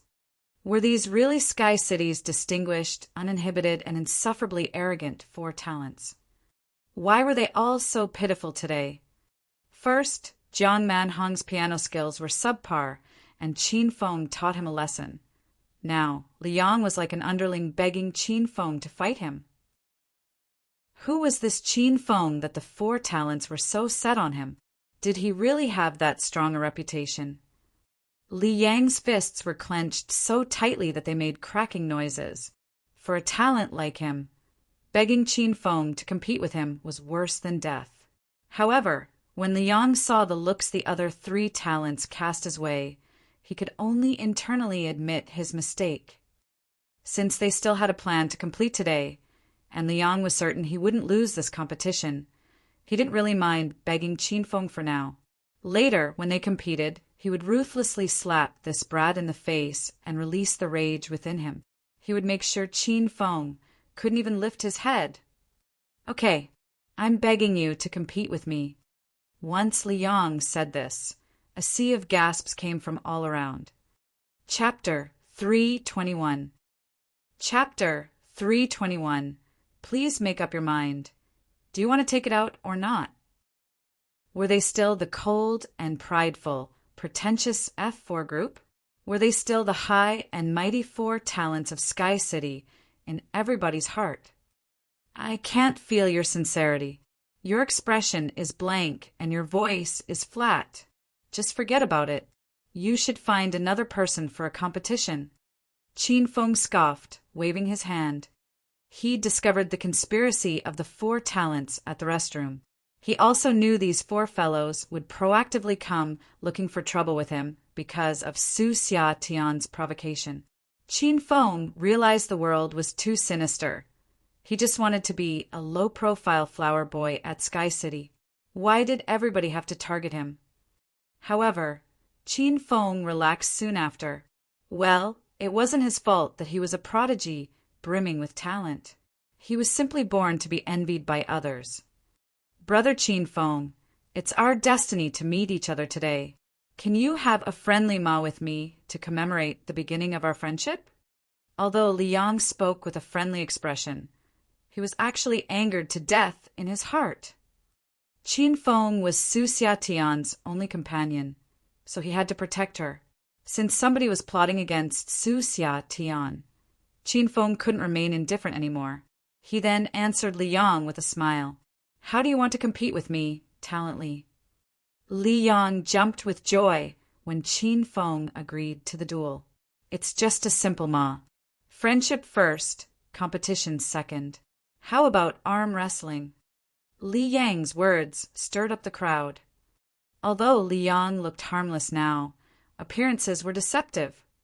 His muscle strength and sheer power were the top among the 4 talents. During their debut, many young masters loathed them and challenged them to duels. As a result, countless Herculeans had lost to Li Yang in arm wrestling. Most of the challengers had their arms broken by Li Yang. In the most minor case, someone had his fingers snapped. Sima Zhao's ill intent is known to all. And now, Li Yang wanted to arm wrestle with Qin Feng. It was obvious that he wanted to destroy Qin Feng at this point. Okay, arm wrestling is good, easy, and straightforward. I like it. Qin Feng agreed. He then added that ancient clad in a robe is one of the 4 talents, right? Isn't he going to want to have a calligraphy contest with me later? Let's cut to the chase. I'll arm wrestle with you using one hand and have a calligraphy contest with him using the other. 2 contests at a time, it'll be more efficient. Everybody's jaw dropped to the floor when they heard Qin Feng's suggestion. The 4 talents' expressions were malicious when they looked at Qin Feng again. This was because they were certain that Qin Feng had overheard their secret plan. Otherwise, how would he know Zhao Yusheng wanted to do calligraphy?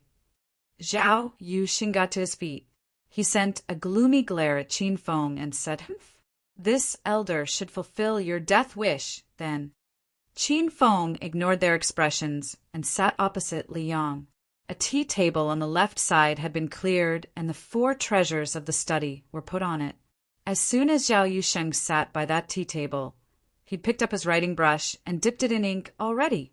Qin Feng had acquired an elementary grade Thunder Tiger Fists, elementary grade piano skill, and elementary grade calligraphy skill during his first lottery. After that, he got an intermediate grade car racing skill and intermediate grade painting skill from the second lottery. He had never used the elementary grade calligraphy skill before, so he thought today was the right time for him to use this skill. Otherwise, he might grow rusty if he didn't use it for a long time. Qin Feng clamped his right hand with Li Yang's while holding a writing brush with his left hand, dipping it in ink. Both contests began at the same time. Li Yang brought to bear all his strength as soon as the battle started, planning to break Qin Feng's arm before Qin Feng could write calligraphy. He also planned to retire Qin Feng from the rest of contests. However, the situation didn't go as he planned. He'd gone all out, but Qin Feng's arm was as steady as a hill and didn't budge even an inch. Besides, he also noticed Qin Feng seemingly hadn't used any of his strength yet. Qin Feng didn't even pay attention to his right hand, concentrating instead on writing on the Xian paper. Some voices wafted from the onlookers surrounding them. Su Xiatian in particular was astounded. She'd never imagined a country bumpkin like Qin Feng would be so arrogant and domineering. Li Yang's right hand bulged with veins. Large drops of sweat started to ooze from his forehead. He was ashamed and annoyed because he heard somebody talking behind his back. He was the powerhouse of 4 talents, an undefeatable entity. How could he meet a monstrous Qin Feng today? He even began to wonder whether this kid stuck his arm to the tea table. Bang! A loud noise came from the crowd. This noise startled everyone. Some jumped a step back, while some covered their mouths and screamed. The battle between Qin Feng and Li Yang was over. Qin Feng had suddenly exerted immense strength and slammed Li Yang's arm into the tea table, embedding his entire arm in the solid wood tabletop. Li Yang couldn't get out now.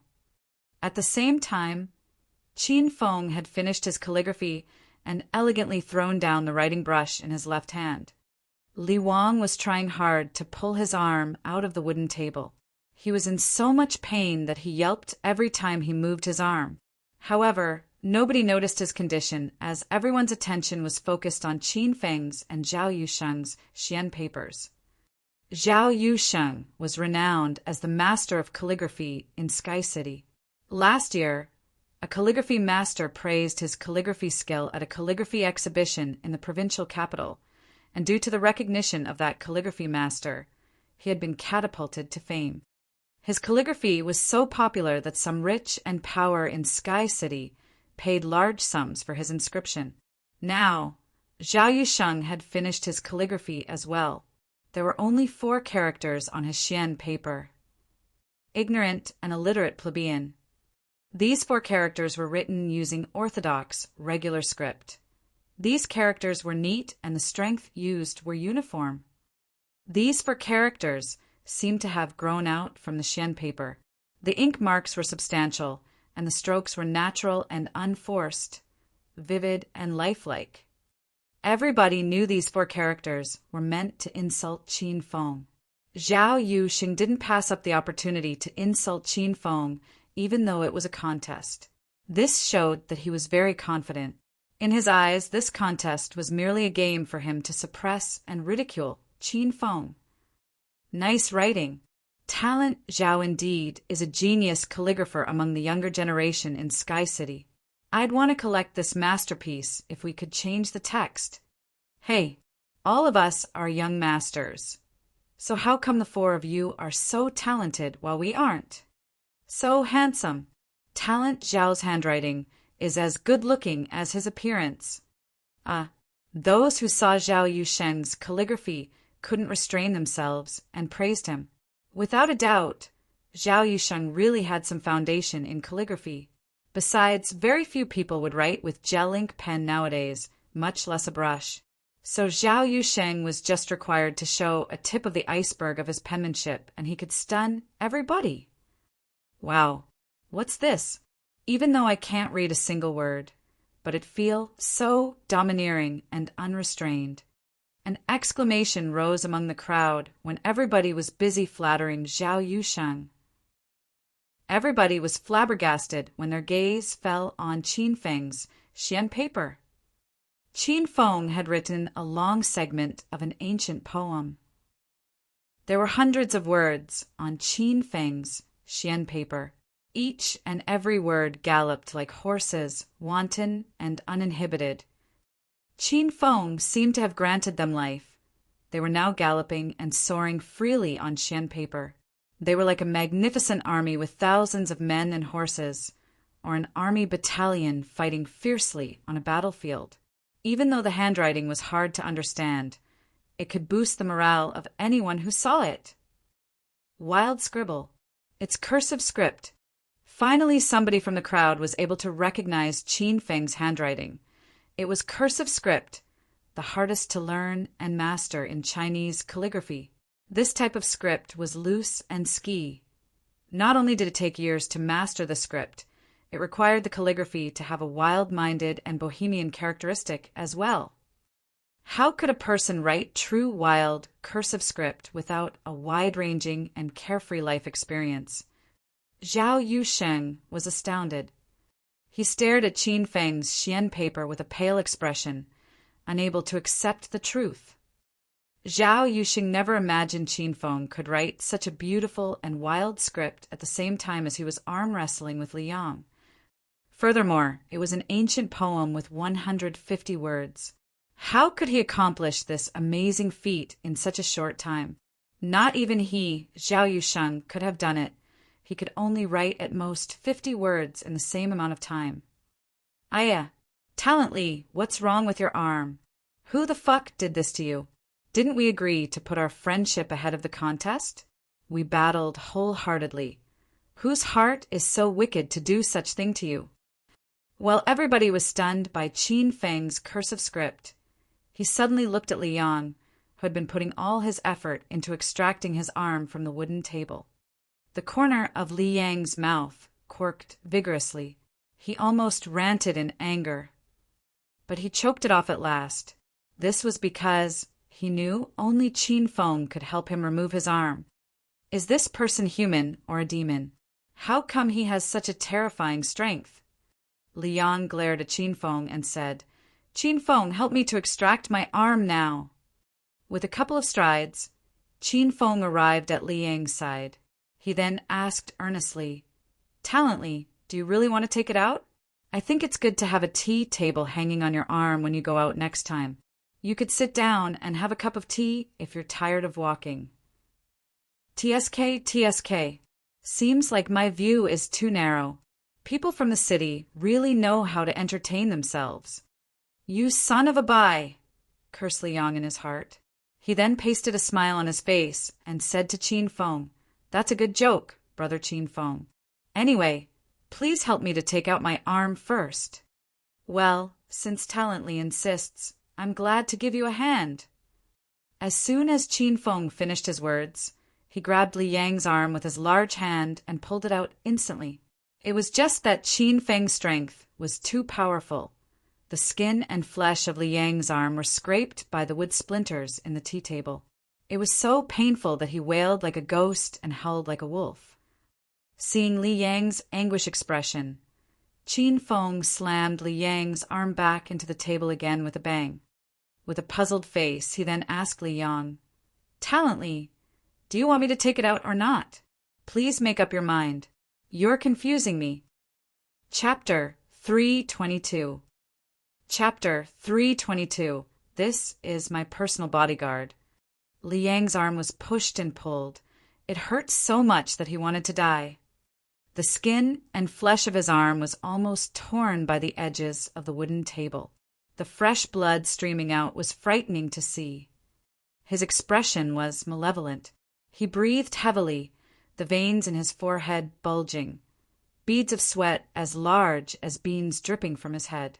He angrily clenched his teeth as he glared at Qin Feng. However, he was completely helpless against him. "See, could you pull my arm out?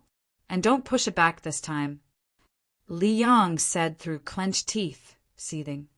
Qin Feng shook his head, looking at Li Yang with disdain, and said, "Don't bother me any more. I know you're toying with me. When I pull your arm out, you'll tell me to hit it back in. And after I hit it back in, you'll tell me to pull it back out again. You city people, why do you like playing such senseless games? Though I, Qin Feng, am poor, I have my pride. I won't be played by you like a pawn. This is my bottom line as a human being." Qin Feng complained as he shook his head. His serious expression made Li Yang want to kill him. "Miss Su Xiatian, I personally made this 7-colored rainbow for you. I hope you'll like it." While the audience was focused on Qin Feng, Zhao Yusheng, and Li Yang, when Su walked over in a light blue suit bringing a cocktail. Among the 4 talents, he was an expert drink mixer. The 7-colored rainbow in his hand was his specialty. The wine glass contained different spirits of varying alcohol content, with each spirit forming one of 7 layers. The layers were incomparably vibrant and as beautiful as a rainbow. This beautiful cocktail whetted the viewer's appetite and made them want to taste it. The heiresses all around were practically drooling, and they were increasingly jealous of Su Xiatian. On this night, all of the 4 talents were trying to gain her favor. It would be so nice if when Su could make me such a beautiful 7-colored rainbow too. When Su arrived beside Su Xiatian and extended the wine glass in his hand to her, "Miss Su, because the temperature of the glass will change in a bit, the alcohol content of the spirits will also change, messing up the drink, and the 7-colored rainbow won't look good anymore." When Su had a polite expression, and there was a slight smile on his handsome face, he and the other 3 talents had their gazes pinned to the glass in Su Xiatian's hand. All of the 4 talents' plans had been spoiled by Qin Feng tonight. Now, all of their hopes depended on this cocktail. Su Xiatian raised the glass and stared at the rainbow for a while. Then, she slowly moved her lips toward the drink to take a sip.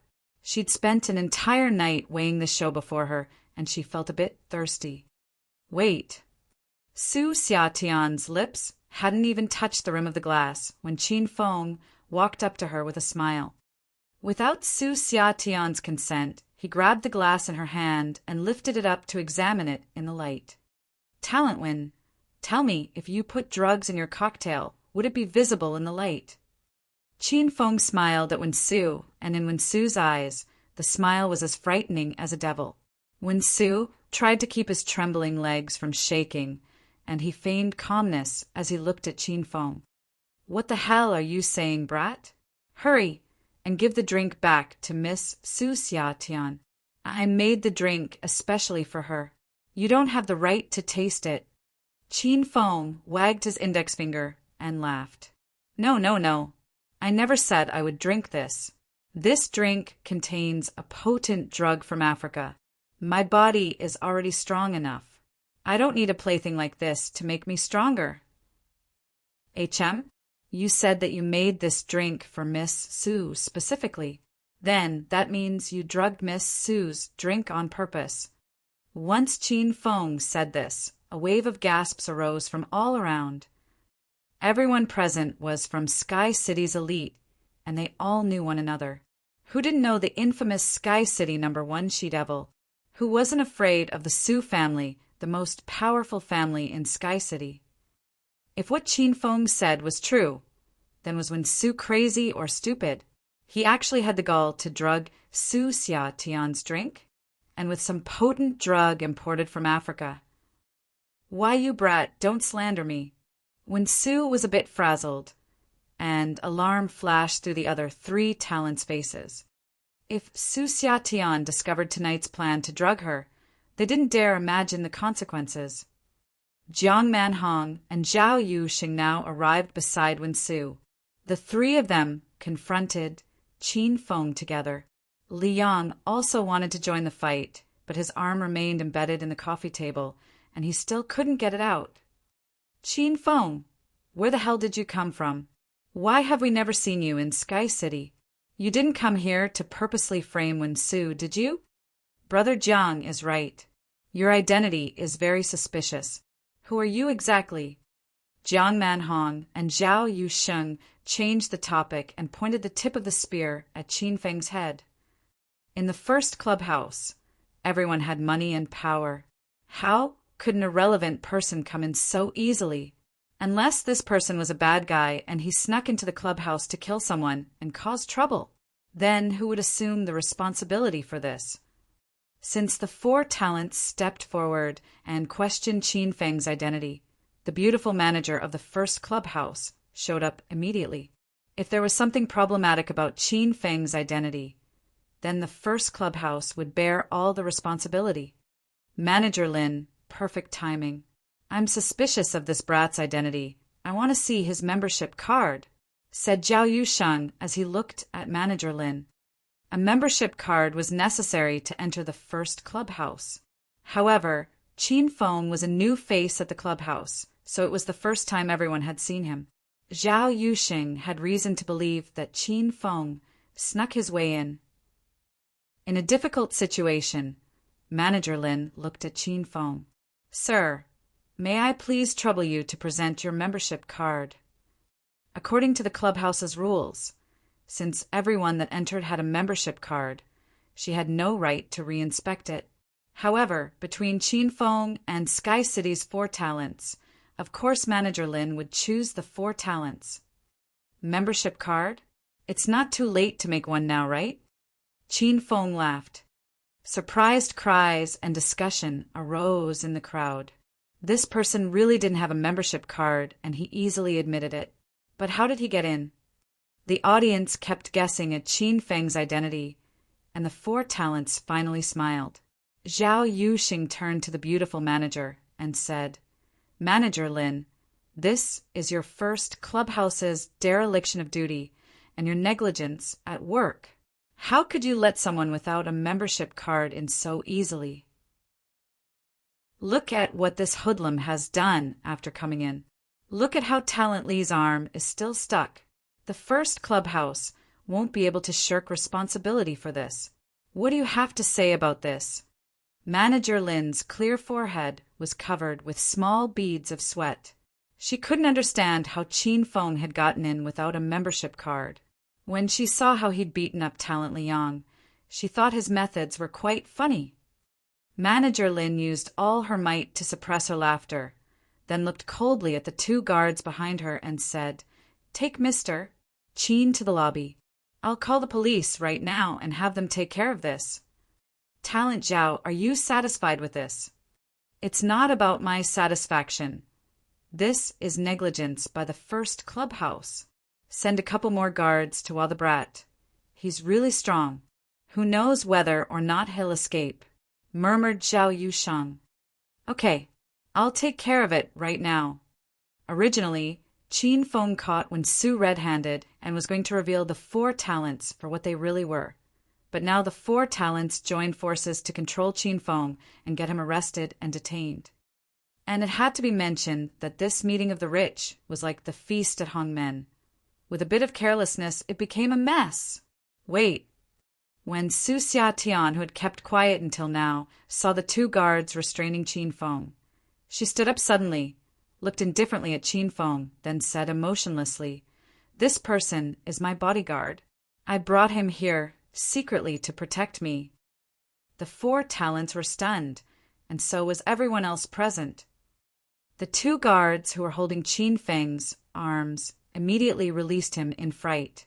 They looked as though they had touched a scalding taro. Who was Su Xiatian, Sky City's #1 she-devil, the Su Elder's precious granddaughter? Who the hell would have the guts to oppose her? If Qin Feng really was Su Xiatian's bodyguard, then he was of a higher status than even some of the rich young masters and heiresses present. What right did the 2 security guards have to detain Qin Feng? Even the first clubhouse's manager Lin was at a loss. Bodyguard, Su Xiatian's undercover bodyguard. At this time, the 4 talents were dumbstruck, and Su Xiatian's words played in their heads in an endless loop. They were so shocked that their legs turned to jelly.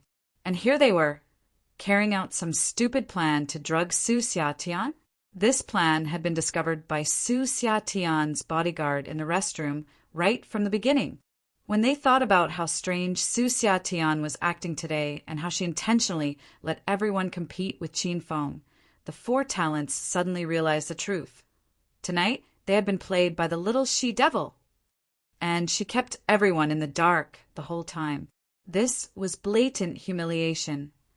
But the 4 talents had no time to care about whether or not it was humiliating. Now that Su Xiatian knew about the drugging plan, they didn't dare continue with it. How would Sky City's #1 she-devil punish them? That's right. Qin Feng is my undercover bodyguard. Do you still want to arrest him? Su Xiatian noticed everyone standing there stupidly, so she repeated herself in an even stronger manner.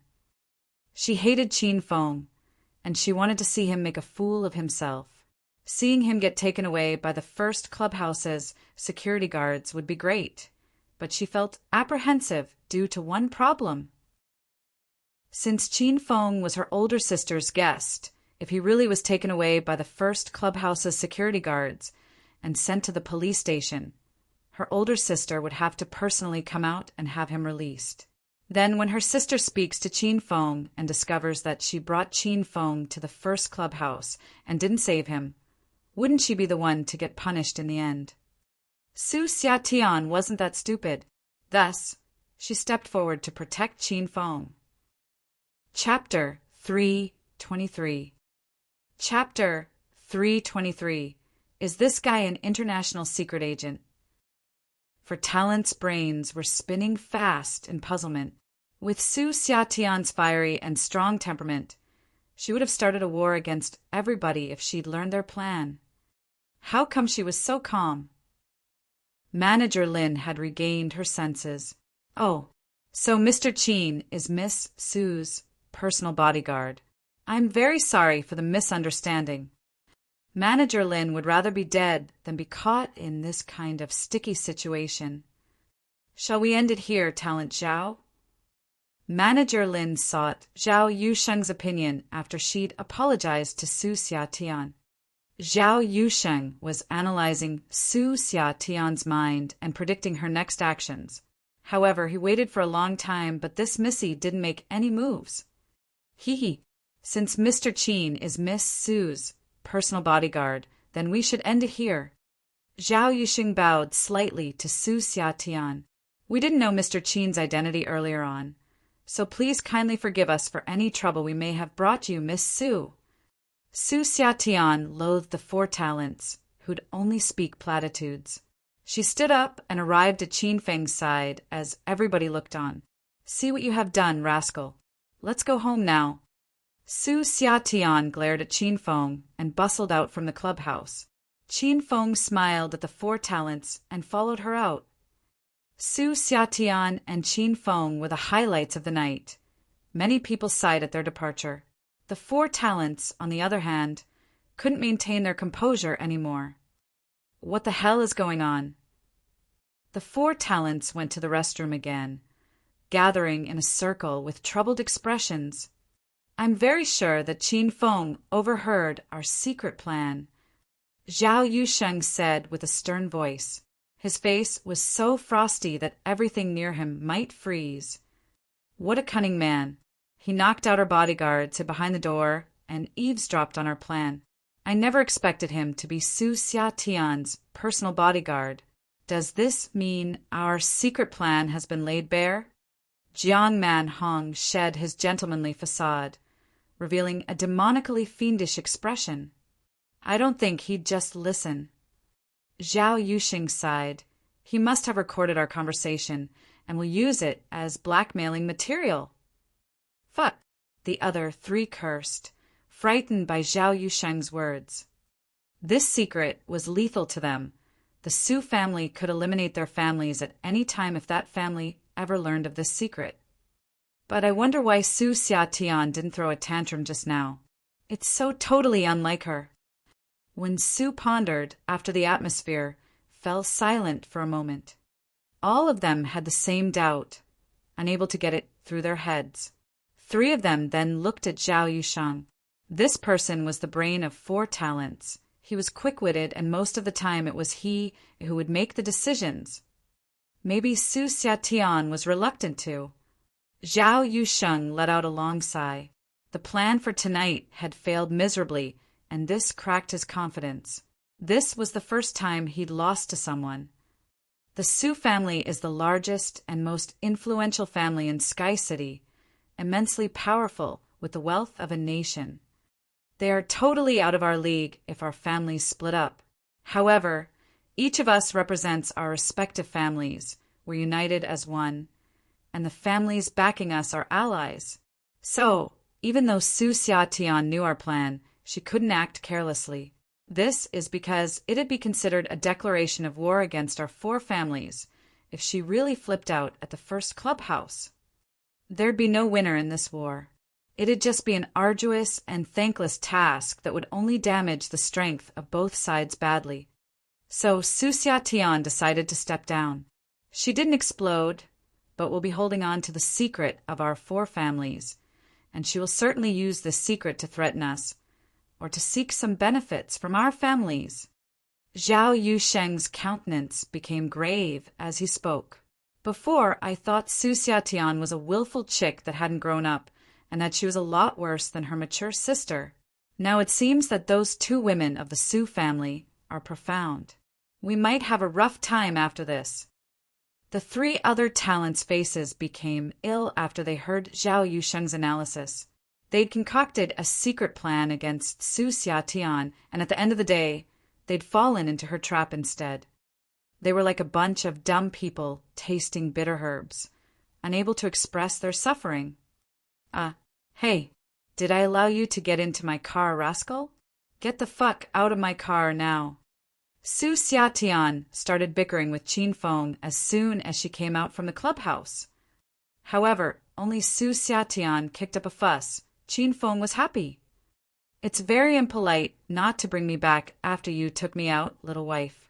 You're an heiress from a reputable family. I think your sister will be very mad if I tell her about your bad attitude. Qin Feng leaned into the passenger seat comfortably and stared at Su Xiatian's legs without the slightest scruple. Scoundrel, big bad wolf. Humph. After Su Xiatian sent a frosty glare at Qin Feng, she stomped on the accelerator and the sports car hurtled forward like a beast.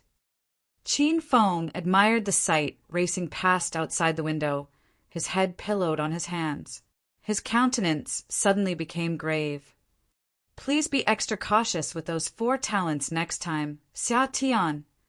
Su Xia Tian was slightly stunned. Qin Feng had been a frivolous, lascivious rascal in her mind. She was not used to it when Qin Feng called her name instead of little wife, with a stern expression. Seems like you're not accustomed to my sudden change, aren't you? Qin Feng looked at Su Xia Tian. Su Xia Tian nodded her head. She noticed that she didn't really know Qin Feng. Haha, me too. I think calling you little wife is much nicer. Qin Feng suddenly guffawed. The corner of Su Xia Tian's mouth quirked, and she almost flipped the car. Rascal, pervert, shameless, beast. Su Xia Tian blurted out all the vulgarity she knew. Even so, she still couldn't vent the discontent that had built up all afternoon. Qin Feng gazed at Su Xia Tian's curled cherry lips when she was angry. Then he became serious again. Xia Tian, I really mean it. Please stay away from those 4 talents. Su Xia Tian wouldn't believe Qin Feng as she was just ridiculed by him. She stared at him and scoffed. It's none of your business. Although I think those 4 talents don't deserve their reputation. I believe they are 100 times better than you, you little brat. You rascal. Qin Feng played the recording in his cell phone without waiting for Su Xia Tian to finish her words. Su Xia Tian is here. This was Li Yang's voice. Su Xia Tian's countenance became grave in an instant when she heard the voice. The girl really is here. We can implement our plans for today. When Su's voice followed, Liang, did you see whether or not Su Xia Tian came alone? Jiang Man Hong spoke as well. Yup, alone. She's talking to some women in the clubhouse. Then, according to the plan, let Talent Jiang play Su Xia Tian a song first and bring her into our circle. Then, Liang, use your perfect body to attract her. At the same time, I'll write her something in calligraphy. Lastly, when Su will give her a good cocktail. And our plan will be mostly complete, said Zhao Yusheng. Su Xia Tian's countenance became graver when she heard the voices of Sky City's 4 talents. Although she was willful and playful, when it came to important issues, she took them seriously. A bad premonition arose within her when Su Xia Tian heard the 4 talents furtively plotting to do something on her. When Su, put more of the drug in the drink. We 4 brothers have to take her tonight. Don't make it so that the drug wears off after the first person is done. Don't worry, I specifically got this strong medicine from Africa, so this girl will be in a drunken stupor tonight. Screech. Su Xia Tian's face had darkened totally. She slammed on the brake, and the car spun around in place. She then swiveled the steering wheel and shot back toward the first clubhouse in the reverse direction. What are you doing? Seeing her dangerous action, Qin Feng hastily pulled the steering wheel. Su Xia Tian glared icily at Qin Feng. Let go. I'm going back to the first clubhouse to fucking kill those 4 bastards. Qin Feng's face turned grim. He'd known this lass couldn't hold her fury. He then thought to himself, I should have waited until we got back to the Su mansion before playing this recording for her. You're going against the traffic. It's very dangerous. Pull over now. Qin Feng exchanged glances with Su Xia Tian, refusing to back down. Su Xia Tian was extremely stubborn. Not even 10 cows could pull her back if she was determined to do something. Her high heel was firm on the accelerator, and the sports car was still speeding against the traffic. Qin Feng was angered.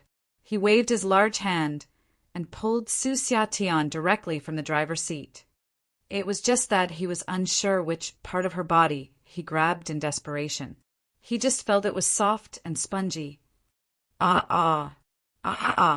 Release your hand. Qin Feng. It's too painful. How dare you attack my boobs, you pervert bastard. I'm going to fucking kill you. Su Xia Tian sat in Qin Feng's arms and hammered her little pink fists on Qin Feng's pecs. Qin Feng didn't feel anything as he was wearing his flying dragon armor. He hastily slid into the driver's seat and took control of the sports car.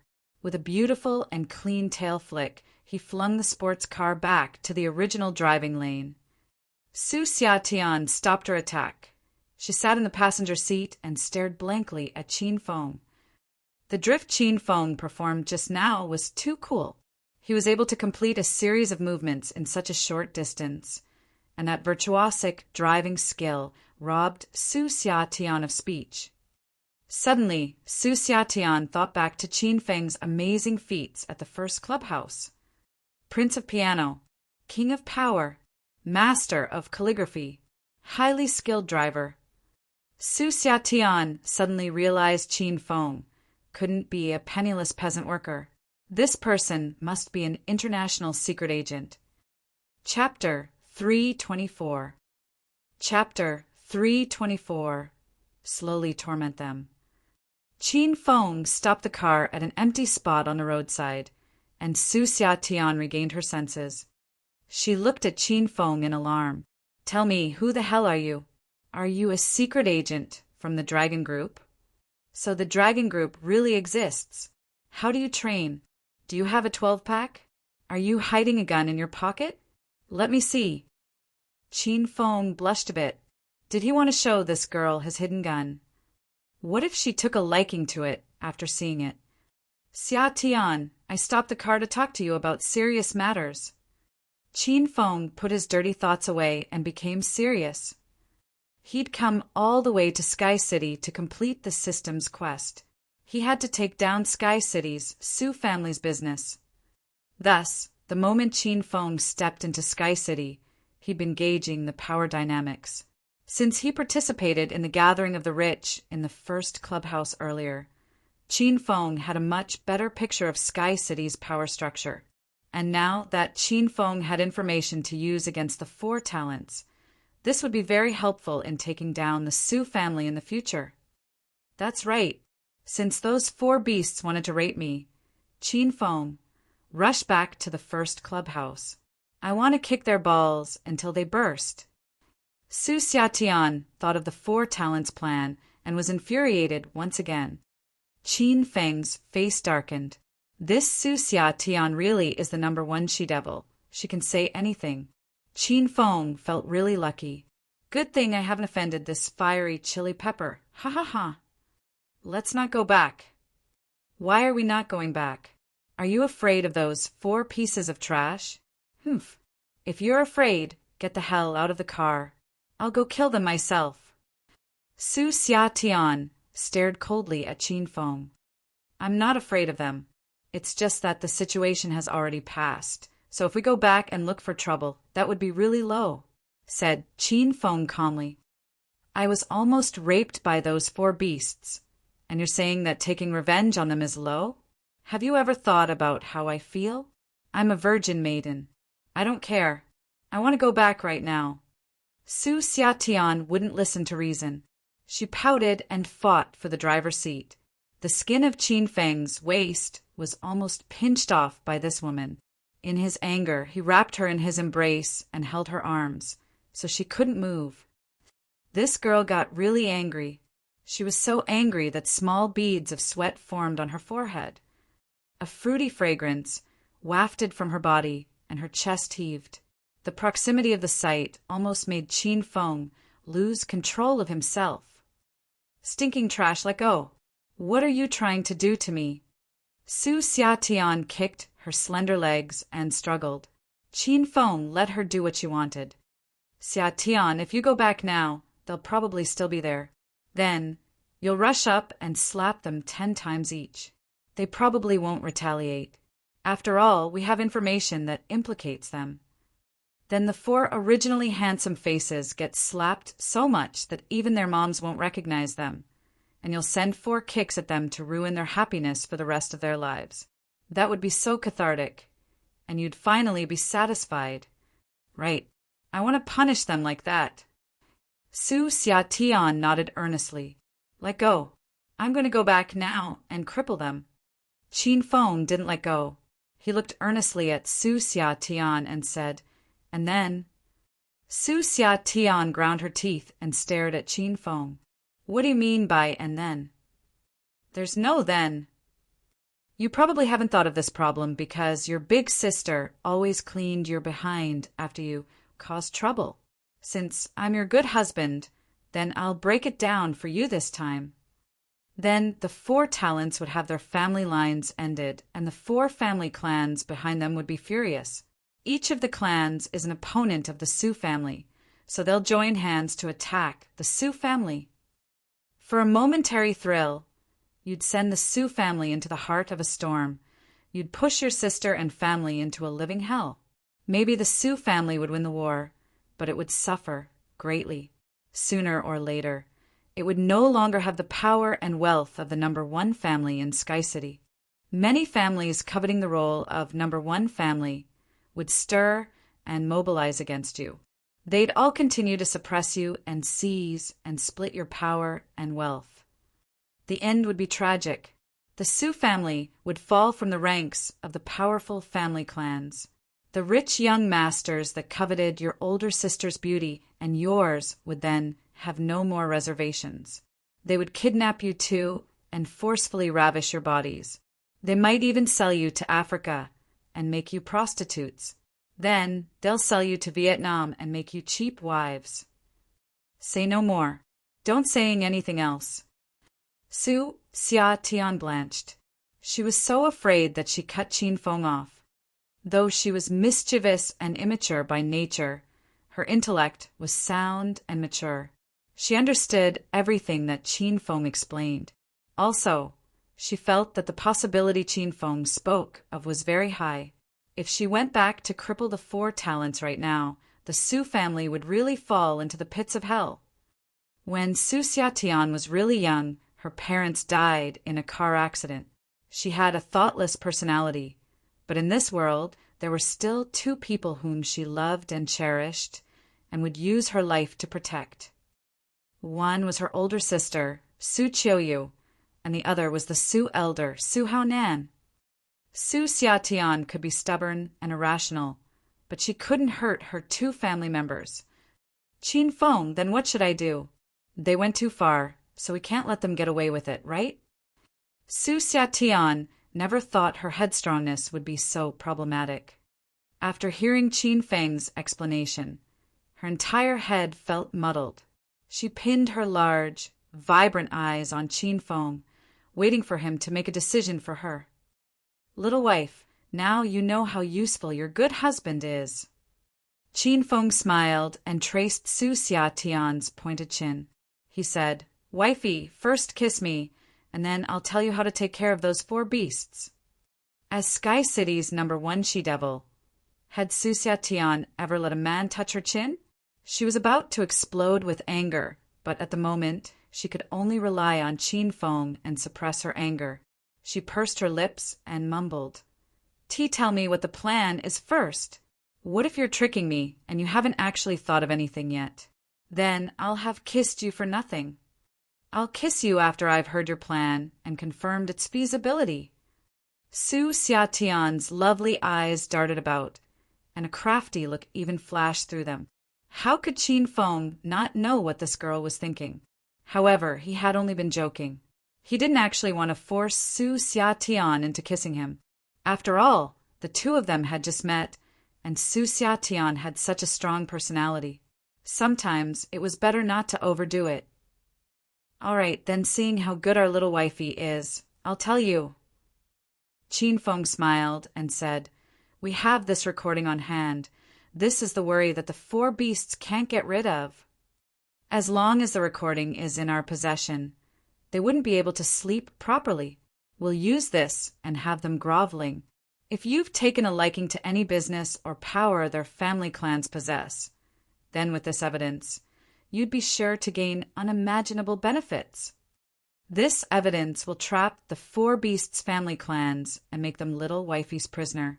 Since they had dirty thoughts about you, let's deal with them slowly and let them feel the consequences of offending Sky City's number 1 she-devil. We'll make them wish they were dead. Qin Feng's plan was completely reasonable and also extremely feasible. Su Xiatian originally had her lips pursed in irritation, but she was blooming with happiness soon after. Her smile was radiant, and she smiled so widely that her mouth was about to tear. Haha, Qin Feng, your idea is great. You're right. You're doomed if you offend me. Sky City's #1 she-devil. Su Xiatian was extremely elated. The anger in her heart dispersed. She hugged Qin Feng's neck emotionally and bounced to her seat. Qin Feng felt the girl's smooth arms and saw the large, bouncing white rabbits before his eyes. He felt a bloody nose coming. Ah, you pervert, where you looking? I'll gouge your eyes out. And when did you put my arms around your neck? Shameless. Qin Feng felt very wronged. Thus, he fiercely stole 2 more glances at Su Xiatian's long legs to make up for it. Little wifey, you change faster than flipping the page of a book. I had just thought of a good plan to deal with the beasts, and now you've become hostile. You even said you were going to kiss me at first. Su Xiatian really had said that. Flustered, she demurred. When did I say that? Why don't I remember? Oh no, the sky's getting dark. Hurry and take me home. I'm a good child. When it's time, I have to go home for dinner. Qin Feng knew Su Xiatian would feign ignorance, so he smiled and drove. Since he called Su Xiatian little wifey a good number of times earlier, the girl had gotten used to it and didn't pursue the matter anymore. With Qin Feng's many years of experience courting girls, he was sure that not long from now, this girl Su Xiatian will fall into his clues, and she won't be able to escape. Under Su Xiatian's guidance, Qin Feng quickly drove back to the Su family old mansion. On the way back, Qin Feng exhibited his startling and mysterious driving skills. Even Su Xiatian screamed a couple of times in fright. She discovered that Qin Feng was in no way as simple as he seemed on the outside. This guy was pretty much capable at anything.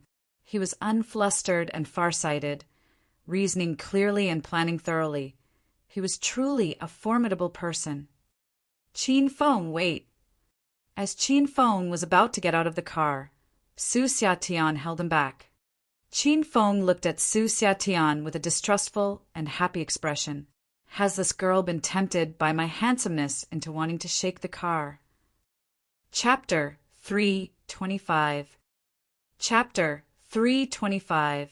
Strife within the Su family. With a vulgar smile, Qin Feng impatiently unbuttoned his clothes. After he took off his blazer, he realized Su Xiatian was putting on clothes. Before, Su Xiatian had worn a black tracksuit. When they arrived at the first clubhouse, she'd changed into an alluring, trendy miniskirt with a pair of black stockings. Qin Feng had been puzzled at that time. Where had her tracksuit gone? Qin Feng finally understood now. Su Xiatian left her tracksuit in the sports car. She changed into a tracksuit and pretended to be a good girl when she was home. This woman, when she was home, she was a little sheep. When she was outside, she was a tigress. Confused by Qin Feng's action, Su Xiatian asked after she finished donning her tracksuit, "Why'd you take your blazer off, Qin Feng?" Apparently, Su Xiatian had always done this kind of stuff, as she managed to put on her tracksuit within 2 or 3 minutes. Embarrassed, Qin Feng screwed his head and chuckled, "Haha, it's hot here. Doesn't little wife think so? Hot your head." Su Xiatian stared scornfully at Qin Feng. "It was hot in the first clubhouse just now. Why didn't you take off your blazer, then? It's windy at night now, and you say it's hot. You're really out of your mind." After she mocked Qin Feng, Su Xiatian then alighted from the car. Qin Feng hastily put on his blazer and followed her. When they entered the Su family mansion, Qin Feng looked around in curiosity. The exterior of this mansion was spectacular, but he'd never imagined the interior would be even more magnificent and vast. The compound consisted of many ancient wooden brick buildings and villas. It had the air of a royal courtyard, low profile yet without losing impact. However, Qin Feng wondered at the security system of this compound. which wasn't that good. He'd expected this compound to be guarded by many black-suited bodyguards, but he only saw a few along the way. "Your house seems not to have much staff, little wife. Don't tell me only the two of you stay in this humongous mansion." Chin Feng was happy as a lark in his heart. "If that's true, I can play to my heart's content tonight." The Su family's old mansion held hundreds of people. Normally, it's heavily guarded and very lively, but you're right, tonight is a little bit weird. Let's hurry to the main building. Sister must be waiting on me for dinner. Su Xiatian furrowed her eyebrows, a bad premonition suddenly stirring within her. Su Xiatian walked faster and faster with Chin Feng beside her. Very soon, both of them arrived at a grand main building under Su Xiatian's lead. The duo was stunned by the situation they encountered as soon as they entered main building's lobby. This definitely was a family meeting. And it was not just the gathering of the family's core members. Even the collateral members were here. The vast lobby was now packed with 40 to 50 peoples.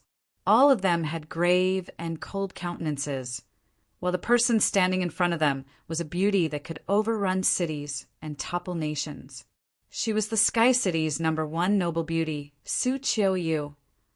The sight was bizarre, as if Su Qiuyu was teaching a class of students. Regaining her senses very quickly, Su Xiatian hastily ran to Su Qiuyu's side. "Sister, what's going on?" Su Qiuyu's brows eased when she saw that her little sister had returned. She pulled Su Xiatian by the arm to her side. She then shook her head to keep her sister silent. "Now that your little sister has returned, the core members of our Su family's immediate and collateral members have all arrived as well. It's time for you to give us an explanation. Qiuyu." A middle-aged man in the crowd suddenly stood up. His expression was mighty and cold, and a strong aura was emanating from his body.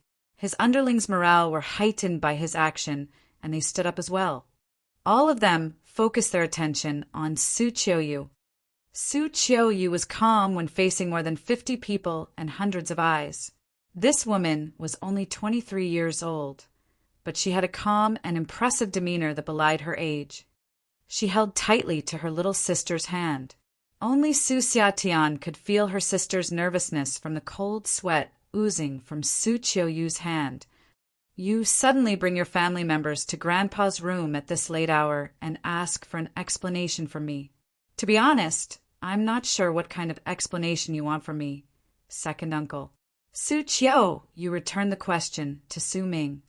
Her grandpa was bedridden and showed no sign of improvement after 3 months. Su Qiuyu had invited many famous doctors from Sky City to treat her grandpa, but to no avail. None of them could cure her grandpa.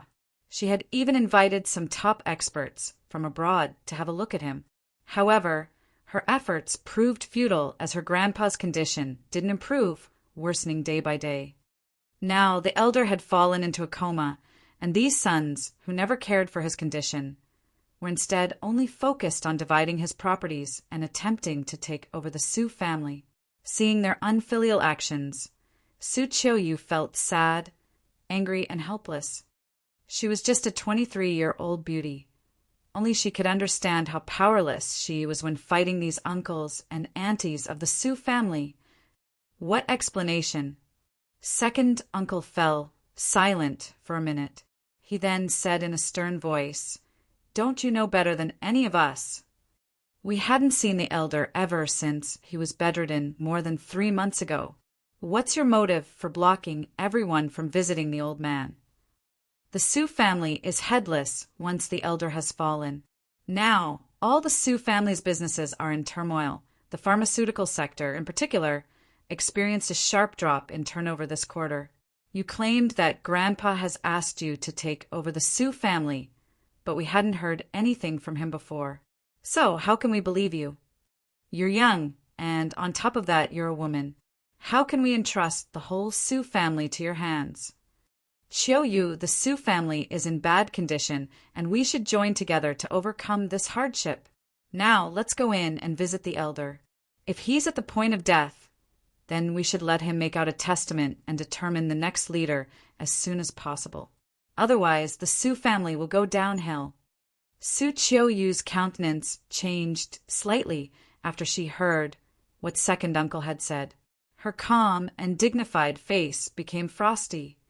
How could she be not willing to allow these bunch of people to visit the elder? But she was worried that there was a traitor in the family who might harm the elder.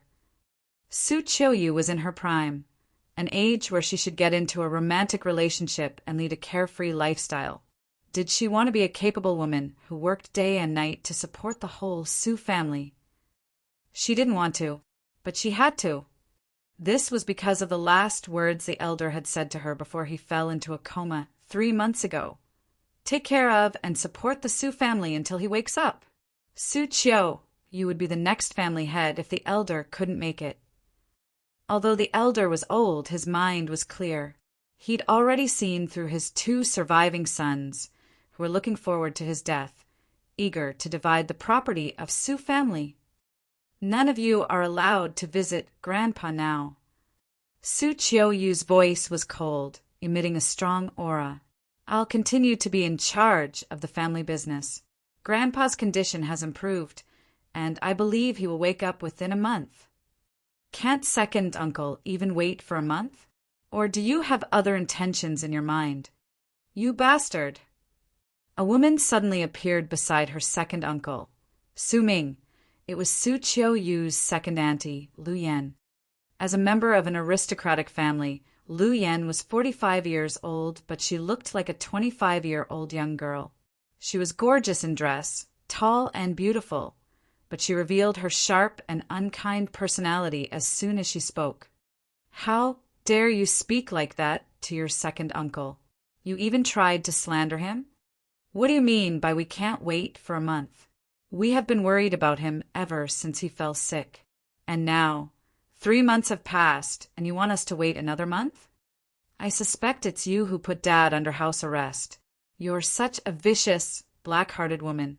How unfortunate for Dad, who loves you and Xia Tian the most, and you do this kind of unfilial thing to him. Second uncle and second auntie echoed each other. Su Qiu, you couldn't counter them. Qiuyu, I'm ordering you to step aside as your uncle.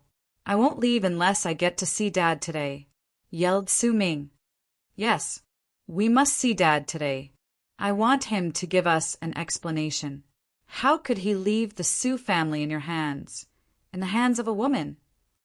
Could it be you have already done something to the elder because you want to take over the Su family? Su Qiuyu's third uncle, Su Hai, had stepped forward as well. Since the second brother and third brother of the Su family had stepped forward, the rest of the members from the collateral families were emboldened and joined them in pressuring Su Qiuyu. Move aside, Qiuyu. We must see the elder today. Move away now, or else we'll enter by force. The Su family is the biggest family in Sky City. If we let you continue to control the Su family, sooner or later, the Su family will become like those unworthy small family clans. You're committing a sin, you know? More and more Su family members began to oppose Su Qiuyu. In the end, the whole Su family was pressuring Su Qiuyu. No matter how profound or clever she was, Su Qiuyu was only a woman. When she saw the entire family questioning her, scolding her, and insulting her, she felt pain in her heart as if it was stung by needles.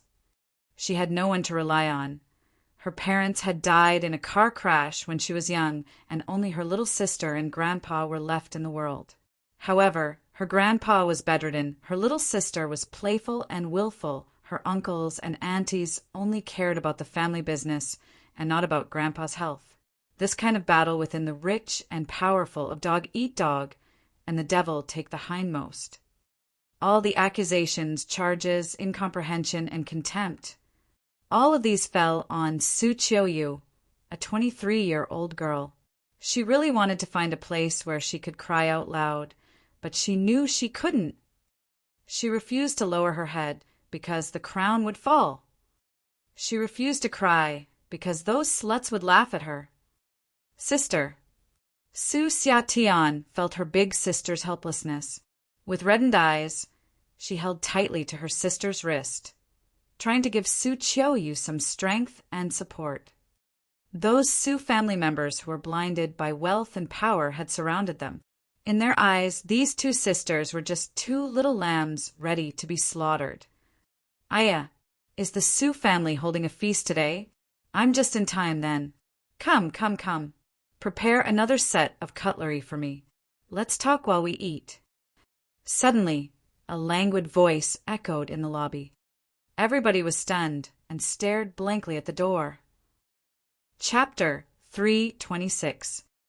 Chapter 326. Life's Most Depressing Matter. Qin Feng returned with Su Xiatian. But Su Xiatian discovered something was wrong once she walked through the entrance of the mansion's main building. She abandoned Qin Feng and ran up to her sister. By the time Qin Feng walked to the mansion door, everyone was confronting Su Qiuyu. No one noticed Qin Feng, who stood at the entrance for over 10 minutes. Qin Feng was furious. When had he ever been neglected this way? If this were Acropolis, Qin Feng would have used the Qin family's strength to exterminate the whole family. With one cry, he amazed everyone present. His simple utterance made everyone look at him. Everyone looked at him with different expressions. Most of them were distrustful, wondering where this idiot had come from. Only the beautiful Su family sisters were swept with happiness. Su Xiatian had seen how capable Qin Feng was in all aspects. Now, she counted on Qin Feng to put these aunts and uncles in their places. And Su Qiuyu was mostly surprised. In the morning, she'd called Qin Feng, but she waited for an entire day, and he still hadn't come. She thought that she'd gotten the wrong idea about him and that he wouldn't come. Who knew that he'd arrive at the most important moment? But could one Qin Feng turn the situation around? Who is this guy? Uncle Li. How did this person get in here? Where are the Su family guards? How could they let in every Tom, Dick, and Harry? Second uncle regained his senses first and yelled the name of the Su family's elderly butler. A gray-haired elder immediately ran out with 4 guards in black trailing him. Mister, this is the heart of the Su household. If you have no business here, leave this instant, said Uncle Li as he looked at Qin Feng. I know this is the Su household. Why else would I come here? Qin Feng waved his hand carelessly under countless stares, looking like he was in his own house. He minded his own business and walked up to Su Xiatian, extended an arm, and wrapped her into his embrace. My little wife is here. I was looking to play with her. Gasp!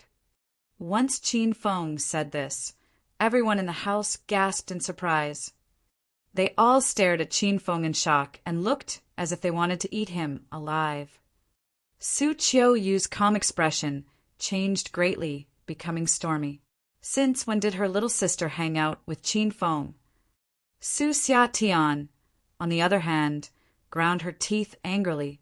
If looks could kill, Qin Feng would have died hundreds of times over. Su Xiatian wanted to fight her way out of Qin Feng's embrace, but he was too strong. The more she struggled, the more it looked like she was leaning into Qin Feng's arms, resulting in an even more tender and lovey-dovey scene.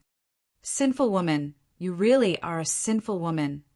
Second uncle finally regained his senses and glared ferociously at Su Xiatian. You've been learning bad things day and night, and now you even have the guts to bring home a wild man. And you're someone's little wife. How unlucky! This is for our family clan. How unlucky! Second uncle's denunciation made the others lament again and again. Qiuyu, you and your sister lost your parents early.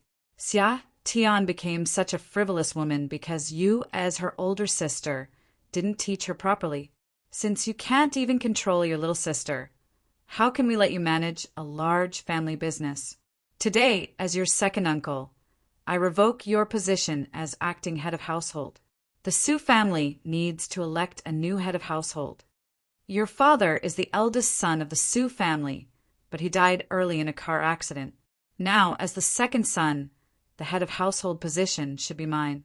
Today, the Sue family is a mess. Every aspect of our business is in terrible shape. At this time, I'll stand forth to bear too much danger and responsibility. Thus, I hope everyone will support me. In the future, I'll do everything I can to manage the Sue family business. Sue Chiyoyu's face fell, and cold sweat was about to drip out of her head. She knew second uncle gathered and brought the Sue family here tonight to steal the head of household position. Now he finally could wait no more. He finally revealed his foxtail. Slap! Before the spectators could express their support for second uncle, Su Ming, and before Sue Chiyoyu had to make her difficult decision, a slap echoed through the parlor. The originally noisy scene instantly fell quiet. The only sound that could be heard was the spectators' heavy panting. Su Ming was slapped by someone, and he was slapped in the head, and Qin Feng did it. No one saw when Qin Feng had gone from beside the beautiful sisters to Su Ming's side, but no one cared about this. They stared with their mouths agape, so shocked that they wanted to eat their fists. This wild brat, who was an outsider, actually had the gall to hit Su Ming. And he hit him so resolutely. A little 20-year-old brat hit an almost 50-year-old man. This scene was like that of a teacher reprimanding his student. Even the beautiful Su family sisters covered their mouths in shock. They felt that there was something wrong with Qin Feng's brain. How dare you hit your elder brat? You actually fucking... Su Ming finally regained his senses, and his eyes almost bugged out of his skull. He'd uttered half of what he wanted to say when Qin Feng slapped him in the head again. Slap! The sound was crisp, and it was clear that this slap was stronger than the last. Say, uncle, I'm not quite familiar with you, so don't joke around with me, okay? Qin Feng looked impatiently at Su Ming. You say I'm a wild man? Where's your evidence? What right do you have to slander a person's integrity and soul? You don't know how pure and outstanding of a man I am. Do you know that I concentrated on emotion from beginning to end? Do you know how easy it is to destroy someone when you so easily slander them without fully understanding them? Especially an outstanding and ambitious youth like me. Plus, I have my own personal lawyer. I'll call my lawyer over right now and sue you for bringing your family to ruin. Even your wife will have to run off with another man, and your son would have to acknowledge a grandma over 70 as his godmother. Don't make me mad. Why aren't you saying anything? Are you frightened by my might and talent? Su Ming really wasn't speaking. However, this wasn't because he was startled by Qin Feng's background, but he was shocked by the guy's intelligence. He didn't even know how to refute Qin Feng. This person was unreasonable, more so than the she-devil. And he didn't use common sense, hitting whenever he wished to. When he spoke, it was incoherent and senseless. Most importantly, the guy was good at fighting. Su Ming didn't even know how he ended up in front of him, much less dodge Qin Feng's 2 slaps. Ah, Uncle Lee, why are you standing there like a dummy? Did you not see the brat hit me? Hurry and cripple him. Su Ming was stunned for a while, but he didn't think to refute Qin Feng. In the end, he shouted angrily and wanted to use brute force to kill Qin Feng.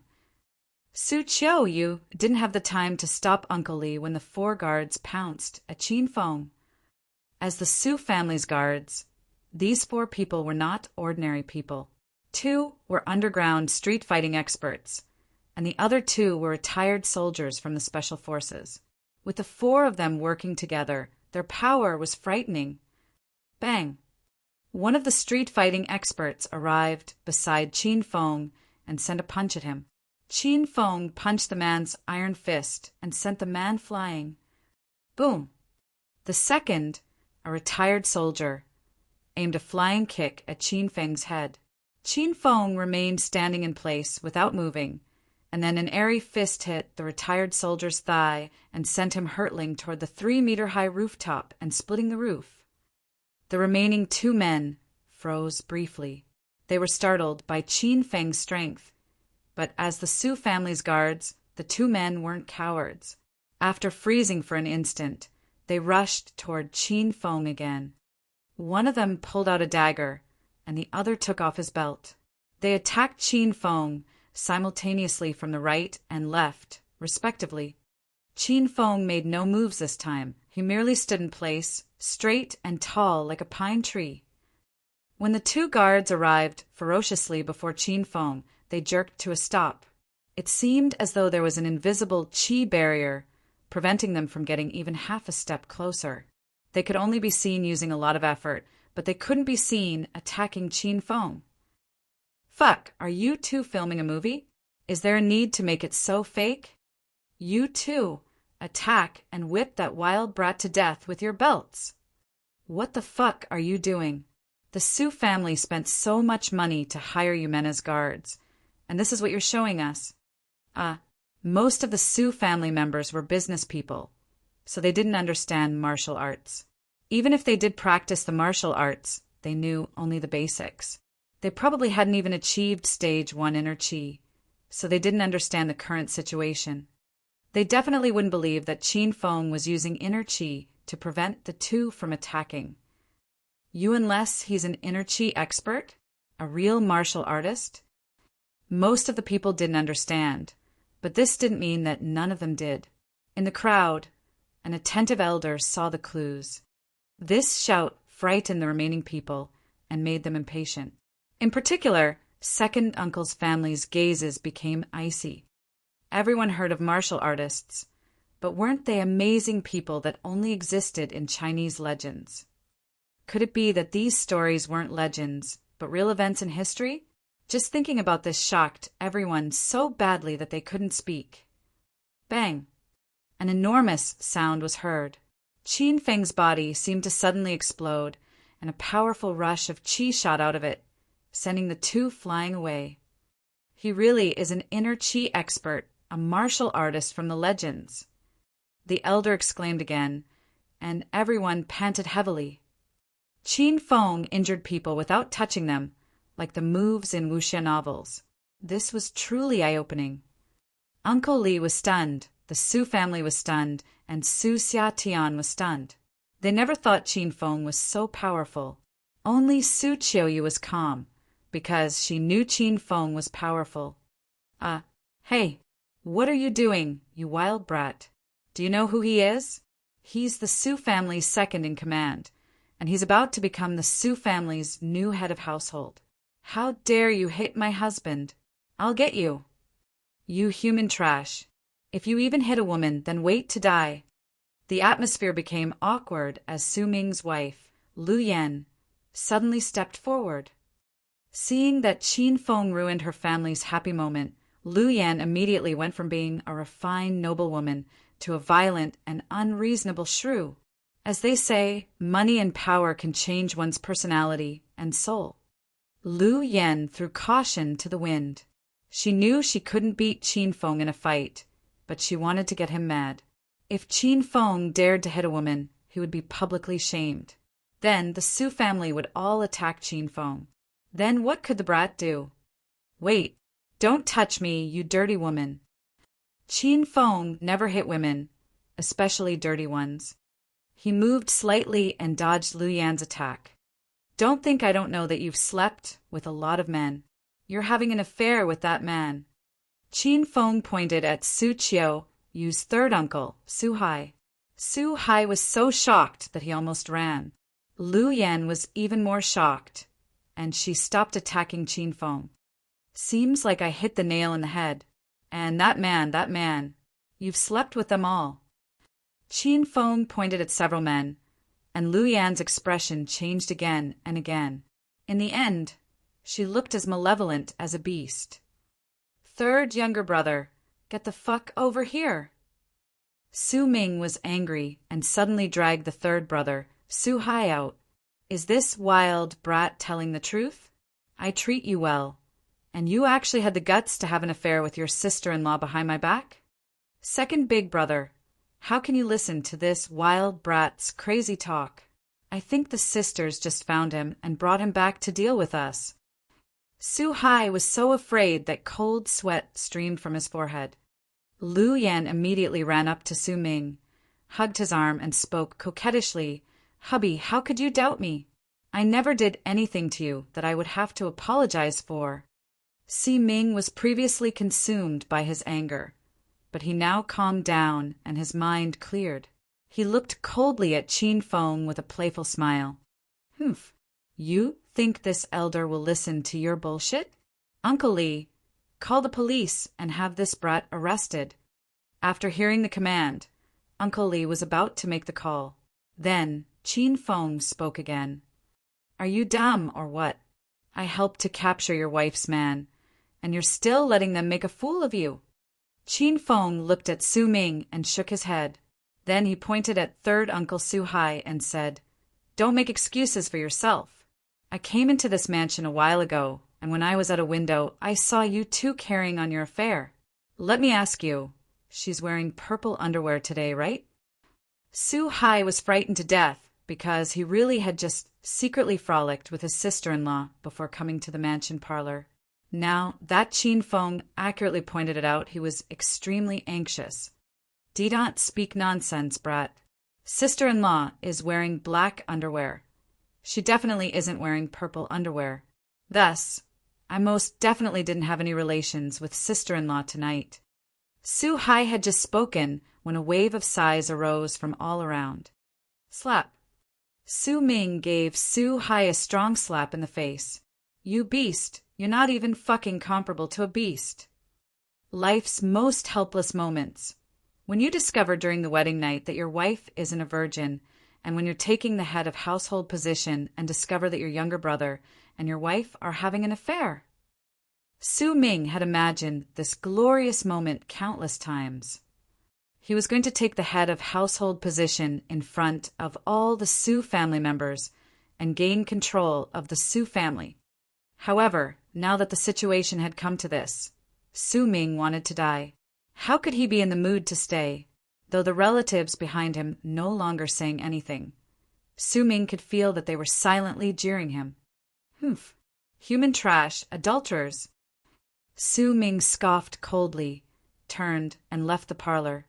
His son, Su Tao, looked at his mother and third uncle, then looked at his father. He was depressed. Who should he acknowledge as his father? Chapter 3:27. Chapter 3:27. Make your choice, big sister or little sister. The situation changed too fast. Nobody had regained their senses, yet even though Su Ming had left, hadn't they decided to confront the Su family sisters together and divide the property of the Su family? Why did this person leave without saying anything? "Dear uncles and aunties, it's gotten late now. Let's leave the rest for tomorrow. Uncle Li, help me to see the visitors out." Su Qiu regained her composure soon after. Indeed, she had the finesse to head the Su family. She'd recovered her usual indifferent and strong aura. The folks from the Su family had lost. Uncle Li returned to Su Qiu's side and looked at them with a smile, indicating they could leave now. The clamor to vie for the leadership of Su family had been led by Su Ming. Since he'd already gone, the rest of people didn't persist. This was because everybody was afraid of that powerful Qin Feng. More than 50 core and collateral family members shook their heads and sighed as they left. The packed lobby suddenly became cold and cheerless. It was early autumn and the breeze was chilly. Su Qiu felt cold in her flimsy dress and she coughed. Her burdens were too heavy. She was afraid she would collapse at any time and not wake up anymore. "Miss Qiu, please pardon me for visiting so late." Qin Feng went to Su Qiu's side and hugged her lightly in his arms before she realized he was there. She was sheltered by Qin Feng's strong and tall body from the cold bite of the breeze. Su Qiu felt a warm sensation surge through her body as she stood in his arms. "Ah, how could you hug my sister? Get your grubby paws off my sister, you rascal."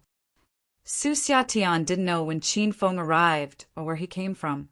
She was so angry that she started hammering Qin Feng. Ignoring Su Xiatian's little pink fists, Qin Feng placed his hands on the small of Su Qiuyu's back and transferred some qi into Su Qiuyu's body, warming her.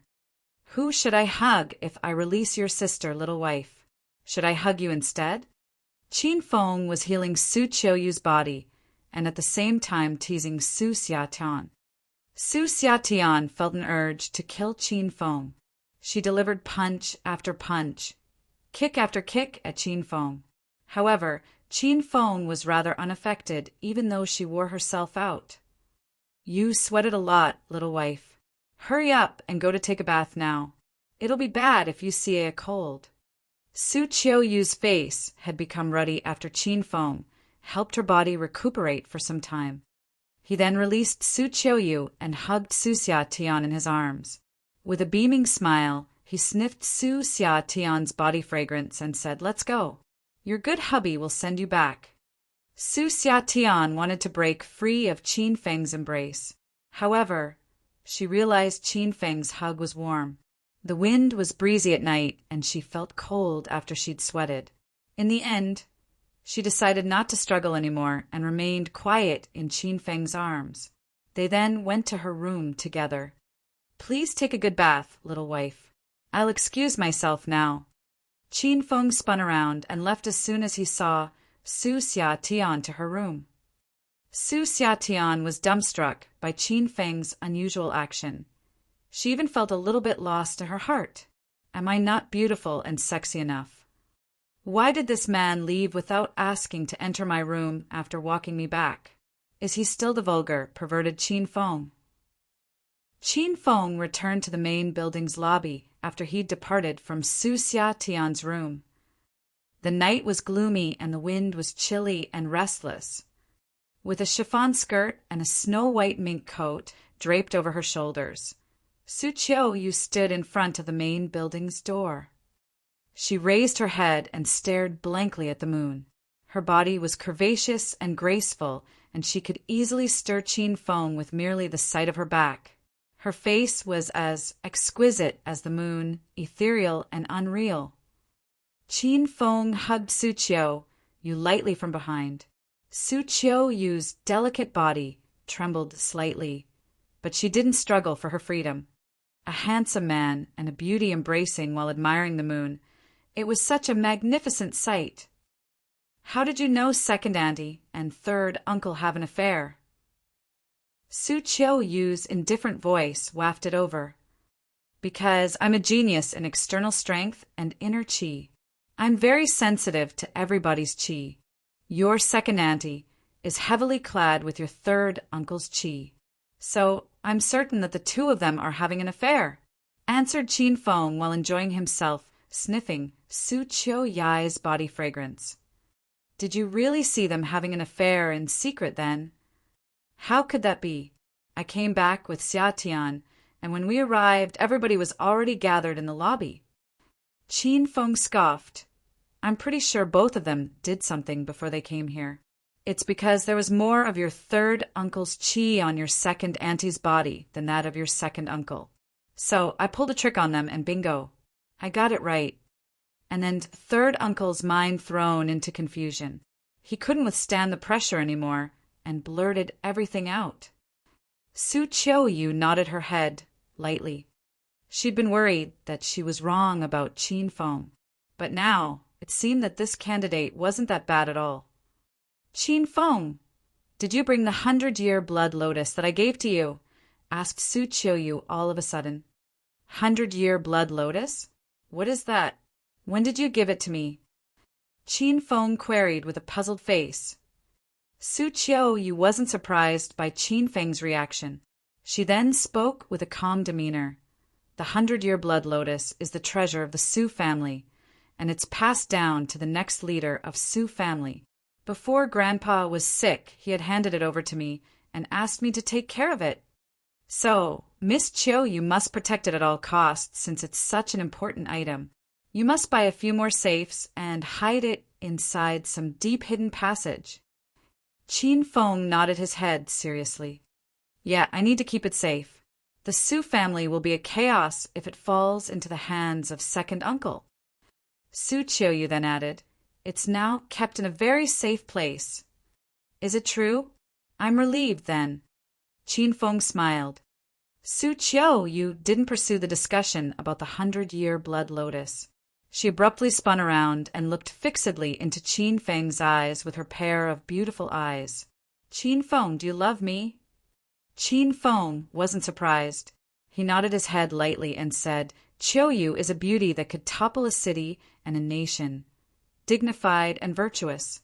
Of course I like you." Su Qiuyu's countenance became extremely grave.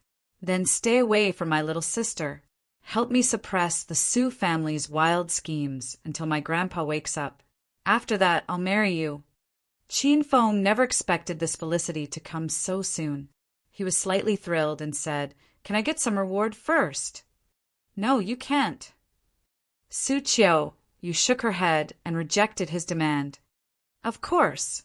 I'll give my blessing too if you favor my little sister more. After everything is done, I'll personally hold a wedding for both of you. You're willing to sacrifice your little sister for the sake of the Su family's business?"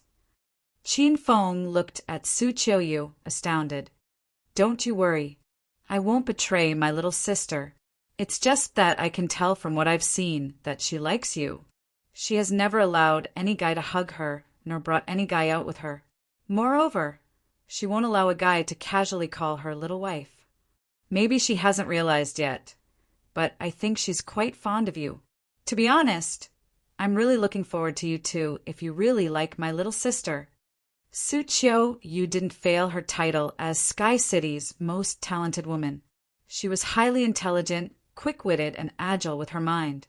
Even though she remained silent most of the time, she had seen through it all. She just didn't want to speak out. I like little sister Xia Tian, but I like Miss Qiuyu as well. What if?" With a grin on his face, Qin Feng looked at Su Qiuyu. However, before he could finish his words, he was halted by a cold Su Qiuyu. "Impossible. What do you think of my Su family? What do you think of my little sister and me? How could both of us marry you at the same time? Then wouldn't be both of us become your mistress and concubine? Sorry, I can't do that." Qin Feng felt awkward. What a quick-witted woman. How can she see through my intentions before I could finish speaking? "It's not because I'm intelligent. It's because your vulgarity is too obvious." Su Qiuyu's indifferent voice wafted over again when Qin Feng was reflecting. Faced with this intelligent, beautiful, and hot woman, Qin Feng suddenly had the urge to run away. "Okay, enough talking. Let's go into the room to visit Grandpa." Both of them arrived at a suite under Su Qiuyu's lead. It was a 1,080-square-foot room, tidy and clean. The room was decorated with antique woods, and the room was filled with a faint woody fragrance. A large bed was placed in the innermost chamber. A white-haired old man was lying on top of it. The old man looked pale and yellow, extremely skinny. He seemed malnourished and to lack exercise. "Grandpa!" Su Qiuyu rushed over to her grandpa's bedside and cried. This queen, who'd retained her calm composure and refused to step down when facing the Su family, shed her disguise, revealing the softest part of her inner heart before her grandpa and Qin Feng. At this moment, she was neither the female leader of Su family nor the Sky City's #1 noble beauty. She was merely a 23-year-old young girl, a little girl that hadn't grown up in her grandpa's eyes. "Qiuyu, the elder has been like this for 3 months."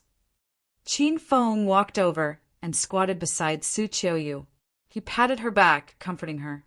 "He's been in a coma for 3 months and 8 days.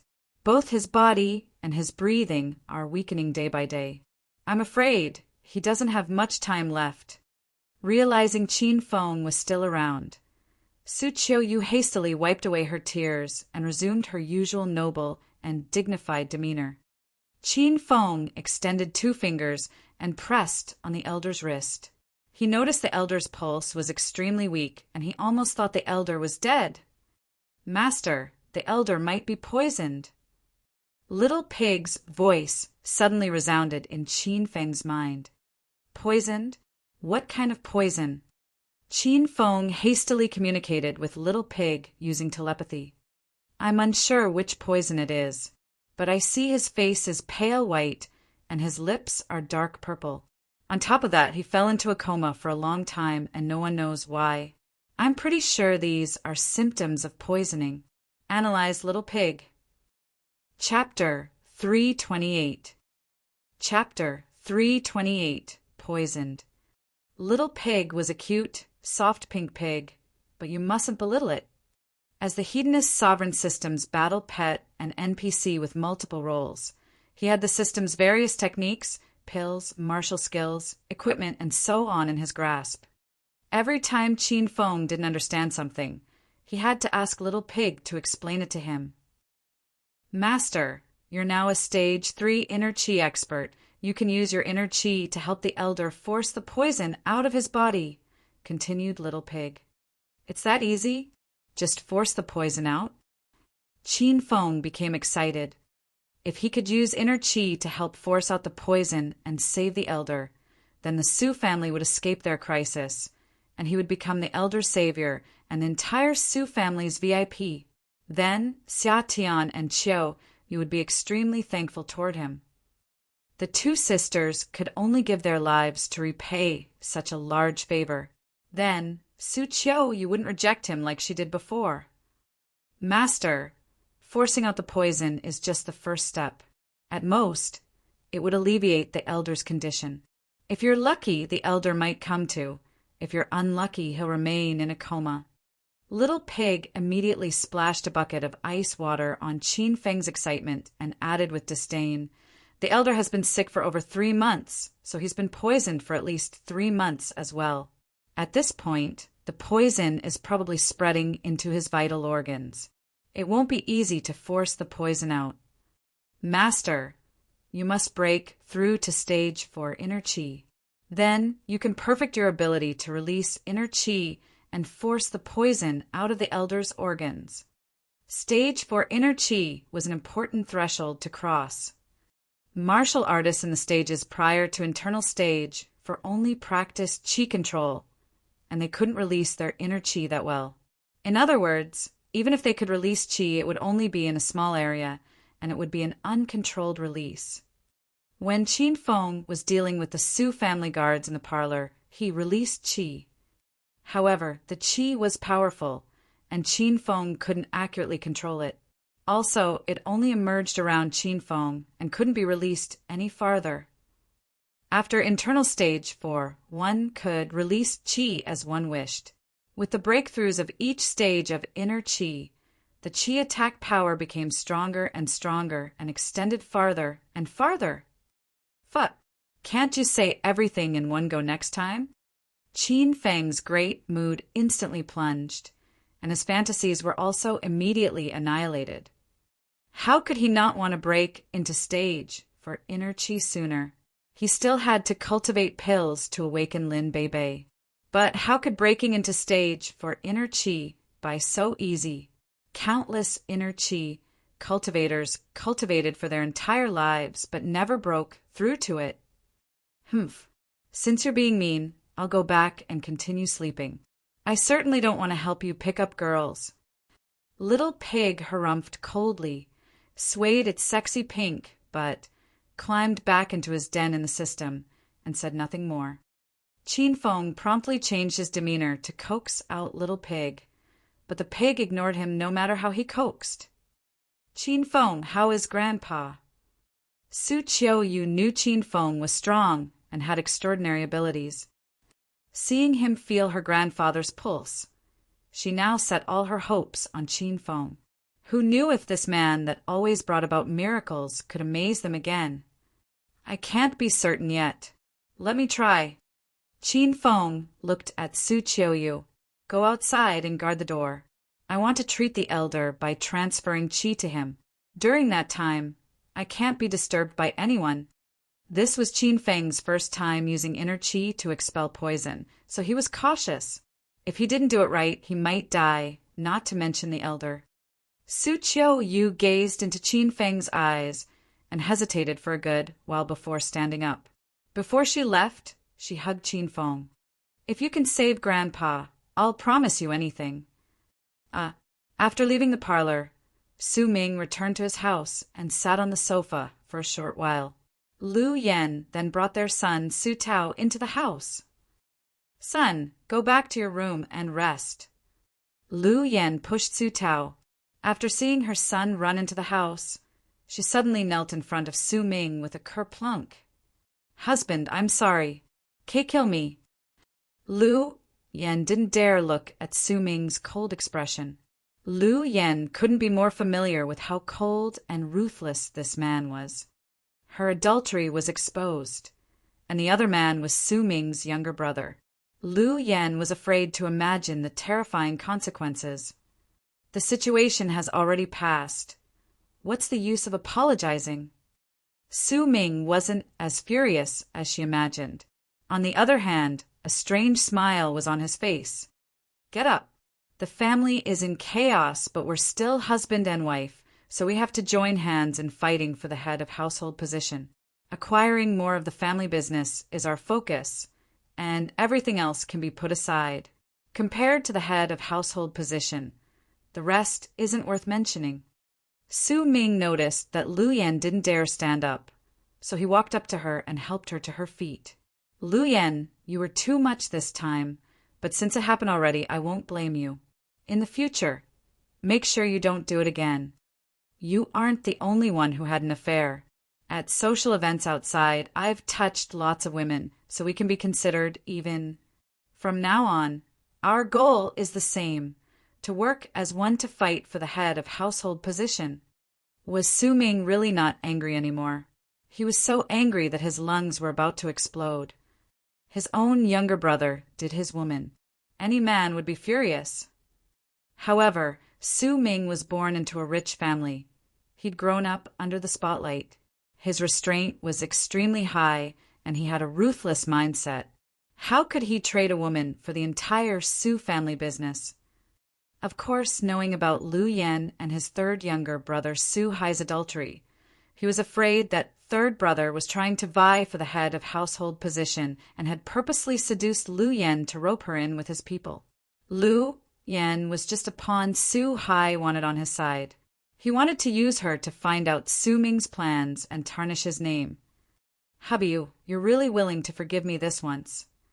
Lu Yan trembled and looked at Su Ming. She was still terrified of him.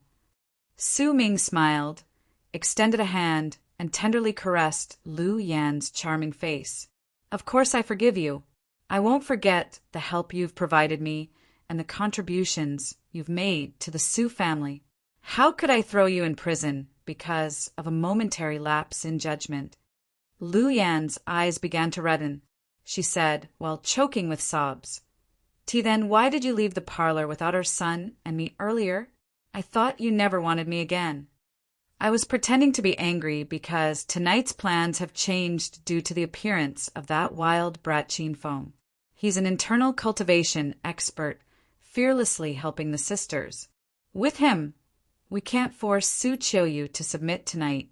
Thus, I thought it was better to step back and prevent myself from getting humiliated any further.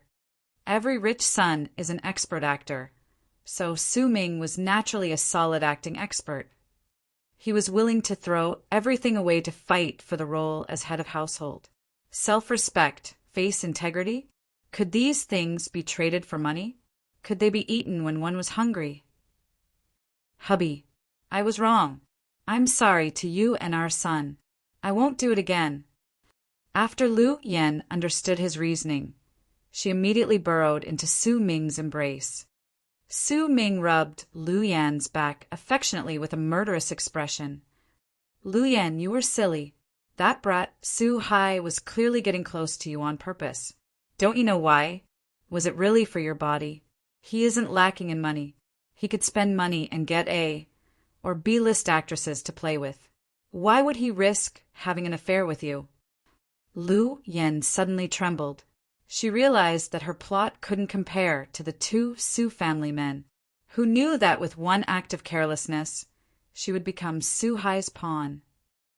Hubby, Su Hai really is a bastard. I'll stay unswervingly by your side from now on. I want to personally take revenge on that stinking brat and make him die a premature death. Lu Yen immediately changed her demeanor. Okay, I've seen your sincerity, and I believe that you just had a lapse in judgment. Su Ming smiled at Lu Yen and said, You suffered a fright today, so rest early. Lu Yen nodded and immediately went into a room in the house. Su Ming smoked in the empty parlor for a long time. Then he pulled out his phone and called a number. Hey, you're done, right? You're the Su family head now. An elderly voice came over the phone. There was a mistake in the plan. Now the situation has changed enormously. The beautiful sisters found an expert to help them.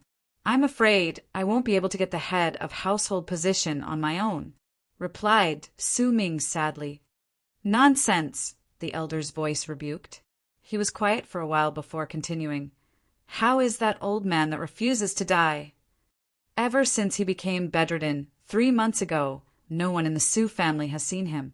It's unclear whether he's alive or dead right now. He's probably not dead after 3 months, but if no one saves him, this elder is certainly going to die in less than half a month. Who did the sisters invite? All I know is that the brat's name is Qin Feng. His identity is unclear, replied Su Ming honestly. The other line fell quiet for a good while, then laughter was heard. Haha, so we meet again. That brat has your 100-year blood lotus. My abilities have just recovered, and I was about to settle with the brat. Who would have thought he'd deliver himself to our doorstep? Hold back for now. I'll be there as soon as possible. The call already ended. Su Ming tossed the phone to the side, and his whole body fell limp. Though it was only over the phone, he could still feel a powerful oppression. Those two people were too powerful. Even Su Ming felt like an ant before him. That man could use one hand to strangle him to death. He originally hadn't wanted to call out the person behind him, but Qin Feng's sudden appearance caught him unprepared. When facing a martial artist like Qin Feng, Su Ming could only hire martial artists to deal with Qin Feng. This would be a violent internal conflict. An intense massacre was about to begin. Chapter 329. Chapter 329. I like to be humiliated. Su Qiu, you waited outside her grandpa's room for 2 hours. The moon was getting higher. Suddenly, a bad hunch stirred within Su Qiu. Could it be Qin Feng is pansexual? This person is frivolous and perverted. Will Grandpa be fine staying alone with him in a room? Outside the room, Su Qiu's imagination was running amok, while inside, Qin Feng was so tired that he was bathed in sweat. If he learned of Su Qiu's notions about him, Qin Feng would be so angry that he'd vomit blood and die from qi explosion.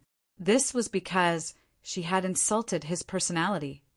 Qin Feng and the elder sat face to face with their legs crossed on a red wooden bed. The elder was leaning back against the wall, while Qin Feng had his hands on the elder's chest. A cloud of steam was emanating from Qin Feng's body, as if he just came out from sauna. Qin Feng had been forcing the poison out from the elder's body according to Little Pig's method. This was his first time utilizing his qi to heal a person, so the process was rather slow. Besides, Qin Feng was merely a stage 3 inner qi expert, and he was weak at releasing qi. So, it was even harder for him to circulate his qi within Elder Su's body and force the poison out. Qin Feng had just succeeded in forcing the elder to spit out 2 mouthfuls of blood, after working hard for 2 hours straight. Plus, this was blood that circulated in the elder's veins. Qin Feng didn't dare to touch the poison in the elder's organs, as he was afraid he might crush them. Phew! Qin Feng released a long, impure breath. This was the 3rd treatment.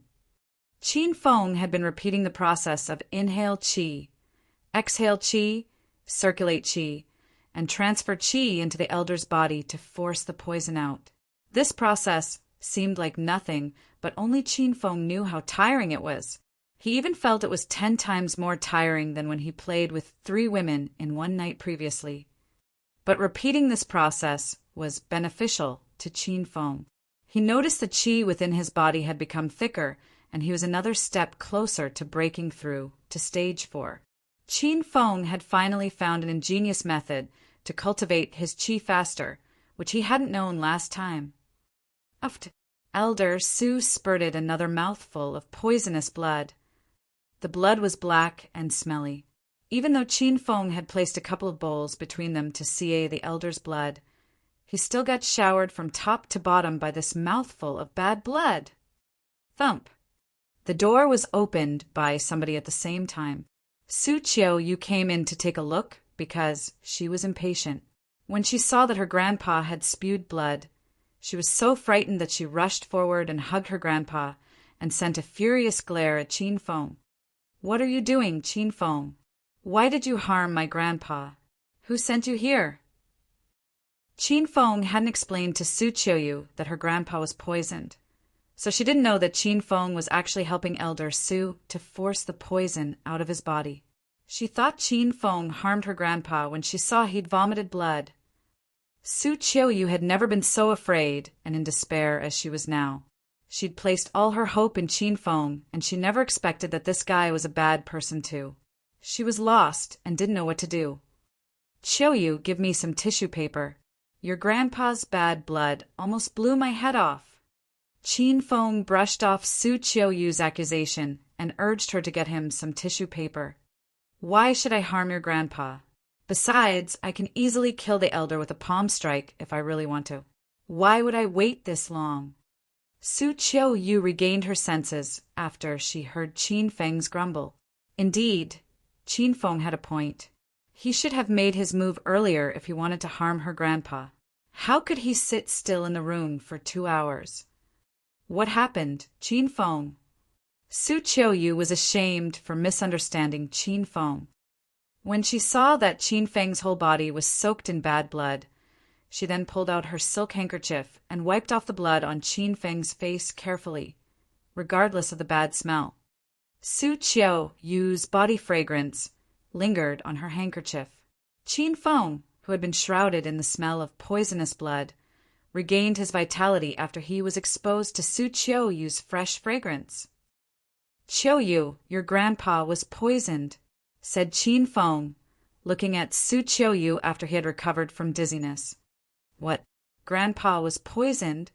Su Qiuyu halted her movement abruptly. This was the first time Qin Feng saw a shocked expression on her face. How could that be? Who poisoned Grandpa? His diet was specially prepared by his own chef and delivered by the old butler, Uncle Li, to his room. How could he be poisoned? "Did you guess it wrongly, Qin Feng?" Su Qiuyu was so nervous she clung tightly to Qin Feng's arm. Qin Feng felt a sudden leap of sympathy for her. He looked fixedly at Su Qiuyu and pondered in his heart. How come this dignified, wise, and calm woman suddenly became so restless? Qin Feng knew the reason. Of course, Su Qiuyu knew it herself as well. Both of them were smart people. They had already seen through the filthy conspiracy behind this incident. "Qiuyu, why do you have to ask me if you already have the answer? It's just that you don't want to accept the truth." Qin Feng placed his hands on Su Qiuyu's shoulders and said earnestly, "Fighting between the rich and powerful, killing among siblings. These are common in aristocratic families. If your second uncle could bring people to force you to submit to him and step down from the position as the head of household, why couldn't others have poisoned the elder in secret?" Exactly. Qin Feng had known the elder was poisoned by none other than the people in the Su family. On top of that, that culprit had to be very close to the elder. As for Su Qiuyu, she'd thought of the same thing as well when she learned the elder was poisoned. It was just that she refused to accept the truth, so she lost control. "Qin Feng, do you think Grandpa was poisoned by second uncle and his family?" Su Qiu Yu had been trained by her grandpa for a long time to preside over the Su family's matters. As a result, she was exceptionally good at controlling her own emotions. She had already recovered her usual calm demeanor. I'm not very sure about that. After all, I just came to your Su mansion not long ago, and I'm not very familiar with your relatives. Qin Feng shook his head and continued, but I think you can start from the old butler, Uncle Li. He played an important role in this incident. Qin Feng's words enlightened Su Qiu, but startled her as well. She'd never suspected Uncle Li to be the culprit. It wasn't because Su Qiu was stupid, but because Uncle Li was very loyal to her grandpa and had followed him for more than 30 years. Su Qiu, you really didn't want Uncle Li to be the culprit. Qin Feng, this incident may involve some very important people of the Su family. All of them are my relatives and grandpa's children. On top of that, I'm a woman.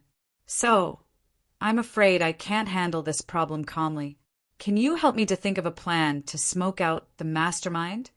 Qin Feng pondered for a while before nodded his head. I've an idea. Tomorrow. Qin Feng told Su Qiu his plan. Su Qiu's dim eyes suddenly shone brightly. At last, Su Qiu nodded her head firmly and exclaimed, "What a good plan! Let's follow it tomorrow." After they'd settled on a plan, Su Qiu then laid her grandpa on the bed and combed his hair carefully. She noticed that Qin Feng's treatment was effective. The elder's face had become ruddy and his breathing had become smoother.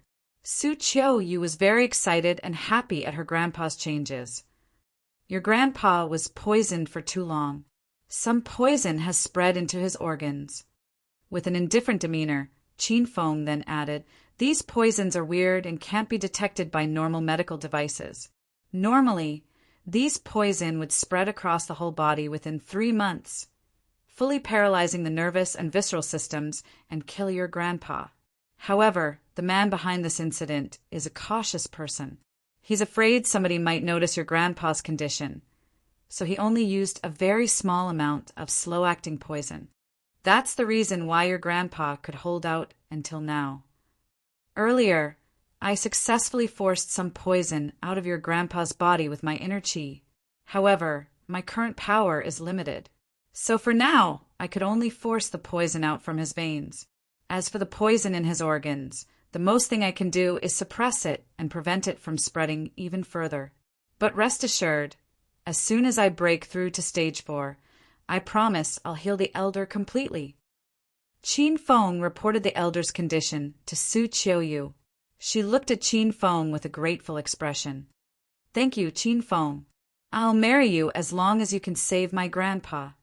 Qin Feng had gotten to his feet. He then stood with his hands clasped behind him, tilted his head 45 degrees, looked at the waning moon and talked with a soft tone. It isn't necessary, Miss Qiu. A forced marriage isn't a perfect marriage. I do not wish for Miss Qiu to marry me just because I saved your grandpa. By doing that, I will only get your body but not your heart and your soul, and this will humiliate me greatly.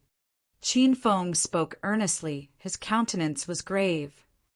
With the beauty of the hazy crescent moon behind him, Qin Feng's handsome face was even more distinctive, and a holy aura seemed to emanate from his body. This was a classic move on Qin Feng's part, playing hard to get. Although he looked like he was letting Su Qiu go, he was actually trying to impress Su Qiu and allow the seed of love to slip into the depths of her heart and sprout. Miss Qiu, you don't have to be touched by or thank me. In my eyes, it's normal for me to do all this for you. Seeing Su Qiu's eyes were slightly reddened, Qin Feng knew he'd succeeded with his petty trick. Qin Feng was kind of fed up with this ever-victorious feeling. When would he meet a perfect woman who would reject him once, allowing him to taste failure in love? Qin Feng, Sen went into my eyes just now. I'm sorry. Su Qiu rubbed her eyes lightly and looked at Qin Feng with a calm expression. Thank you, then. You're such a gentleman. I'll certainly reward you handsomely when everything is done. To be honest, I don't really like you, and it'll be a disgrace to you even if I marry you. I'm very sorry for my lack of consideration earlier on. I do hope for young Master Qin's forgiveness." Qin Feng was dumbstruck. His smile became stiff. He froze for a moment and spoke shamelessly. Actually, I like to be humiliated by other people. How about we stick to Miss Chiu Yu's suggestion and get married as soon as we finished our task?" Chapter 330. Chapter 330. Su Haonan Awakens. In the parlor of the Su family mansion's main building. Early in the morning, the Su relatives gathered once again to continue last night's unfinished business. Su Ming's family stood at the head of the group, once again. The husband and wife had their arms intertwined and looked sweet and happy as if the person who committed adultery wasn't Lu Yan, and the person who got slapped in the face wasn't Su Ming. Across from the group were three people: Qin Feng and the beautiful Su sisters. Qin Feng stood to the side with his arm around Su Xiatian, pretending they were a couple. Su Qiu Yu stood in the middle and looked at her aunts and uncles with a neutral expression. "Aunties and uncles, you probably haven't eaten yet since it's so early. Uncle Li, is breakfast ready? The Su family clan hasn't had a dinner together in a while." Su Qiuyu glanced at Uncle Li. Uncle Li didn't immediately heed Su Qiuyu's implicit command. He looked at her hesitantly. "Qiuyu, second uncle isn't criticizing you, but look at what you've become. The Su family is in the middle of a calamity. We aunts and uncles are very busy and so anxious we're losing sleep and forget to eat. On the other hand, you sleep and eat well, and you're in the mood for a family meal? Humph." As expected, this girl Qiuyu doesn't have her mind on the family business. With a girl like you as head of household, the Su business could collapse any time. Su Ming had just finished speaking when Lu Yan voiced her agreement. The Su family's prestige has existed for decades in Sky City. This enormous business was built generation after generation with blood, sweat, and tears. How could it fall during our generation? Qiuyu, listen to second auntie and give your second uncle the head of household position. He's the most capable and qualified in the Su family to take on the role. I'm sure that after he takes up the position, the Su family will quickly go back to normal." Su Ming's wife expressed her opinion, so the other people naturally chimed in with their exclamations of denunciation. They all opposed Su Qiuyu's continuing to hold the power in the family, and insisted she give up the head of household role. In the face of these challenges and heartlessness, Su Qiuyu was calm as usual. It was almost as if they weren't talking about her. "Do you really not want to eat breakfast together? I remember the last time the Su family had a feast was New Year's last year. Since it's rare that we've come together today, how could we not have a meal?" With a calm voice, Su Qiuyu continued to talk about the meal. "Humph. Meal. You really are pig-headed. You may have food to eat now, but after some time passes, our Su family won't even have food to eat." Su Ming roared coldly. Then, step by step, he led the crowd closer to Su Qiuyu. "Qiuyu, get out of second uncle's way. Today, I must go into the inner part of the house and see how Dad is doing. I want to talk to him personally and have him transfer the head of household role to me." Su Ming couldn't wait. He didn't know how many years he'd been fighting for this role. In the beginning, Su Qiuyu's parents were still alive. Eldest brother had just been chosen as the successor. Then, eldest brother and sister-in-law died in a car crash, and the elder began raising Su Qiuyu. Then, he even gave Su Qiuyu control of the family's important business sectors. Su Ming felt unbalanced. In order to take the head of household position, he'd plotted day and night. Today was the best opportunity, and he couldn't wait any longer. "Second uncle, it would be best if you stopped coming forward. Otherwise, Xia Tian's boyfriend is going to make a move." Su Qiuyu looked coldly at the crowd. "Haha, you think we're really afraid of that wild brat? He wants to make a move? Then come. I want to see if you can kill me right here. Su Ming wasn't afraid of Qin Feng today. He even wanted the brat to quickly make a move. Because there were policemen that Su Ming personally requested outside, as long Qin Feng made a move, the police would rush over and arrest Qin Feng for deliberately injuring someone. Uncle cuckold, you seem to want me to make a move. Qin Feng suddenly looked toward Su Ming with a smile. He hugged Su Qiuetian the whole time and enjoyed it. This girl's body was soft, and the fruity scent on her body was invigorating.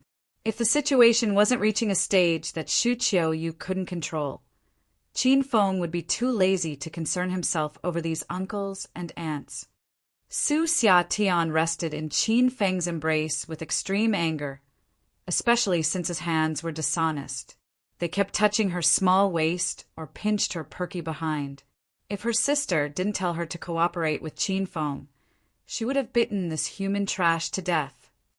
Humph, you scoundrel. What can you do other than martial arts? For the Su family's continued existence, I have to force my way into Dad's room even if I have to fight to the death. If you want to hit me, then hurry up. Don't be wishy-washy, like a woman. Su Ming did all he could to control his emotions. However, the instant he heard Uncle Cuckold, a flash of frost chilled his expression. Outwardly, he didn't care about this matter, but he actually cared about it a lot. Don't get too excited, Uncle Cuckold. I was originally a rough person. However, now that I'm with little sister Xia Tian, I'm the son-in-law of the Su family. The Su family is the most powerful family in Sky City, so I need to learn to control my temper and learn the hypocritical fronts that this large family puts on. Otherwise, if I hit someone and get arrested, then that'll be troublesome. Su Ming's expression changed again. He suddenly realized that he'd underestimated Qin Feng and Su Qiuyu. He didn't think the two of them would discover his intentions so early. However, that was no big deal, because Su Ming was going to force his way into the inner room and see what the three people could do about it. I don't have time to talk nonsense with you. I'm going inside to see Dad. Set on no more nonsense, Su Ming rushed into the inner room. Qin Feng and the beautiful sisters didn't stop him. Instead, they stepped out of his way. This action shocked Su Ming and the spectators a bit.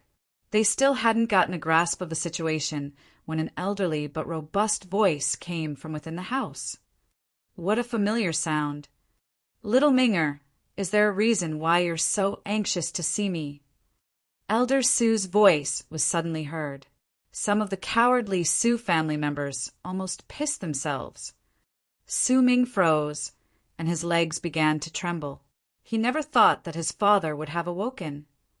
A golden path was formed by the parting of the masses.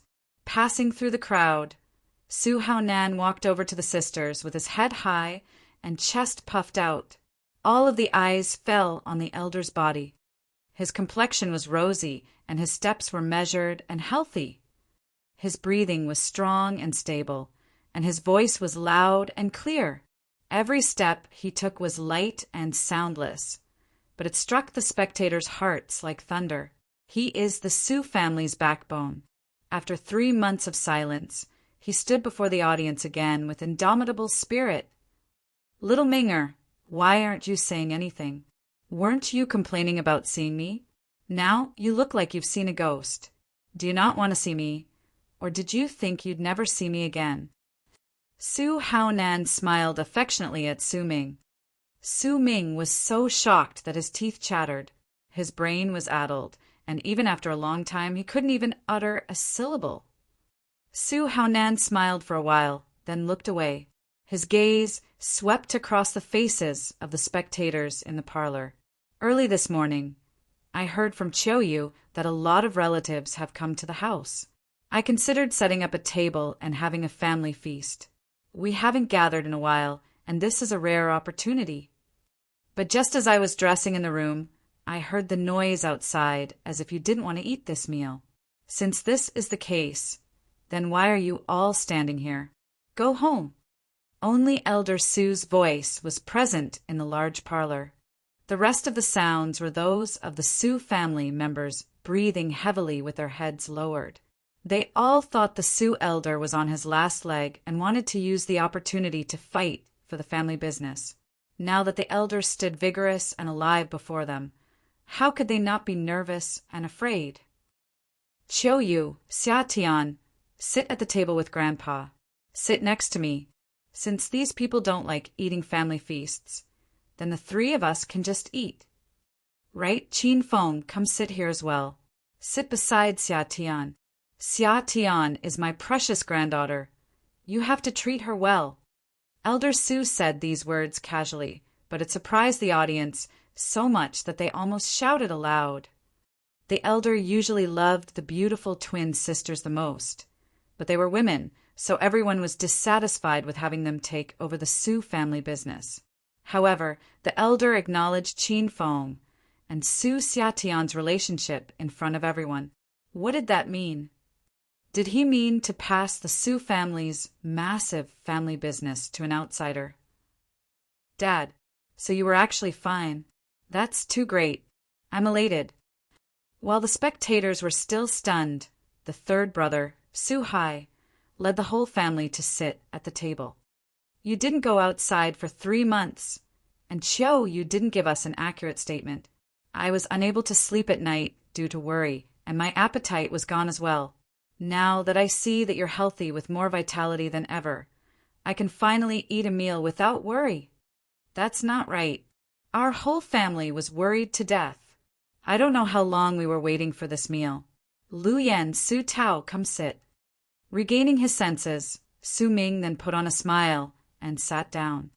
Tower, didn't you repeat every day your wish for Grandpa to wake up soon? Now Grandpa is awake. Hurry and greet him. Grandpa, said Su Tao while looking at Su Haonan. Su Haonan smiled and nodded. Su Qing, your second brother greeted your grandpa. You greet him too. Su Hai slapped his son in the head. Grandpa, we're all really happy that you're better. Su Qing smiled and greeted his grandfather as well.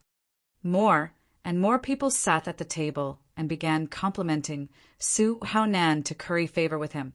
At some point the butler, Uncle Li, ran off, but he went to the Qian to instruct that the food be brought out. Su Qiuyu ignored these people's feigned affection.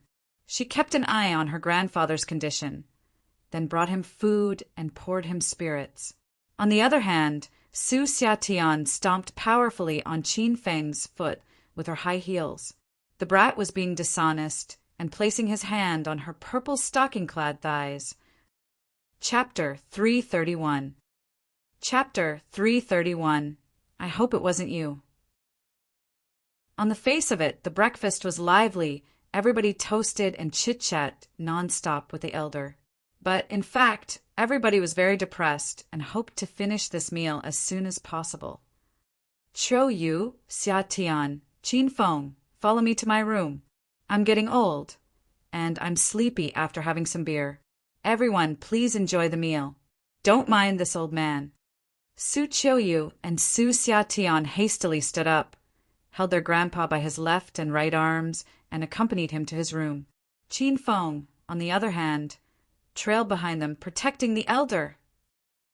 AI. Sighing voices and wailing breaths filled the parlor as soon as the elder left. All of them couldn't accept the fact that the elder had awakened from his coma. They were anxious about what the elder might do after he learned of their attempt to contest over his property. I'm getting older as well. I'm a little buzzed as I'm overjoyed about Dad's recovery. Help me home, Lu Yan. Everybody, please enjoy the meal. I'm so full. I haven't had a good rest since Dad fell into coma. I can finally rest well tonight. Since second brother and third brother had left, the remaining collateral family members gave various excuses and took their leave one after another. Very soon, the happening, lively parlor fell cold and cheerless. Uft. Su Haonan spewed blood when he arrived at his room. The elder was weak. He just woke up yesterday after Qin Feng had forced some poison out of his body. The elder pushed himself to present a strong and dynamic front at the family feast. Grandpa.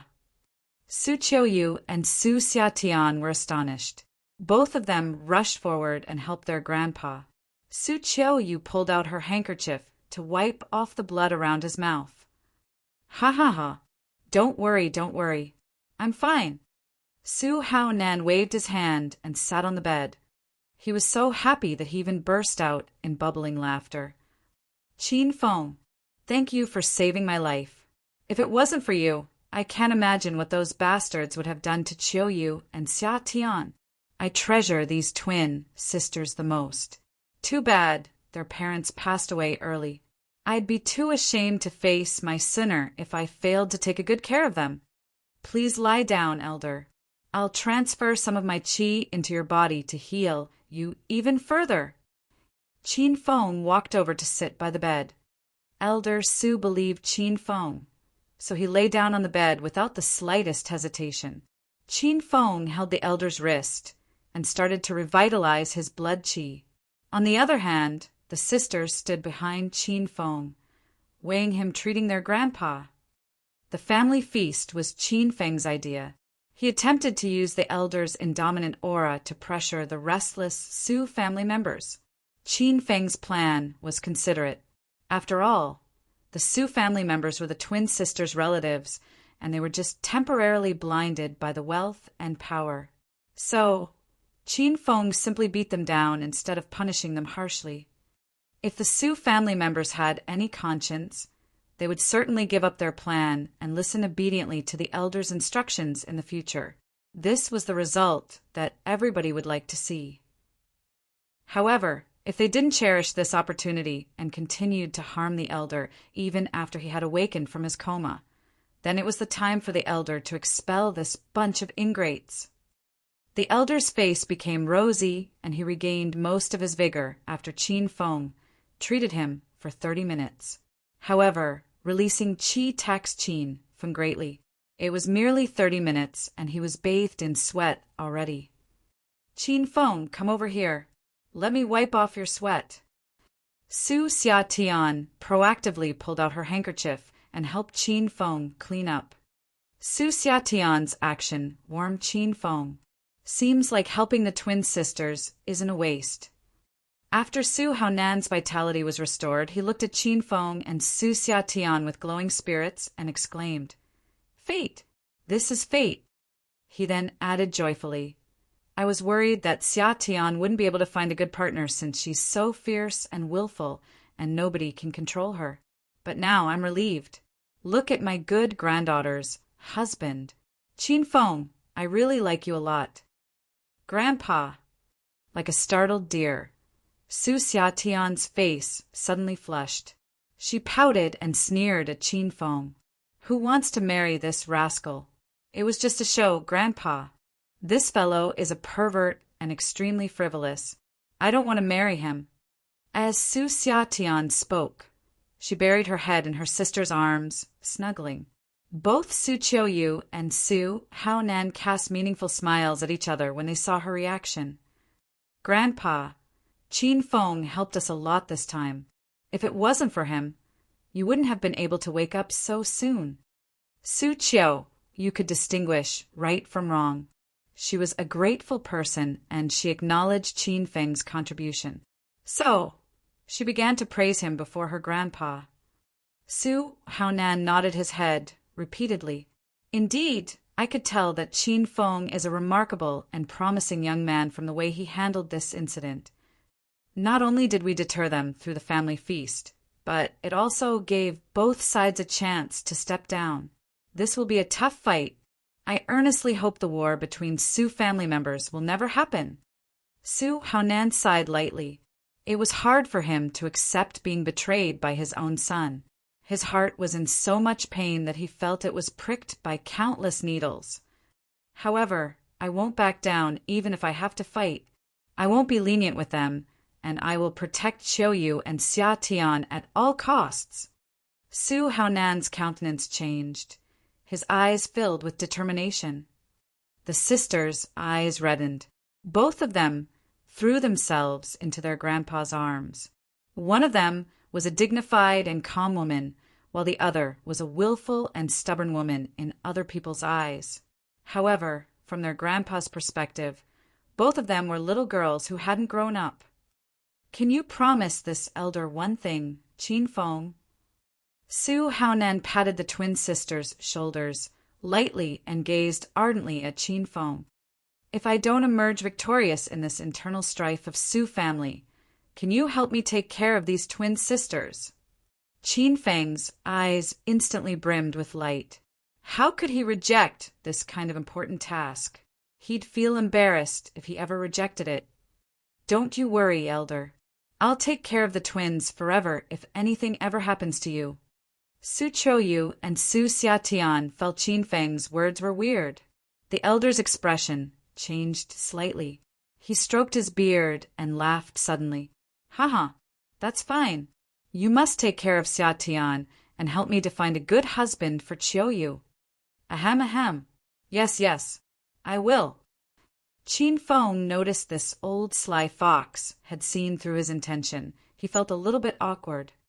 The main reason was because this elder didn't agree to his suggestion. He even intentionally asked Chin Feng to help Su Qiuyu find another man.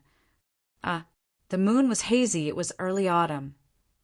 The autumn wind was soughing through the large Su family mansion, and the compound was cold and silent. In the wee hours, most of the rooms were dark. However, there was one room with its lights on. A plate of snacks was placed on a small table beside Su Haonan as he sat by the bed. Meanwhile, the old butler of Su family, Uncle Li, stood on one side silently. As long as the elder didn't speak, he wouldn't take the initiative to break the silence. It was a hard time for you, old Li. Su Haonan suddenly smiled at Uncle Li. I faked being sick and rested because I'm tired of handling the Su family's affairs.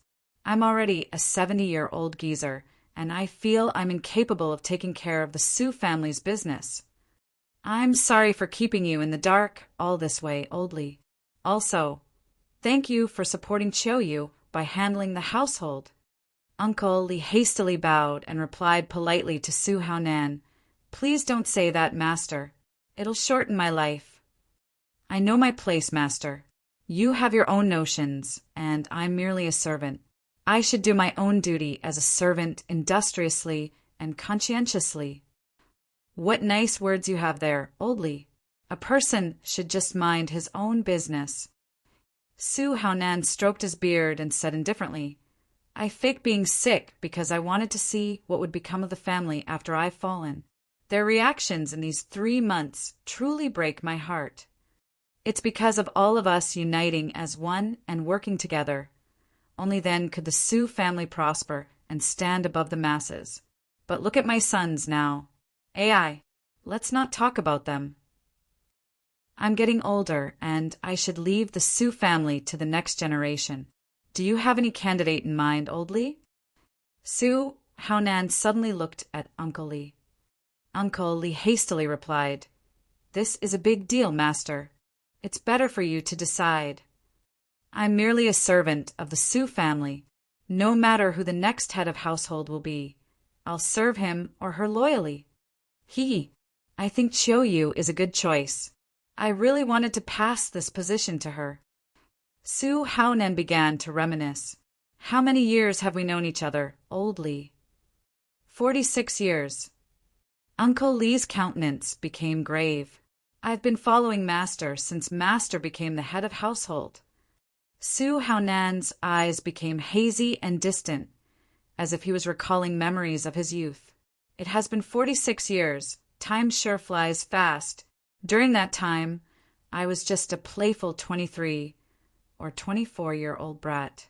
Then, my dad wanted me to be the next head of household, taking care of the Su family. I wasn't accustomed to it at first, and hard-pressed by various kinds of people. AI. Time passes in the blink of an eye. I'm gratified that the Su family hasn't gone downhill under my wa. You're a great head of household, master. Not only hasn't the Su family gone downhill, it's becoming more prosperous day by day. Uncle Li fawned over Su Haonan. Trembling with excitement, Su Haonan laughed. Ha ha. Old Li, Now even you have learned how to kiss someone's ass. What I've said is true, master. We can all see your contributions to the Sioux family. Fine, fine. I feel better after being acknowledged by you. I haven't eaten anything since this afternoon. Old Lee, ask the Kien to prepare a plain noodle soup for me, topped with an egg and veggies. I want to eat a large bowl of it. Understood, master. I'll have the Kien to prepare it for you now. Uncle Lee bowed slightly to Su Haonan and retreated from the room to fei the plain noodle soup. Seeing his back, Su Haonan's eyes brimmed with light. He then murmured to himself, I really hope it isn't you, Old Lee. Chapter 332. Chapter 332. Luring the snake out of its hole. Not long later, Uncle Lee rushed back carrying a bowl of steaming hot, plain noodles. Su Haonan had already eaten all the snacks on the table. When he saw the noodles topped with 2 eggs and covered in Chinese cabbage and green onions, he was so ravenous that he almost drooled. Old Lee, you're finally here. I was so hungry I couldn't wait. I was about to go to the Kien to hurry you up. Su Haonan accepted the bowl of plain noodles and began to take large bites of it. Uncle Lee stood to the side and weighed. I've made master wait too long. If you think it's not enough, I can tell the chef to make another bowl. Su Haonan took large bites of his noodles while shaking his head. He said, If such a large bowl of noodles isn't enough for me, then I'll really become a pig. Then take your time eating, master. And be careful, it's hot. Uncle Lee bowed slightly and stood to the side. Su Haonan stopped talking and ate the noodles. Uncle Lee didn't say anything else. Su Haonan finished the noodles really quickly, and he even drank all the soup in the bowl. Ah, how refreshing. It really is refreshing. Su Haonan tossed the bowl aside after he finished eating. Then he shouted with delight, When I was young, I would have needed 3 full bowls to fill me up. Now I've truly grown old. My appetite wasn't what it used to be. Your appetite is good, master. You can eat even more than me. Uncle Lee took the bowl and said, Then I'll go put the bowl away. Rest early, master. Uncle Lee quickly retreated with the bowl. Su Haonan washed his face, hands, and legs, then lay on the bed and went to sleep. All the lanterns in the Sioux family mansion were extinguished, and the only light was that of the cold and cheerless moonlight. A black shadow suddenly leaped out. It squatted outside a room door and picked the door's lock with a long, thin needle. With a crisp click, the door was pushed open, and the person in black waited silently at the doorway for a long while. When he was certain there was no danger, he lightly pushed the door open. He entered and shut the door. The person in black had very light movements like cat. After shutting the door, the shadow flashed and arrived at the bedside. A white-haired, elderly man lay peacefully asleep on the bed. It was the Sioux family's head of household, Su Haonan. Whoosh! A dagger suddenly appeared in the man in black's hand and stabbed toward the elder's heart. Su Haonan suddenly opened his eyes. His gaze swept over the face and figure of the person in black, and he internally lamented. Even though the person had his face covered and was dressed in black, even his shoes were black, Su Haonan could still recognize him. After all, he was his good servant of 46 years. Su Haonan couldn't pretend he couldn't recognize him even if he wanted to. Old Lee, you've really let me down. Su Haonan suddenly sat up. The person in black held a dagger with wintry light against his neck.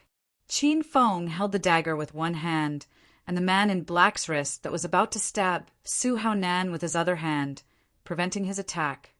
Su Haonan slowly extended his aged, withered hand and grabbed the person in black's face mask. When the mask was removed, the face revealed was the one Su Haonan was dreading the most, Uncle Lee.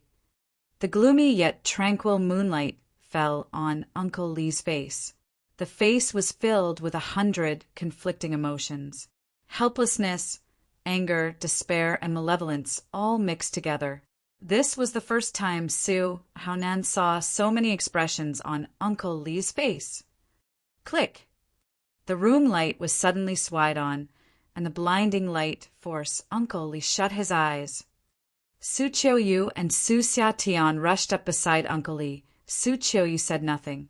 Her eyes were filled with despair. Uncle Li had weighed her and her younger sister grow up. In Su Qiuyu's eyes, Uncle Li was like family. She'd never thought he would ever do this. Su Xiatian's temper exploded. She now began to throw a flurry of punches and kicks at Uncle Li. Uncle Li tossed the dagger in his hand to the side and allowed Su Xiatian to hit him. His face was filled with tears. Xiatian, stop! Su Haonan couldn't sit still and watch the scene, so he urged Su Xiatian to stop. Old Li isn't acting of his own volition. Though he stepped on the wrong path, we can't forget the hard work and contributions he made to the Su family. He's still the Uncle Li in your hearts. However, from here on out, you will no longer have an Uncle Li. Su Haonan waved his hand, and Qin Feng released Uncle Li. Old Li, was this worth the trouble? Su Haonan's expression was sincere as he looked at Uncle Li. Uncle Li choked on his sobs and couldn't say a word. This was the scene he'd been most terrified of experiencing. Actually, I knew I was poisoned long ago, and I suspected you then as well. However, I didn't dare make a move previously, for fear that if a fight began, I'd have to get a hold of some people I would rather die than see again. Uncle Li couldn't say anything. Su Haonan raised his head, looked at the waning moon, and seemed to mumble to himself. Afterwards, I kept putting it off again and again until I collapsed and fell into a coma. If Qin Feng hadn't appeared, you would have won the fight. Qin Feng woke me up, and I was determined to root you cruel people out. If I'd really died, what would have happened to Qiuyu and Xiatian, the pitiful children? Old Li, at our ages, what haven't we experienced? You know well that a lot of things are out of our hands at our age. Thus, Qin Feng and I made a plan to prepare a family feast to surprise you all, then harshly beat you up and suppress you. At night, I intentionally called you to my room to show you my lively appearance and intentionally state my intention to pass the head of household position to Qiuyu. I wanted to make the people backing you anxious. I wanted to make them lose their bearings. As expected, they couldn't wait to kill me. You poisoned the plain noodles, and I ate it all even though I knew it was poisoned, to ease your vigilance and make you negligent. After you left, Qin Feng forced the poison out of my body and told me he was certain you'd come for me again tonight. Thus he and the two girls stayed in my room. Who would have thought that you'd really come? Su Haonan detailed everything that occurred after he woke up. He detailed the plan between him and Qin Feng. After hearing this, Uncle Li's expression shifted slightly. He looked at Qin Feng several times. I can't believe that we plotted for so long, yet our plan was ruined by a damn brat. Haha, Old Li, I know what you're thinking. Now is the time of the youth. You can't be bitter. Qin Feng is a really outstanding young lad. I've decided to marry Xiatian to him. Grandpa. Su Xiatian pursed her lips, looking like she was dissatisfied with her grandfather's decision. Master, please grant me death. Uncle Li suddenly spoke, wanting to die. Disappointment flashed in Su Haonan's eyes. He glared fiercely at Uncle Li. You'd rather die than say who you're working for. Every person has someone who holds information over them. I hope Master will honor my request. Uncle Li's conflicted expression calmed, and his gaze became bleak. He looked like a soulless, empty shell of a person. Old Li, what can I say? I didn't think you'd go first since you're younger than me. Actually, I know who you're working for. When you were putting away the empty bowl, Qin Feng followed you. Go without worry. I'll have people take care of your wife and child. PFFF. Su Haonan's expression suddenly became ferocious. He was a 70-year-old man, but when he was angry, he was like a dangerous beast. Without warning, he picked up the dagger from the ground and ruthlessly stabbed it into Uncle Lee's heart. Fresh blood shot out and sprayed Su Haonan. Though Su Haonan's face was covered in blood, he didn't wipe it off. Uncle Lee was dead. When he died, he didn't even shout in pain. He just clenched his teeth and held it in. This was all he could do for Su Haonan before he died. He didn't want to shock any other Su family member. He slipped away quietly and allowed the Su family to fight among themselves with regard to the other matters. Once Su Qiuyu saw this, her lovely eyes became slightly red. She was so startled that she almost shouted aloud. On the other hand, Qin Feng stepped up and covered her mouth. "Qin Feng, I'll have to trouble you again tonight," Su Haonan said while looking at Qin Feng. "Don't worry, Elder. Deeper into the night, I'll go bury him in the mountains and erect a gravestone for him. That way it'll be convenient for his wife and son to visit him." Su Haonan nodded, gratified. He liked Qin Feng more and more, and he quite wanted to marry both of his granddaughters to him. However, it wasn't for him to determine. He had to ask Qiuyu what she wanted. Old Li was sacrificed, and the person behind the scenes was found. When will this all end? Su Haonan suddenly sighed ruefully. "We won't be able to hide Uncle Lee's disappearance for very long. We should gather the family clan for a meeting tomorrow and end this," said Qin Feng. "How should we handle it?" "That is your problem, Elder. You probably already have a method in mind." Qin Feng smiled slightly and said, "I think we should dig up his criminal record and put him in jail for the rest of his life." Su Haonan nodded. Then his expression became solemn. "I'm afraid it won't be that easy. Different situations call for different measures. Elder was once an all-powerful person. Are you afraid it won't work out?" Qin Feng said to Su Haonan, smiling. Su Haonan stared at Qin Feng and yelled while laughing, "Brat, no one has ever dared to say that I, Su Haonan, am afraid of anything. You really are to my liking." Seeing Elder Su's mood improve, Qin Feng lifted Uncle Lee and walked nimbly out the door. "The red sandalwood scent in the house isn't bad." Qin Feng mumbled this to himself. Yet Su Haonan came to a sudden realization. A fierce glint appeared in his gaze. Once Qin Feng left, only the elder and the lovely sisters were left in the house. When Uncle Lee died before their eyes, the two sisters were frightened. At this time, they dove into their grandfather's embrace and clung tightly to his arms. Su Haonan's deep-set eyes were fierce and bright. He had to stand up again and shake up the Su family for his two precious granddaughters. "Xia Tian, that guy Qin Feng isn't bad. Stick with him.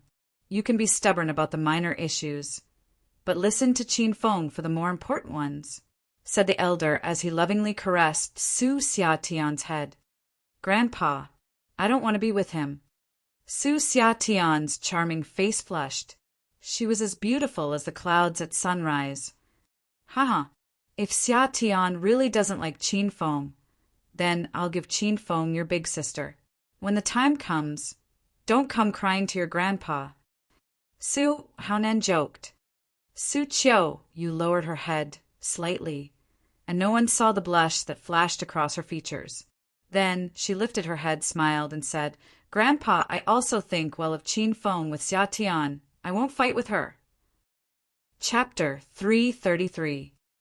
Chapter 333. The Su family's meeting. In the parlor of Su Family Mansion's main building, the Su family's VIPs gathered in the parlor early in the morning. Their countenances were grave, sober, and nervous. This was because everybody noticed that the old butler, Uncle Lee, was gone. It wasn't because they valued Uncle Lee. It was just that Uncle Lee was the one who would bring them water, pour them tea, and perform other services for them whenever they had a family meeting. They were not accustomed to his sudden absence. Old Lee took a few days' leave and went back to his hometown. You see, nobody lit the incense after he left. Su Haonan, who sat at the head of the big oval-shaped table, suddenly said, "Minger, replace the red sandalwood incense at the altar." We need to dissipate the foul odor in this parlor. Okay, Dad. Su Ming got up and went to the altar.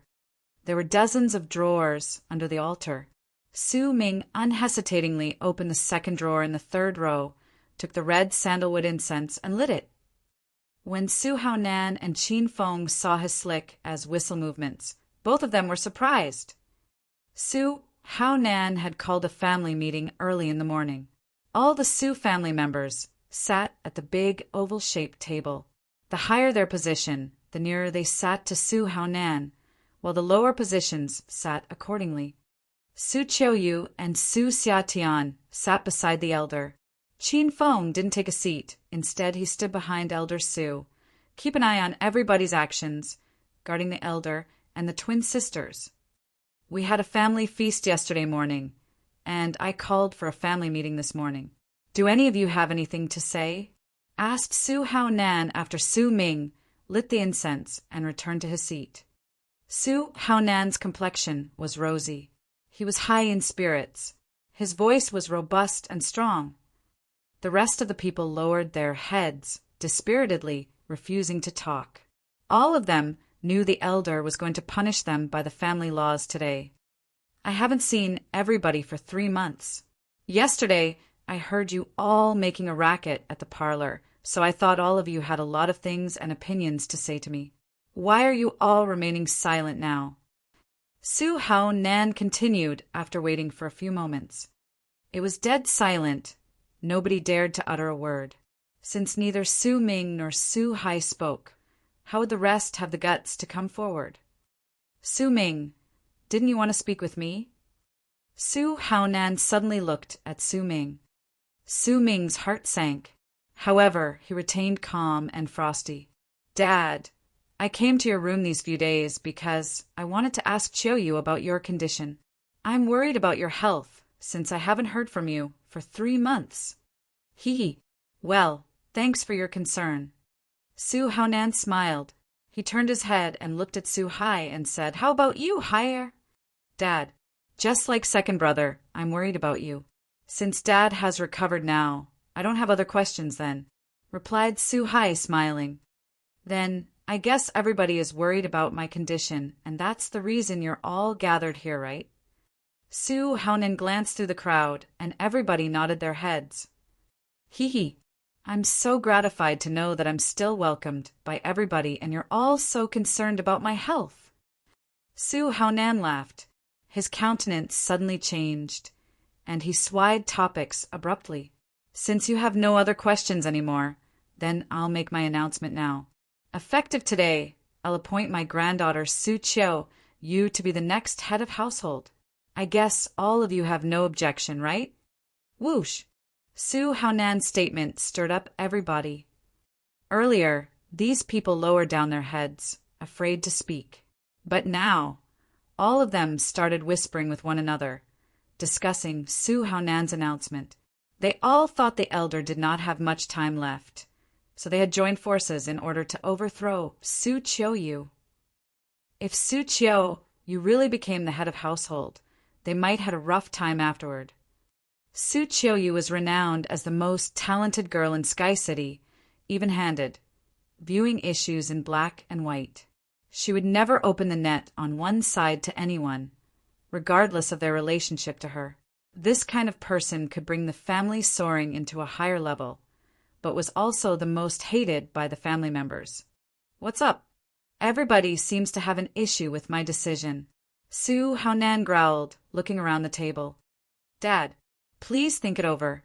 How can you decide so casually without discussing it with us beforehand? Su Ming spoke up. He might lose the position if he continued to remain silent. Second brother's right. Dad, choosing an heir affects the future of our Su family.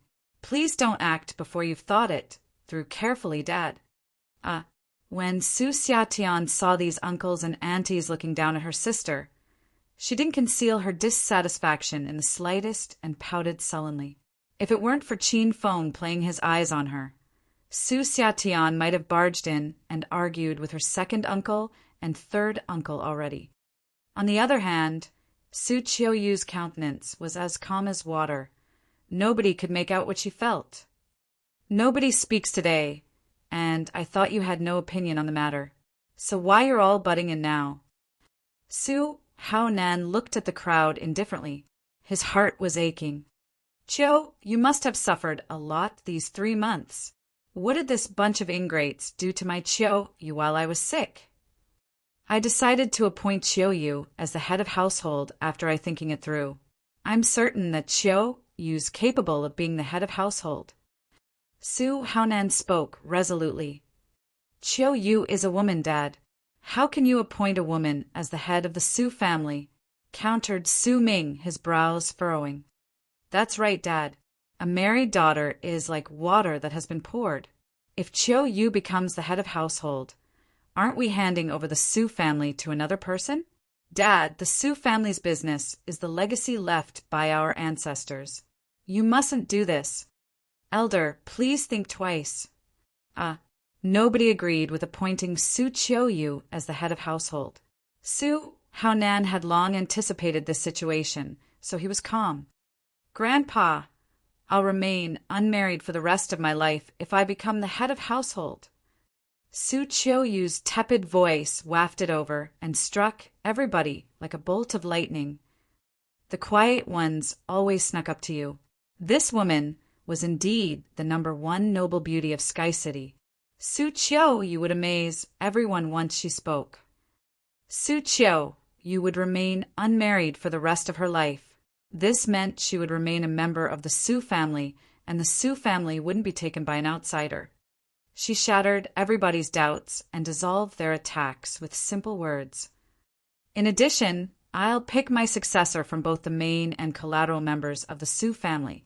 After I retire from my position, I'll make him the next head of household. So, the descendants of both the main and collateral families will have an equal opportunity to fight for the position. Another storm of thunder crashed down on them. Su Chiu Yu's speech was lethal, especially to those members of the main Su family. She devastated them. Descendants of main and collateral members would have equal chances to vie for the head of household. It was such an enticing condition.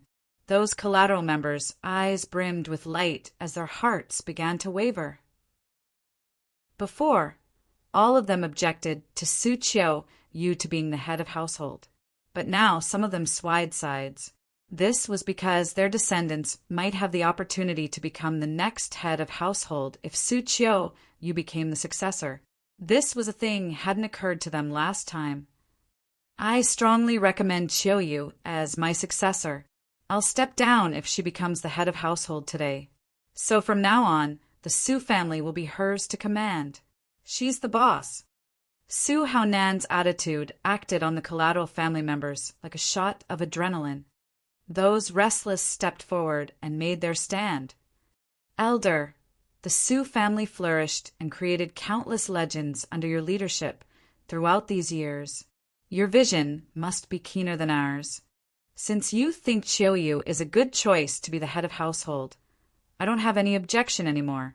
I support your decision. Elder, I think Chiu Yu is good as well. Before big brother Su Sun passed away, he was acknowledged by everyone as the next head of household. Unfortunately, that car accident happened. I think it's fine to let big brother Su Sun's daughter be the next head of household. Among the 50 Su family relatives, half of them sided with Su Chiu Yu. The other half wanted to swee sides to stand with Su Chiu Yu, but since they had made a pact with Su Ming or Su Hai to get their profit shares, they wouldn't step forward readily until the last moments.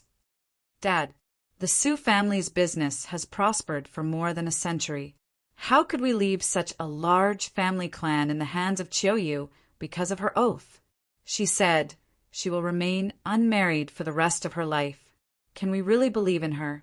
Do you all believe that she will really give the descendants from collateral families a chance to vie for the head of household?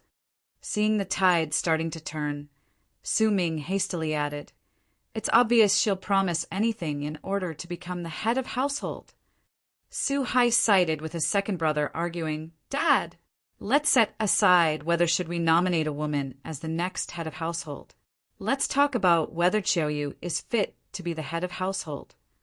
The Su family's business is in turmoil and has been declining sharply these 3 months when you were bedridden, Dad. During this time, it was Chiu who presided over the Su family's business. The whole Su family is in total chaos. Besides, almost every industry the Su family has involved in is affected. Some small industries couldn't bear the losses and collapsed.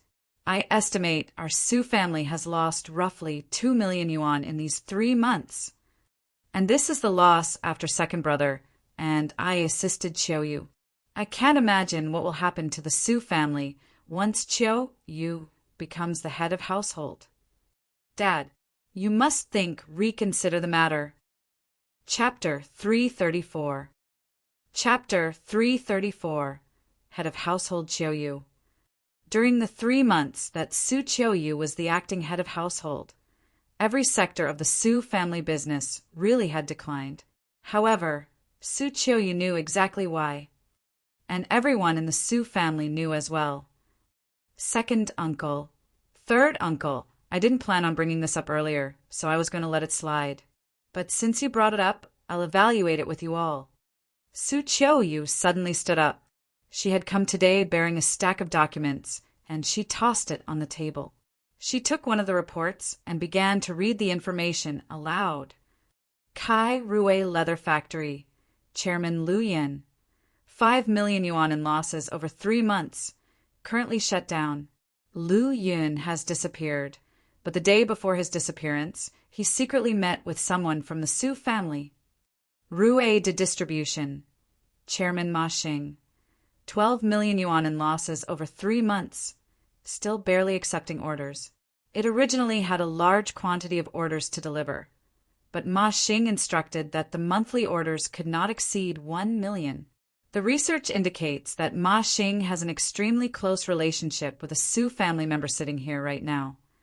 Beihai Real Estate. Chairman Zhang Haichang.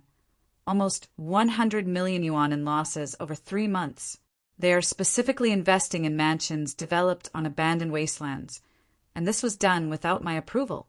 Now, Zhang Haichang is missing. Before he went missing, he had a close relationship with a Su family member sitting here. Su Chiu's figure was tall and proud, with curves in all the right places. Today, she dressed professionally in a pantsuit and stood tall and straight in front of the spectators like a beautiful chairman.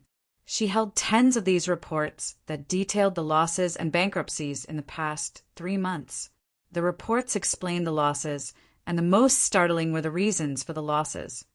Practically all the chairmen of the companies that shut down had close relations with a particular Su family member, and it was obvious that the results were premeditated.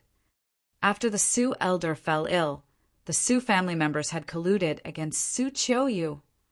They purposely did things behind the scenes to make various sectors of the Su family business decline and force Su Chiu out of her position by blaming her for failing to properly manage the company.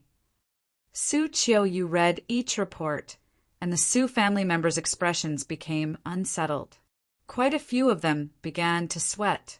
At this point, Su Chiu hadn't reported anyone's names, but everyone knew the names were printed clearly on the reports.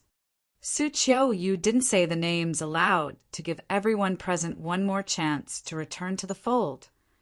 Bang! Once Su Chiu finished speaking, Su Haonan slammed the table and stood. His expression was fierce, and the veins in his forehead bulged. His deep-set eyes raked over everyone present, and a cold fierceness glinted in them. Sinners, you're all sinners. I was gone for a mere 3 months, and the Su family has come to this.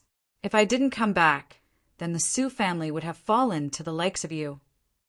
You say Su Chiu's not capable enough, and you discriminate against her based on gender. Have any of you truly helped her or listened to her instructions? In Chiu's eyes, you're all dear aunts and uncles. What is Chiu in your eyes? Her parents died early, so you should all treat her like your own daughter. Now, I'm set on passing Chiu the head of household position.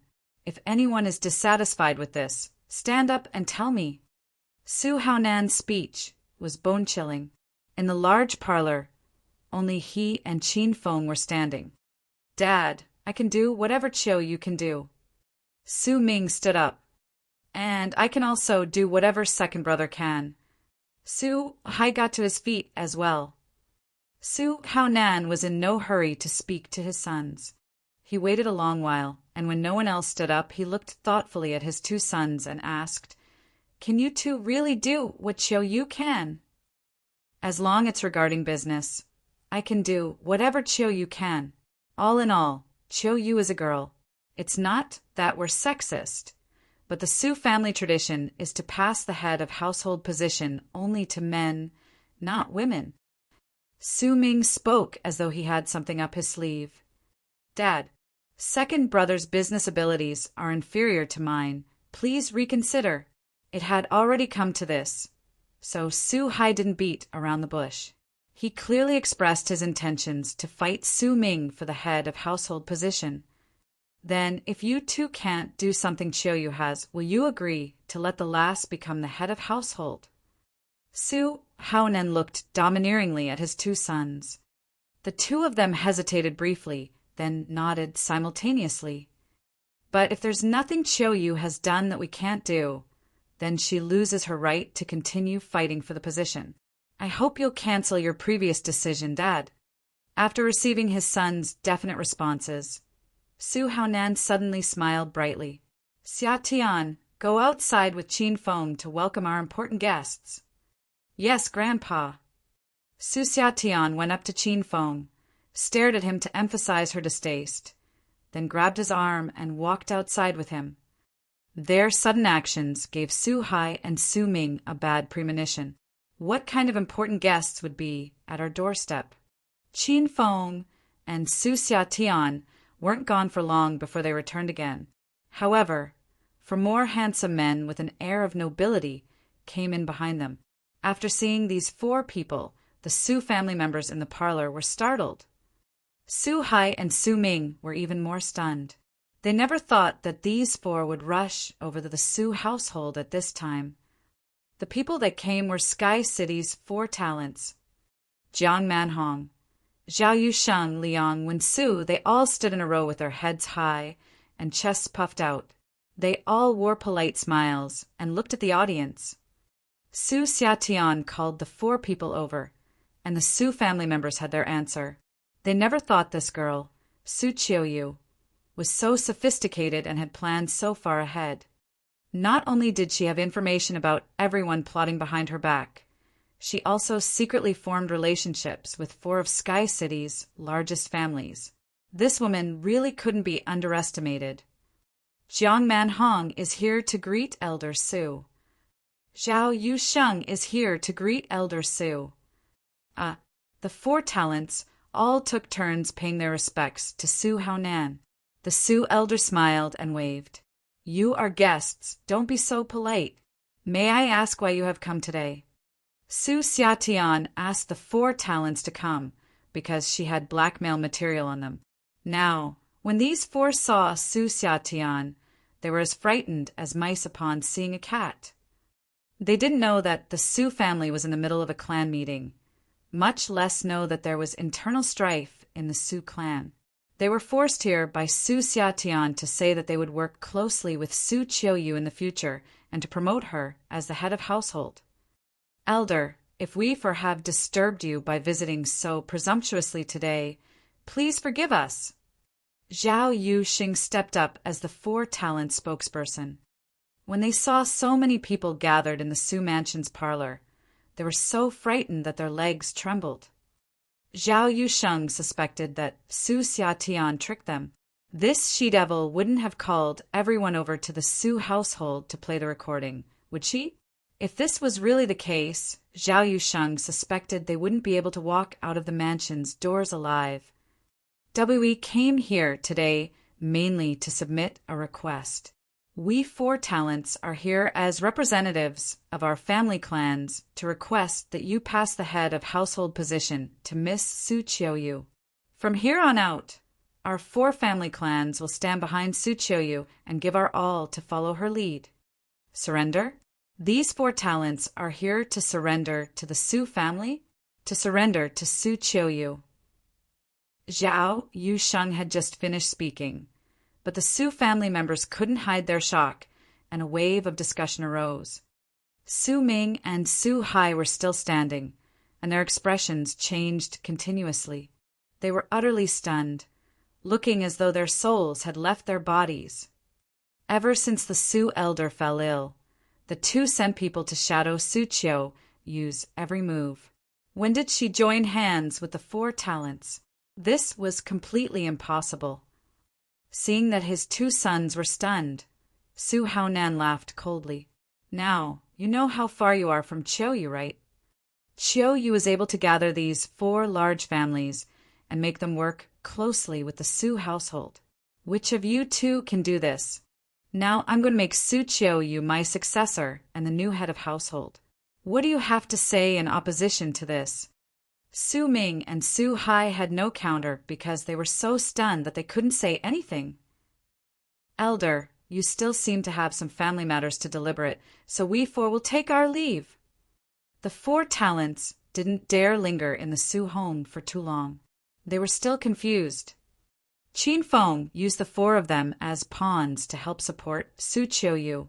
Now that they had fulfilled their purpose, Su Haonan didn't keep them. He waved his hand and sent them away. After the 4 talents left, the Su parlor was left in a frigid atmosphere. Su Ming and Su Hai sat back down with horrendous expressions. Now that Su Ming and Su Hai have no objections, Suchoyu is the new head of household. I'm very gratified at the results. Su Haonan had Suchoyu stand. He removed a jade ring from his injured hand and placed it in Suchoyu's hand. Choyu, starting from today, I'm abdicating. In the future, the Su family will be in your hands. This ring is a family heirloom passed down from your ancestors. Take good care of it.